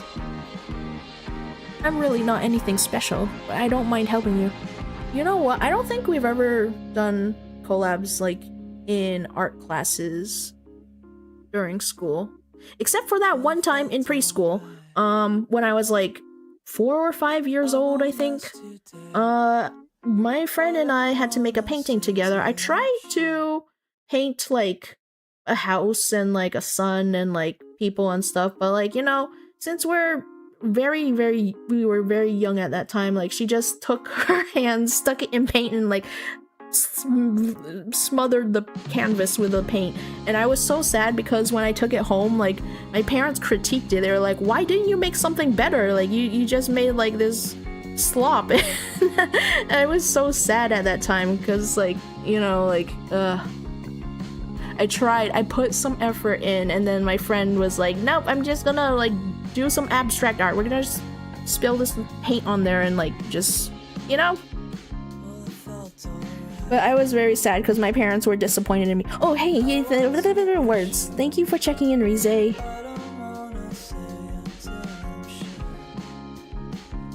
But yeah, my parents did have high standards for me even at a very young age. So sometimes, you know, it's nice to get a breather from them.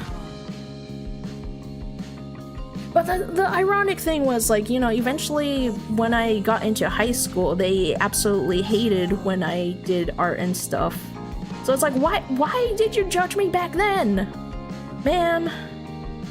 But whatever, I'm a grown-ass adult, I have my own place, I can do whatever I want. I can do whatever hobbies I want, and I want to get better at art, and nobody can tell me otherwise.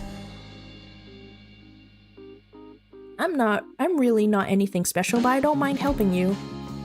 The other students went about their business, drawing, painting, sculpting, but every single one came over to Noah at some point to talk about his art. Oh, thanks for the hydrate.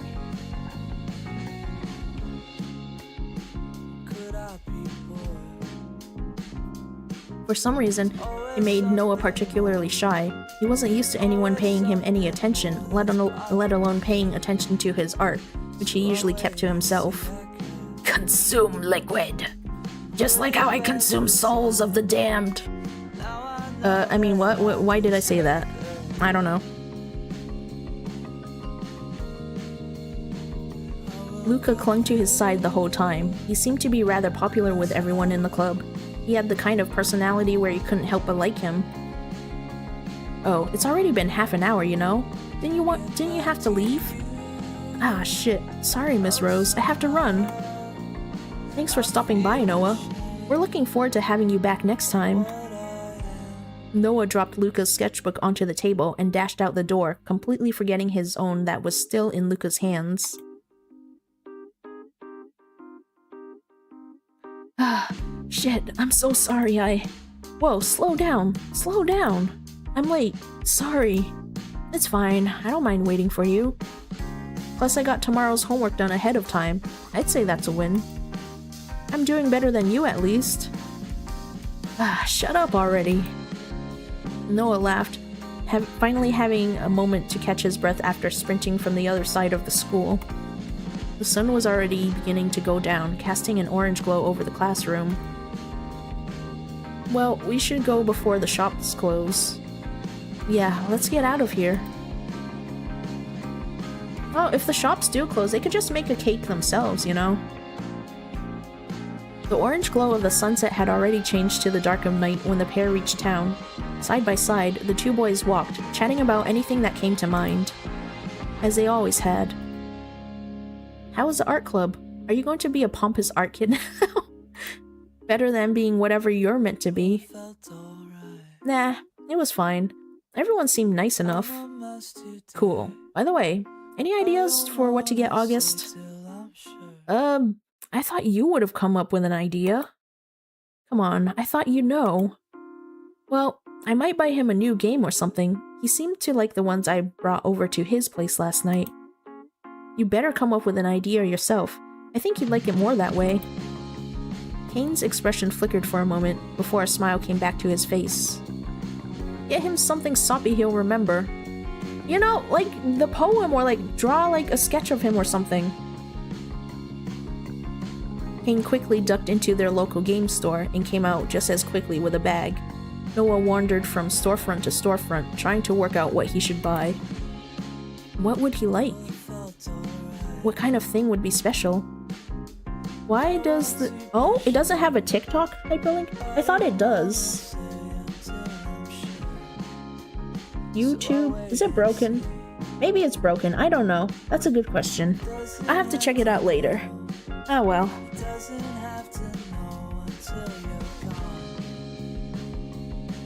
Oh, got an idea? Yeah, wait here. I see something. Noah rushed into the store. Sitting by the window, all by itself, was a small plant in a pink pot. Oh wait, is that the plant that's at his place in, like, the current timeline? Is that why they're desperately trying to keep it alive and why Cain, like, took care of it while Noah was, you know, in his depressive state. Maybe that's, like, the last piece of August they had.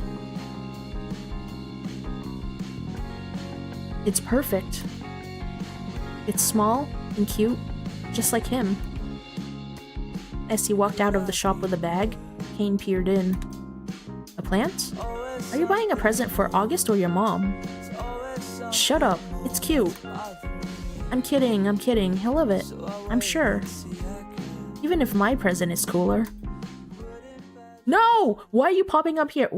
I don't have a good feeling about him. Yoo-hoo, Noah! Hey, Noah! Luca, as if his legs were filled with springs, bounced over to Noah. Cain crossed his arms, a serious expression on his face. What does he want? It's fine. We're both in Miss Rose's art club. I'm so lucky seeing you again so soon. Ooh, is this a mysterious present for someone special? It's our friend's birthday tomorrow, so we came to pick out some presents. Ah, she's so lucky. I wish I had such doting friends. He. Oh-ho? He? My bad. I was expecting a girl. I'm sure he'll love these. I can't wait to see what you get me, Noah.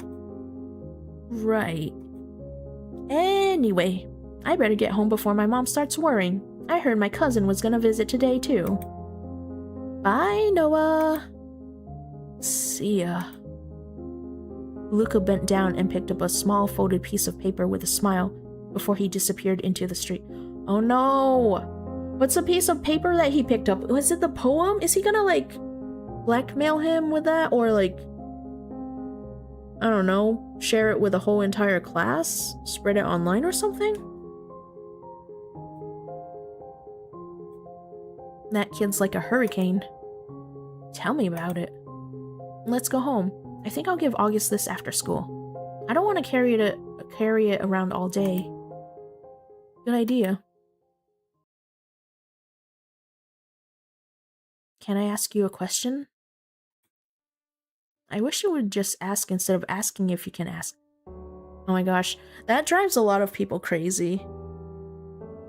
I can understand why. It's like, you know, you waste like a few seconds of your breath asking if you can ask a question. Like, you know, you're already asking a question in the first place. Why not just ask what you were originally intending to ask? What do you think I'll be doing in 5 years from now? That's kind of out of nowhere. I've just been thinking about it lately. High school will be over soon enough. So what's your plan, Mr. Big Famous Artist? Shut up. I don't know. I'd be happy enough in a small apartment in a city nowhere near here, where I can just create, I guess, without someone being on my back. Studio apartment in a big city? Exhibitions all over the world? Yeah, I can see it. You'd be so much better without all that sarcasm. I'm serious. Yeah, sure you are. Fine. Then what's your plan? Yeah, sometimes for some reason, like in some cultures, people are obsessed with trying to get their kids to save up money to buy like entire houses, but you know, that's a bit difficult in this economy. Oh, thanks for the hydrate again. And I feel like houses would probably be a pain to maintain because they're so much bigger and it's like, I don't know. If you don't have like children and stuff, it's kind of pointless to have a whole entire house to yourself. Unless you're rich enough to buy investment properties and stuff. Yeah, sure you are. Fine. Then what's your plan? No clue. You can't just make me embarrass myself and not say anything yourself. I guess I'll have the apartment next to you and be your stay-at-home best friend. Cook and clean for you while you bring home the money with your art. Wait, is Cain male wife? We can appreciate male wife. Asshole. No, don't call him asshole. Cain smiled widely. I guess I'll take that as a no. Good. Night, Noah. Wait, what about August's birthday? You guys gotta celebrate his birthday. Night. See you tomorrow. Oh no, this is back at Noah's house. His family, it definitely gives off like rich upper class household vibes, in my opinion at least, because they have like a freaking cabinet just for their alcohol. Like, who has that kind of money? Do people normally, I don't know, because I don't drink personally. I don't know if people normally have that much alcohol in their homes, like all these different bottles and stuff. Then they even have like fancy pottery and paintings. I'm assuming those paintings are probably like by famous artists and stuff. Or they could be knockoffs, but judging by the decor in his home, I'm guessing they're probably worth a ton of money. But why is that shelf so close to the door? I would be afraid of accidentally knocking it over. Because I feel like if you open the door, your hand might like swing out too far and then accidentally hit one of those off of the shelf. If someone drinks, it's common to have a handful of bottles. That's true, but like, well, isn't that mostly like in like a 6-pack of beer or something, instead of like these individual like somewhat unique looking bottles? Because those, they don't look like cheap beer. They look like, I don't know what they are. Are they wine? Champagne? Something? I don't know my alcohols. Depends on the price range. That's true. Because some wines are very cheap. Like, I never got into it. I don't like the flavor of alcohol because it's bitter, and then it also has like this weird, it gives off these fumes. And like, I always say this, but I want to put it under a fume hood because those are my scientist instincts that are telling me to get away from it. Man, but their house is so neat and organized. It's nice. And even the framing on the paintings are matching the trim. The wooden trim close to the ceilings. I feel like the cheaper people I've met have had empty bottles above cabinets, usually richer decor. On table or something, like if it's in a fancy bottle. Yeah, I can imagine that if it's aged wine from like some special region of France or something, then they probably want to show it off like, ooh, I'm so rich, I have this fancy wine.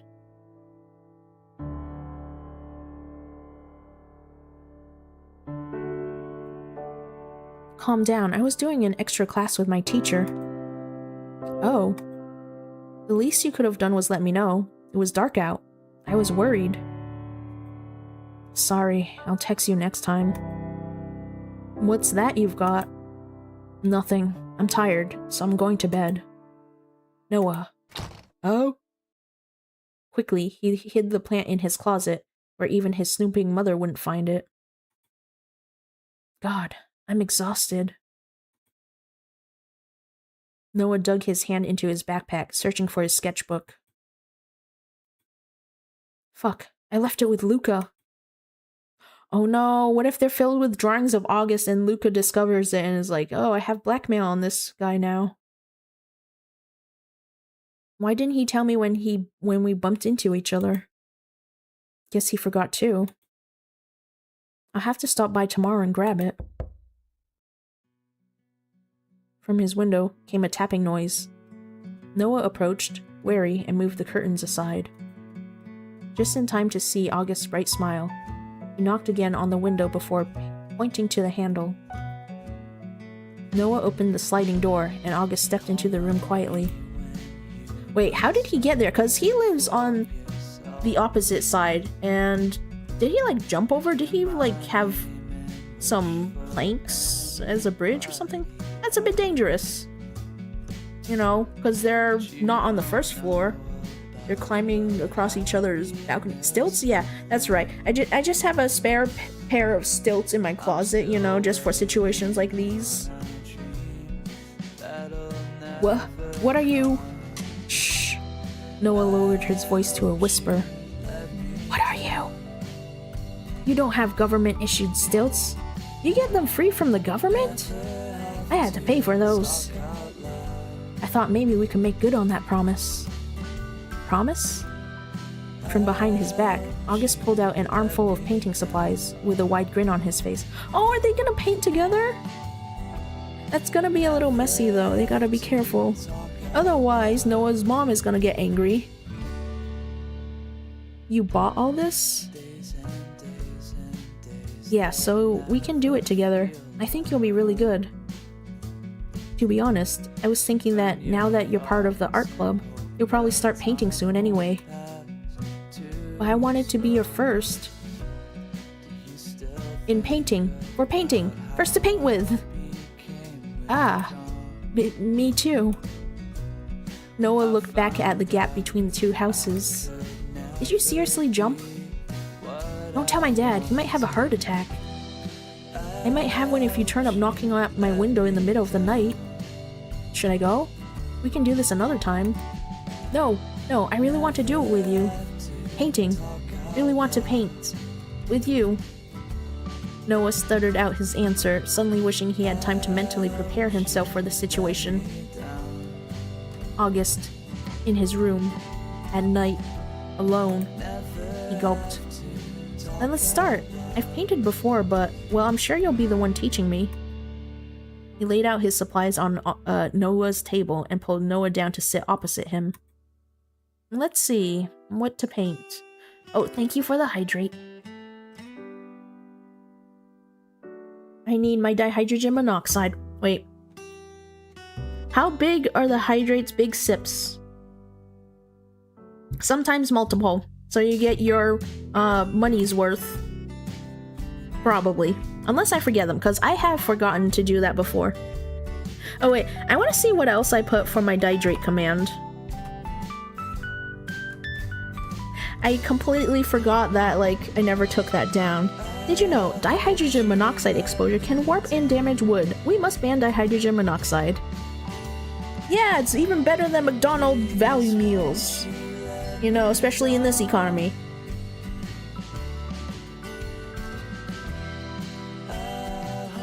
How about we try flowers? That should be easy, right? What kind? Let's surprise each other. Without another word, August went to work with his brush, putting paint over his blank sheet of paper. Noah picked up a brush. The weight felt good in his hand. Natural, like it belonged. A flower. That's like you. Right. That's easy. With a steady hand, Noah brushed the paper. He made broad strokes of green, yellow, and brown. Oh, is he drawing like a sunflower? $2 hash browns? Oh! The $5 value mean $2 hash browns. Sometimes, I think like before, when I grabbed 2 hash browns at a time through the app, like I would get one discounted. But that hasn't happened lately, so I don't know if they're like, you can't have this anymore. 4 for 4 from Wendy's was peak. I haven't actually gone to Wendy's that much. Because I think, like, I didn't really have one in my hometown, and then I just never went to it until I moved to the area I'm currently at right now.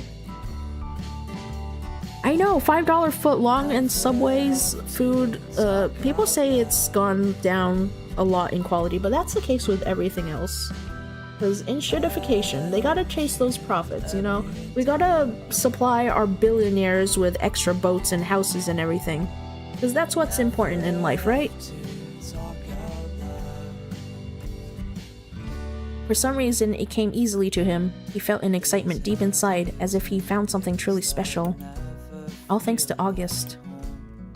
Ah. Oh god. I'm done. You show yours first. Noah turned the paper around. On it were a bunch of beautiful sunflowers, swaying slightly in the wind. Wow, Noah, that's amazing. They look like you. What? Like me? Oh wait, now we need to put August in like a cute little sunflower costume. But you know what? Sunflowers are very important, especially in Plants vs. Zombies, because they provide you an energy source. Or a source for the currency. The sun. Yeah. It's been a while since I played that game. This is how you see me? Yeah. Well, I wish I could say mine look like you, but I can't show you mine after that. Please, I want to see it. I can't. You're too good. Fine, but I warned you, okay? With a look of embarrassment, August slid the paper over to Noah. On it were blobs of black and red that, if you squinted, still didn't look like flowers.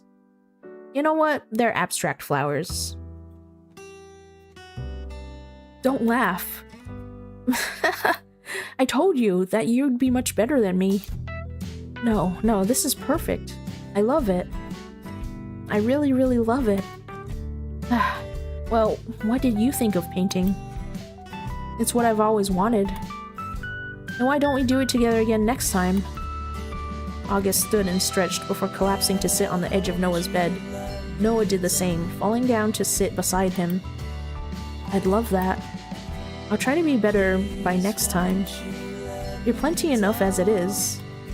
I don't know about that. August pulled his glasses from his face, wiping away at a bit of paint that somehow had gotten stuck to the lenses. You're so Oh no, hide! Shove him under the bed, hide him! Oh, is this why? No. That's why, that's probably why his mom, like, bugged his room so she could, like, eavesdrop on him. No. I'm coming in. Please make sure you're decent. Oh wait, what's with the hyper-realistic texture on the sheets and the pillows? This is, like, out of the blue. I don't think we've seen, like, that much detail in the props before. Did they forget to put, like, a filter over it? Am I over not analyzing again? I am. Wait, what's on his shelf? Oh, thank you again for the hydrate. I don't know, are those manga? I can't really tell what they are from this angle. They're too tiny to see. As the door handle rattled, Noah did the only thing he could think of. He pulled August down with him, burying the two in the sheets. Under the covers, their breaths mingled together and became one. Oh wait, I need to actually hydrate. Otherwise, I'm scamming you.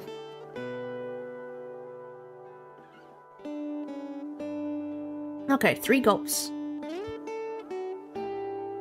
The door opened just slightly, enough for Noah's mother to stick her head in and see Noah was indeed asleep. You really are asleep. With the lights on? The lights are on! You guys forgot to turn the lights off. Man, you guys are not pros at this, sneaking around at nighttime. Oh wait, something on the desk bothers me. You see the little rectangle in the very middle of, like, the part that's facing the chair? You can't pull on that. Isn't that supposed to be a drawer? Why is it bothering me so much? Why am I like this? Oh, night! Good night, good night! She turned around and shut the door behind her. I'm sorry, it's okay. Can we hang out tomorrow? Tomorrow night? Once you're finished with your dad. Yeah. I guess she's gone. We can stay like this for a minute. If you want. Yeah. Can I ask you a weird question? You're doing that to him in reverse. Wait, was it Kane who did that? I forgot. Sure. Have you ever dreamt of me? Dreamt of you? Well, you don't have to answer. Maybe once or twice. Is that okay? Yeah, I don't mind. August? Oh. That's my dad, so I better go. What about... He dashed out of the window and jumped back across to his room in an instant. The painting stuff. I better hide these. Noah stood from the bed. Next to him was an imprint where August was lying just a moment before. It still felt warm. He stashed the paintings, already dry, and the supplies in his closet, next to the plant he'd already hidden for tomorrow. Okay, apologies. There is another ad break. We will be right back. I'm going to probably grab some food.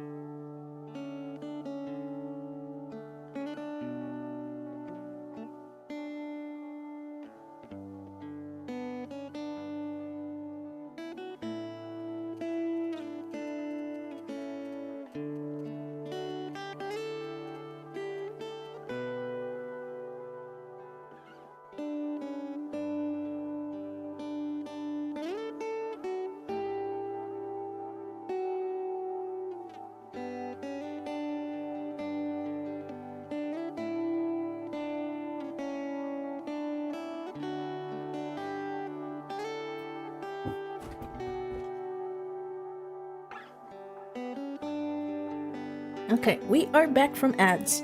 I got a few more bites in of the cauliflower, what you call this again? Cauliflower puffed veggie stalks. Pretty good. Oh, thank you for the hydrate. I still have a bit of water left in my cup. Not too much more, so I'm hoping that we can finish this chapter soon.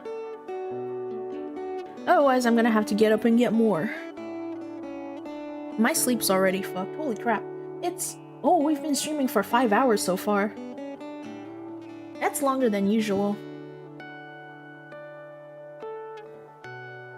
He stashed the paintings, already dry, and the supplies in his closet, next to the plant he'd already hidden for tomorrow. Noah looked up at the clock. 12:10 a.m. Ah, shit. I should have said happy birthday. Noah stuck his head out of the window just in time to see August's dad leave the room. His deep green eyes turned towards Noah with a smile. Before lowering his blinds, he mouthed the words, "Happy birthday," to him. He did dream about me. I'm sure of it. Then, what would happen if I tried to do it again? Noah gulped and looked back towards his bed. If Mom finds out I'm not here... With that thought in mind, he went to work executing his plan. He stuffed extra pillows under the covers, making a human enough looking lump in the bed. Okay. Honestly, when I was a kid, like, I got into anime, how old was I? Was it elementary school or was it probably around elementary school? I did the same! I would do that. I would quietly sneak out of bed, and then close the door, and then I would go to the kitchen where we had a TV, and I would watch anime, like, at ungodly hours on the TV, and whenever I heard someone get up to go to the bathroom, I would shut it off and just, like, try to hold my breath and stay quiet. We think alike. That'll do. The black-haired boy put his back to the window and slid down until he was sitting. He shut his eyes timidly. I want to see what August thinks. I want to see his dream. I want to be in his dream. I want to be with August. I want to see what August thinks of me. Let me go into his dream.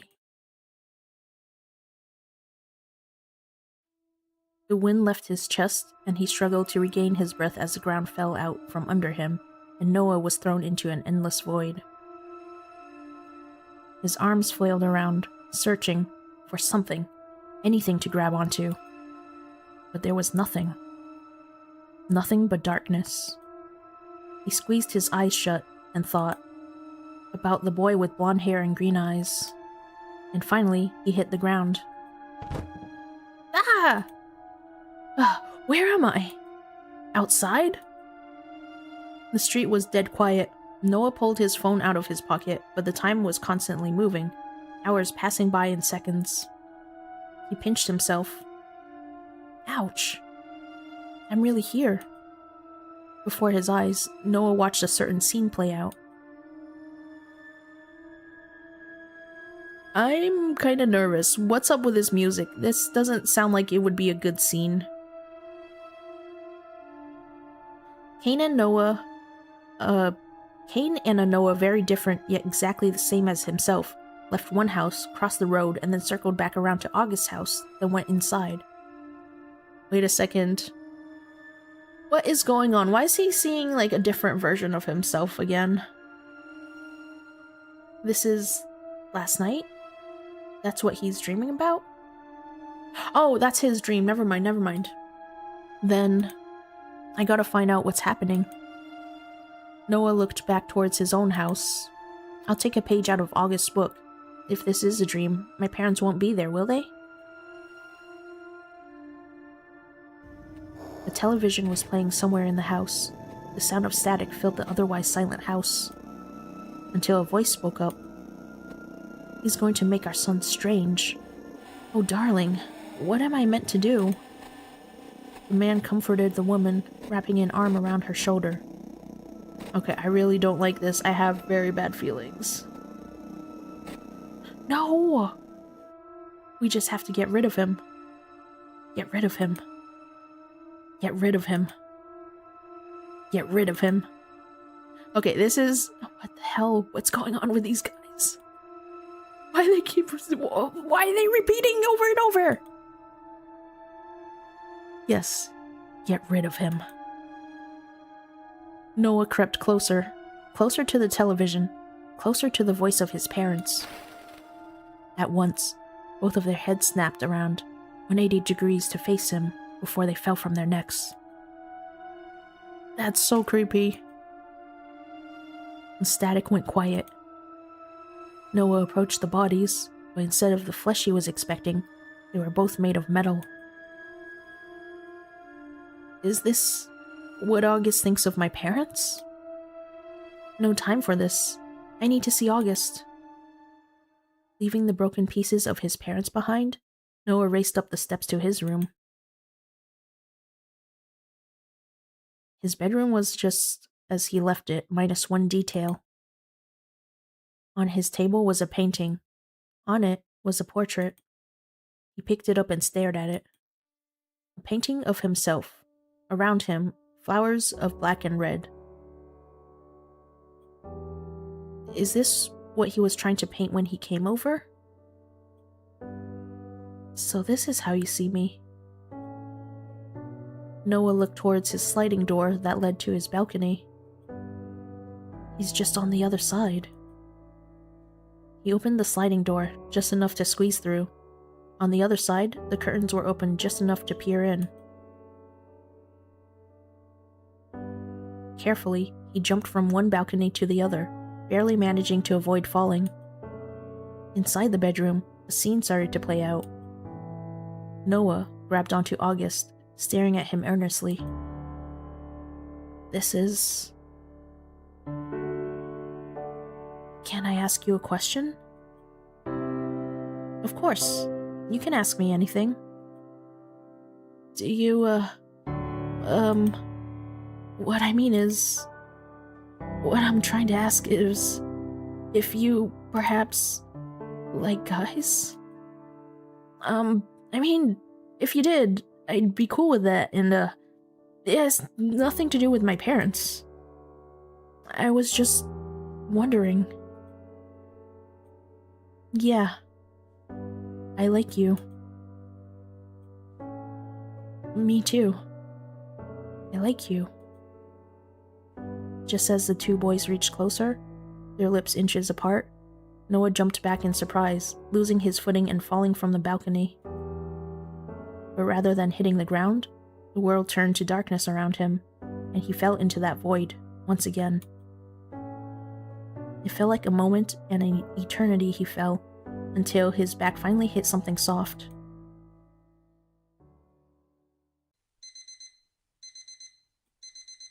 Morning already? The door to his bedroom opened and his mother frowned at him. Get out of bed already, Noah. Your alarm's been ringing for the past 20 minutes. Shit, I'm late. Noah, watch your language. God, at least your brother isn't such a potty mouth.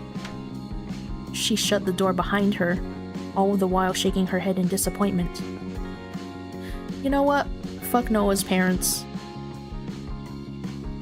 Noah sprung out of bed, brushed his teeth and dressed before rushing down the steps outside of his house and down the mountain to meet his friends. I'm so sorry. Looks who's finally decided to grace us with his presence. Did you sleep well? Not at all, actually. Yeah, sure. Happy birthday, August. Thanks, Noah. It's not like you to sleep in. You wouldn't believe what I was really doing last night. Yeah, my bad. We better hurry, or we'll be late. The day passed in somewhat of a blur, and before long, it was already time to leave once again. The class had crowded around August as soon as the bell went, wishing him a happy birthday. Ready to go? I gotta drop by the art club. I left my sketchbook there yesterday. You guys go on ahead, alright? Cool. See you later, then. Luca, this is fantastic. You ought to be Oh no, because he has Noah's sketchbook, so I don't know if he's trying to pass his work off as his own or something. Or did he copy him? Wait a second. Why are there no sprinklers on the ceiling? Don't schools usually have sprinklers on the ceiling? There's a fire detector there. Ahaha. Oh, Miss Rose, you flatter me too much. What's going on? Take a look at this, Noah.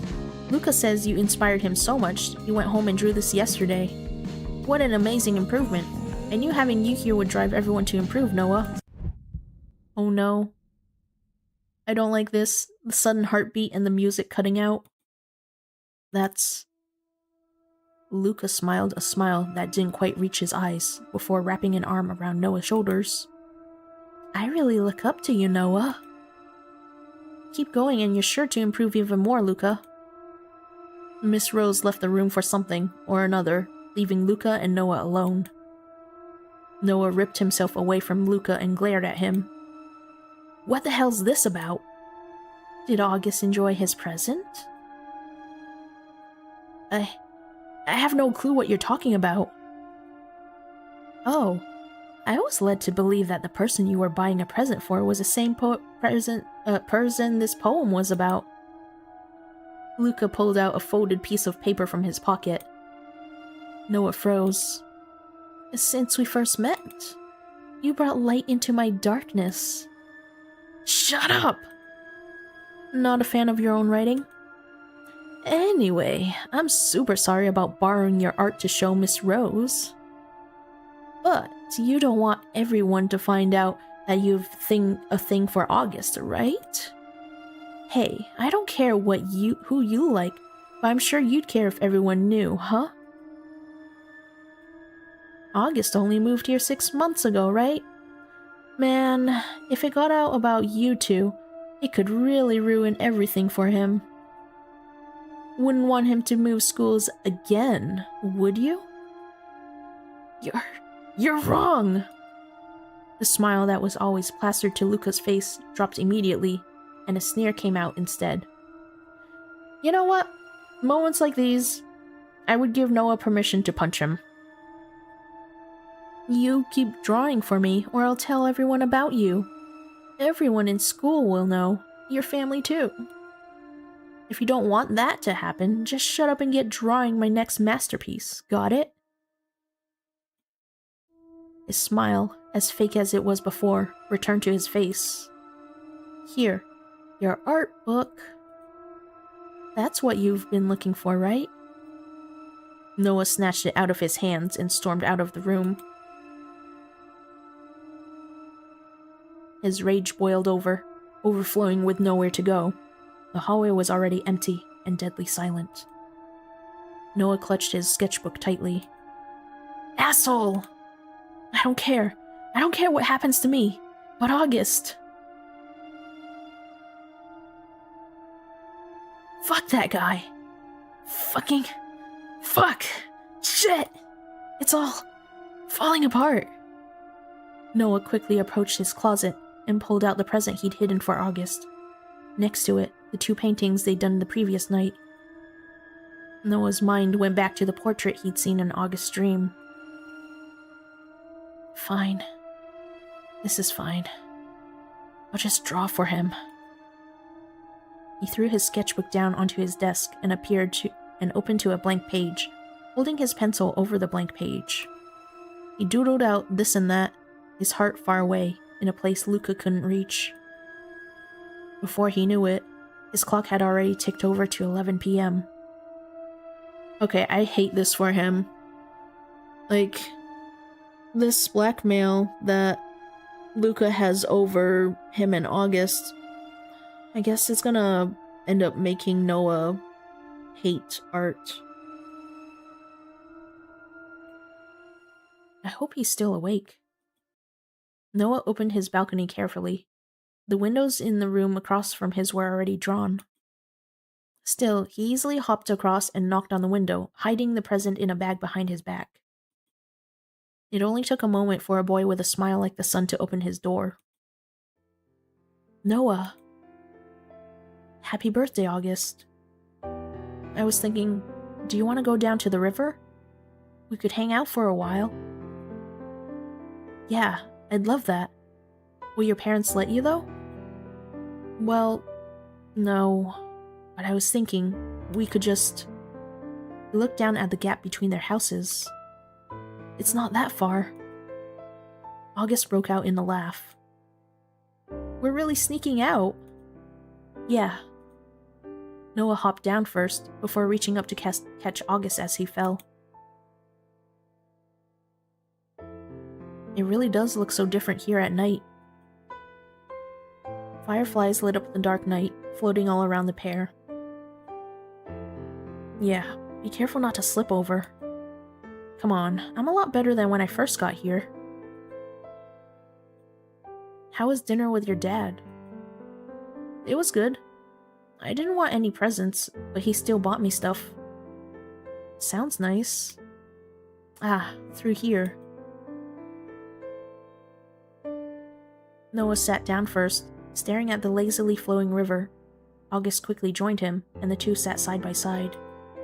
The sky was filled with more stars than one could count, yet August still looked to the heavens and tried anyway.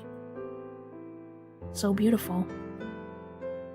This is the most beautiful place I've ever lived, and I wouldn't have seen any of it without you. That's not true. It must have been hard moving around so much. It is.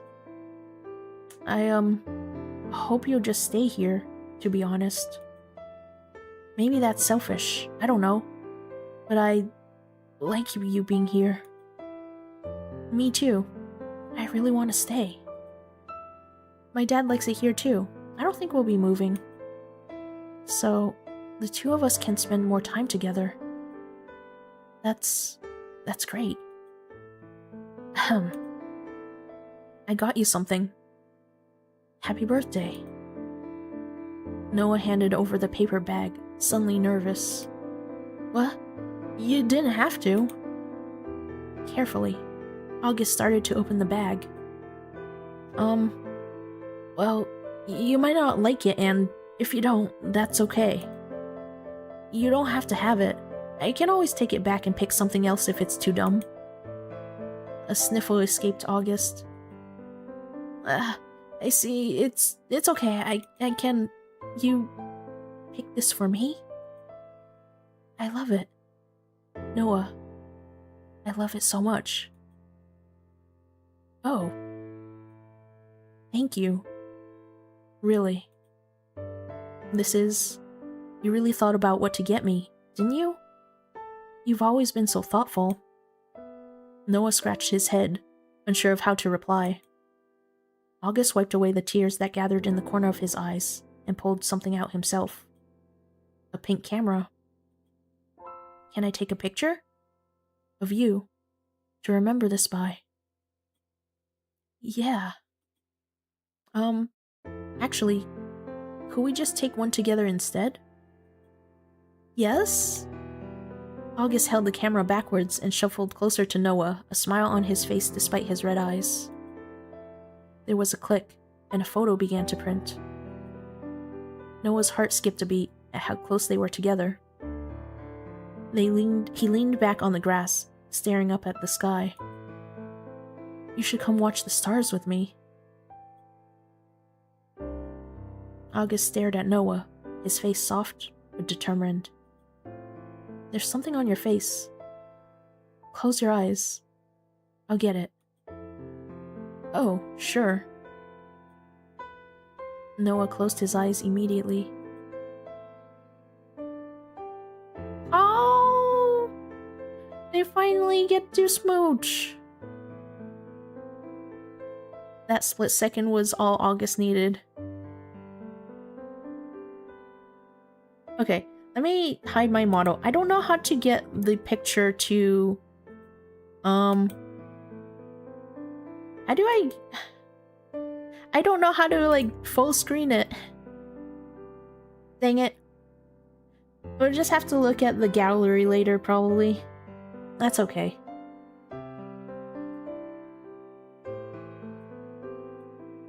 Noah's eyes fluttered open in shock as he felt something soft against his lips. As the stars danced around them and the river flowed on endlessly, August kissed Noah. Noah, still as a statue, finally relaxed into the embrace and kissed him back. Their first kiss. Something Noah had been imagining for longer than he'd admit. Yet it was different to how he imagined it in his own dreams. Softer. Warmer. His heart threatened to be out of his chest at any moment. Yet he still kissed August back. This isn't a dream, is it?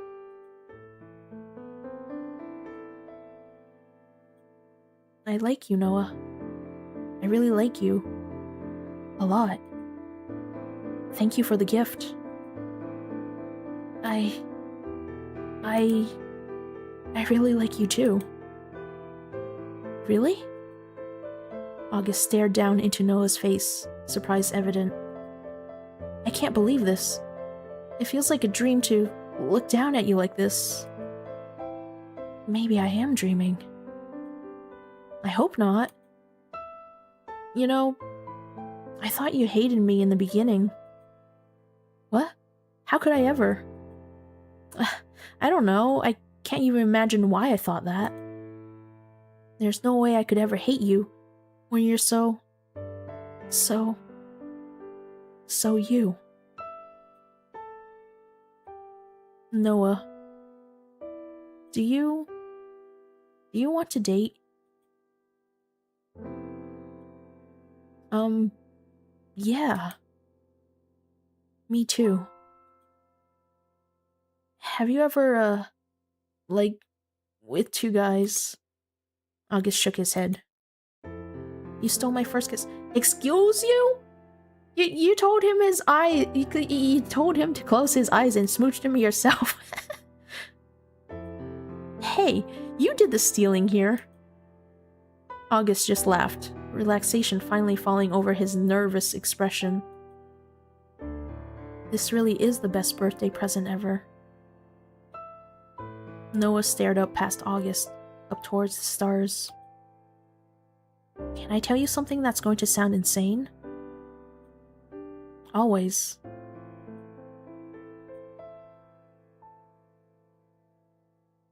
I went into your dream last night.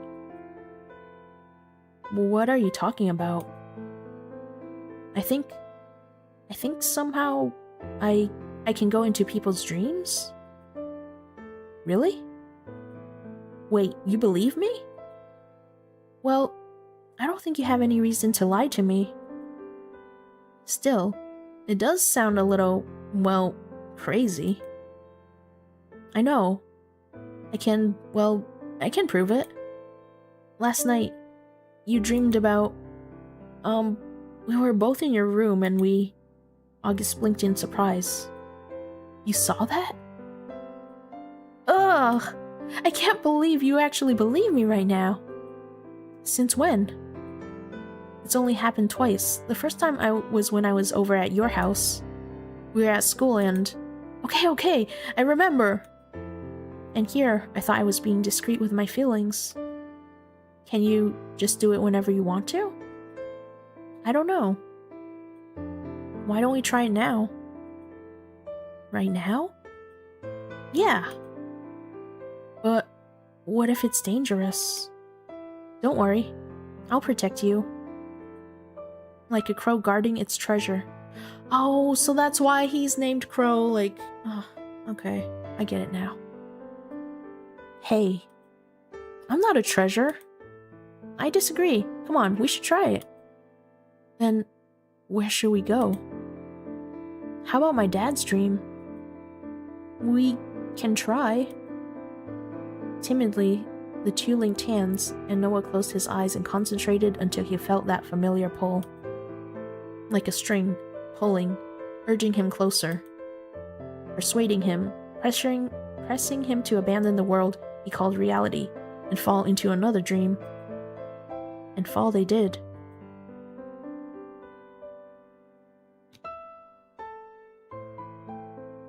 Ah!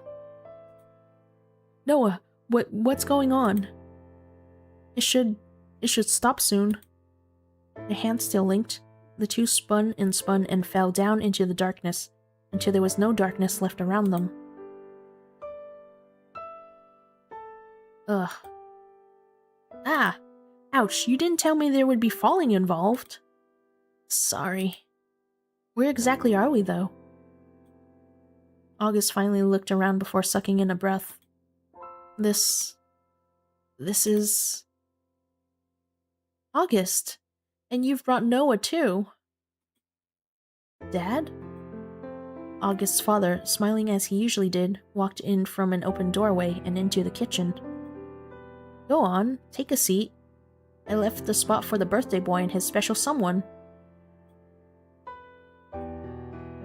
It is your birthday, after all. Noah and August took a seat at the table. The house was on the smaller side, yet something about it made Noah instantly feel at home. It had a warm feeling, just like August and his father did. Do you know where we are? This is my childhood home, before we started moving around so much. It's been so long. It feels so real. Yeah, it does. You two stay right there. I'll be right back. August's father left again, back the way he came. August ran his hand against a wooden table, then pinched himself. We really are here. Weird, isn't it? It's amazing. You've always been amazing, so somehow this doesn't surprise me in the slightest. That's not true. I don't even know why it's suddenly happening. Ugh. August? August raised his hand to his head for a moment, before shaking it. It's fine. My head hurts a little. It'll clear up.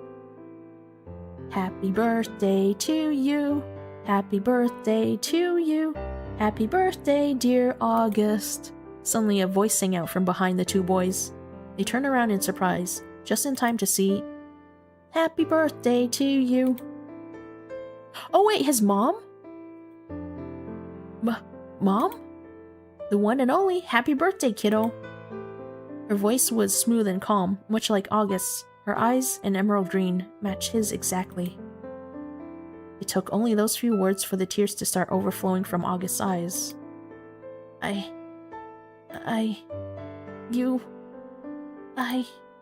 There, what's wrong? Not hungry for any cake? As she said that, August's father sat down a big cake right in the middle of the table. No, it's perfect. He sprung from his seat and quickly wrapped his arms around the woman. August held her gently, as if afraid she would split into pieces if he put in too much effort. I've always wanted to meet you. Oh, so he's never actually met his mom before. Wait, okay, so maybe in his dream... His father's dream? Yeah, they're in his father's dream right now. So that's how he's able to see his mother that way, I guess. What are you talking about, sweetie? I'll always be here for you. She laughed, her voice light and airy. And even if one day I'm not, I'll still be here. She pulled back and pressed her palm against his chest, right over his heart. Always. Okay? Yeah, always. Come blow out these candles before we set off the smoke detector.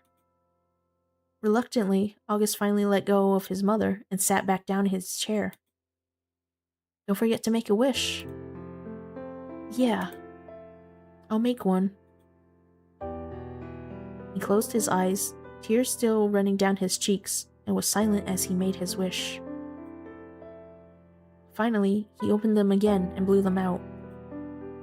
The world began to crumble around them as the flames flickered out.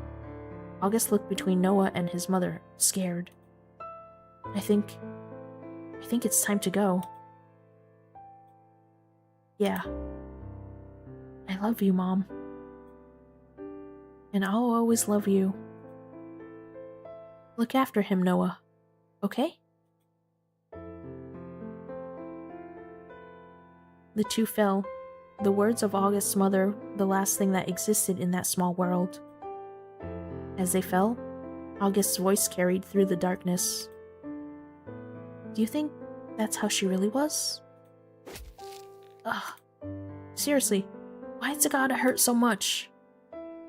Noah caught August in his arms. For some reason, he stayed like that rather than moving. Noah gently patted his back. That's how your dad remembered her. I'd say that's how she was really like. Thank you, Noah. This has been the best birthday ever. August smiled up at him with red eyes. I'll remember it forever. Me too. We should probably go back though, before someone notices. In the darkness, far away from prying eyes in a world just for two, Noah and August's fingers interlocked gently as they walked back inside. Oh, that was a good scene to leave off on. Okay, we need to save. Settings. Save. Because we probably should end stream right here. It is 2:15 a.m. I don't know if there's anyone I can raid out to at this hour, because sometimes there aren't a whole lot of people. I need to go find some more raid targets, I think. Um, you know what? Why don't we let's go. Why don't we raid Aqua? Oh wait, no, he's not online anymore. Just kidding. We're not raiding. Who is online right now? Let me refresh. Oh gosh. Um,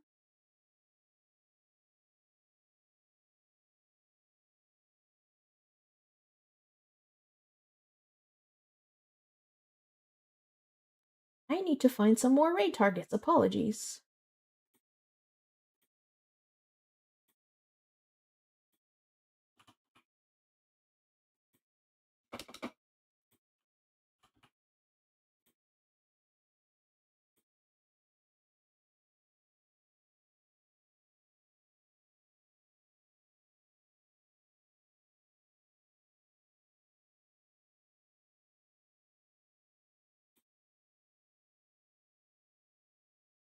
Oh, maybe I'll just skip doing a raid this time, but thank you everyone for stopping by. Um but yeah, I don't know. Do I think I'm going to stream on Wednesday? Possibly. We'll see what happens. It'll be either more Dreambound or some art, I guess. But thank you for everybody who stopped by. I hope you guys take care of yourselves. Look at me! No rating, unfortunately. It's getting a bit late. But good night.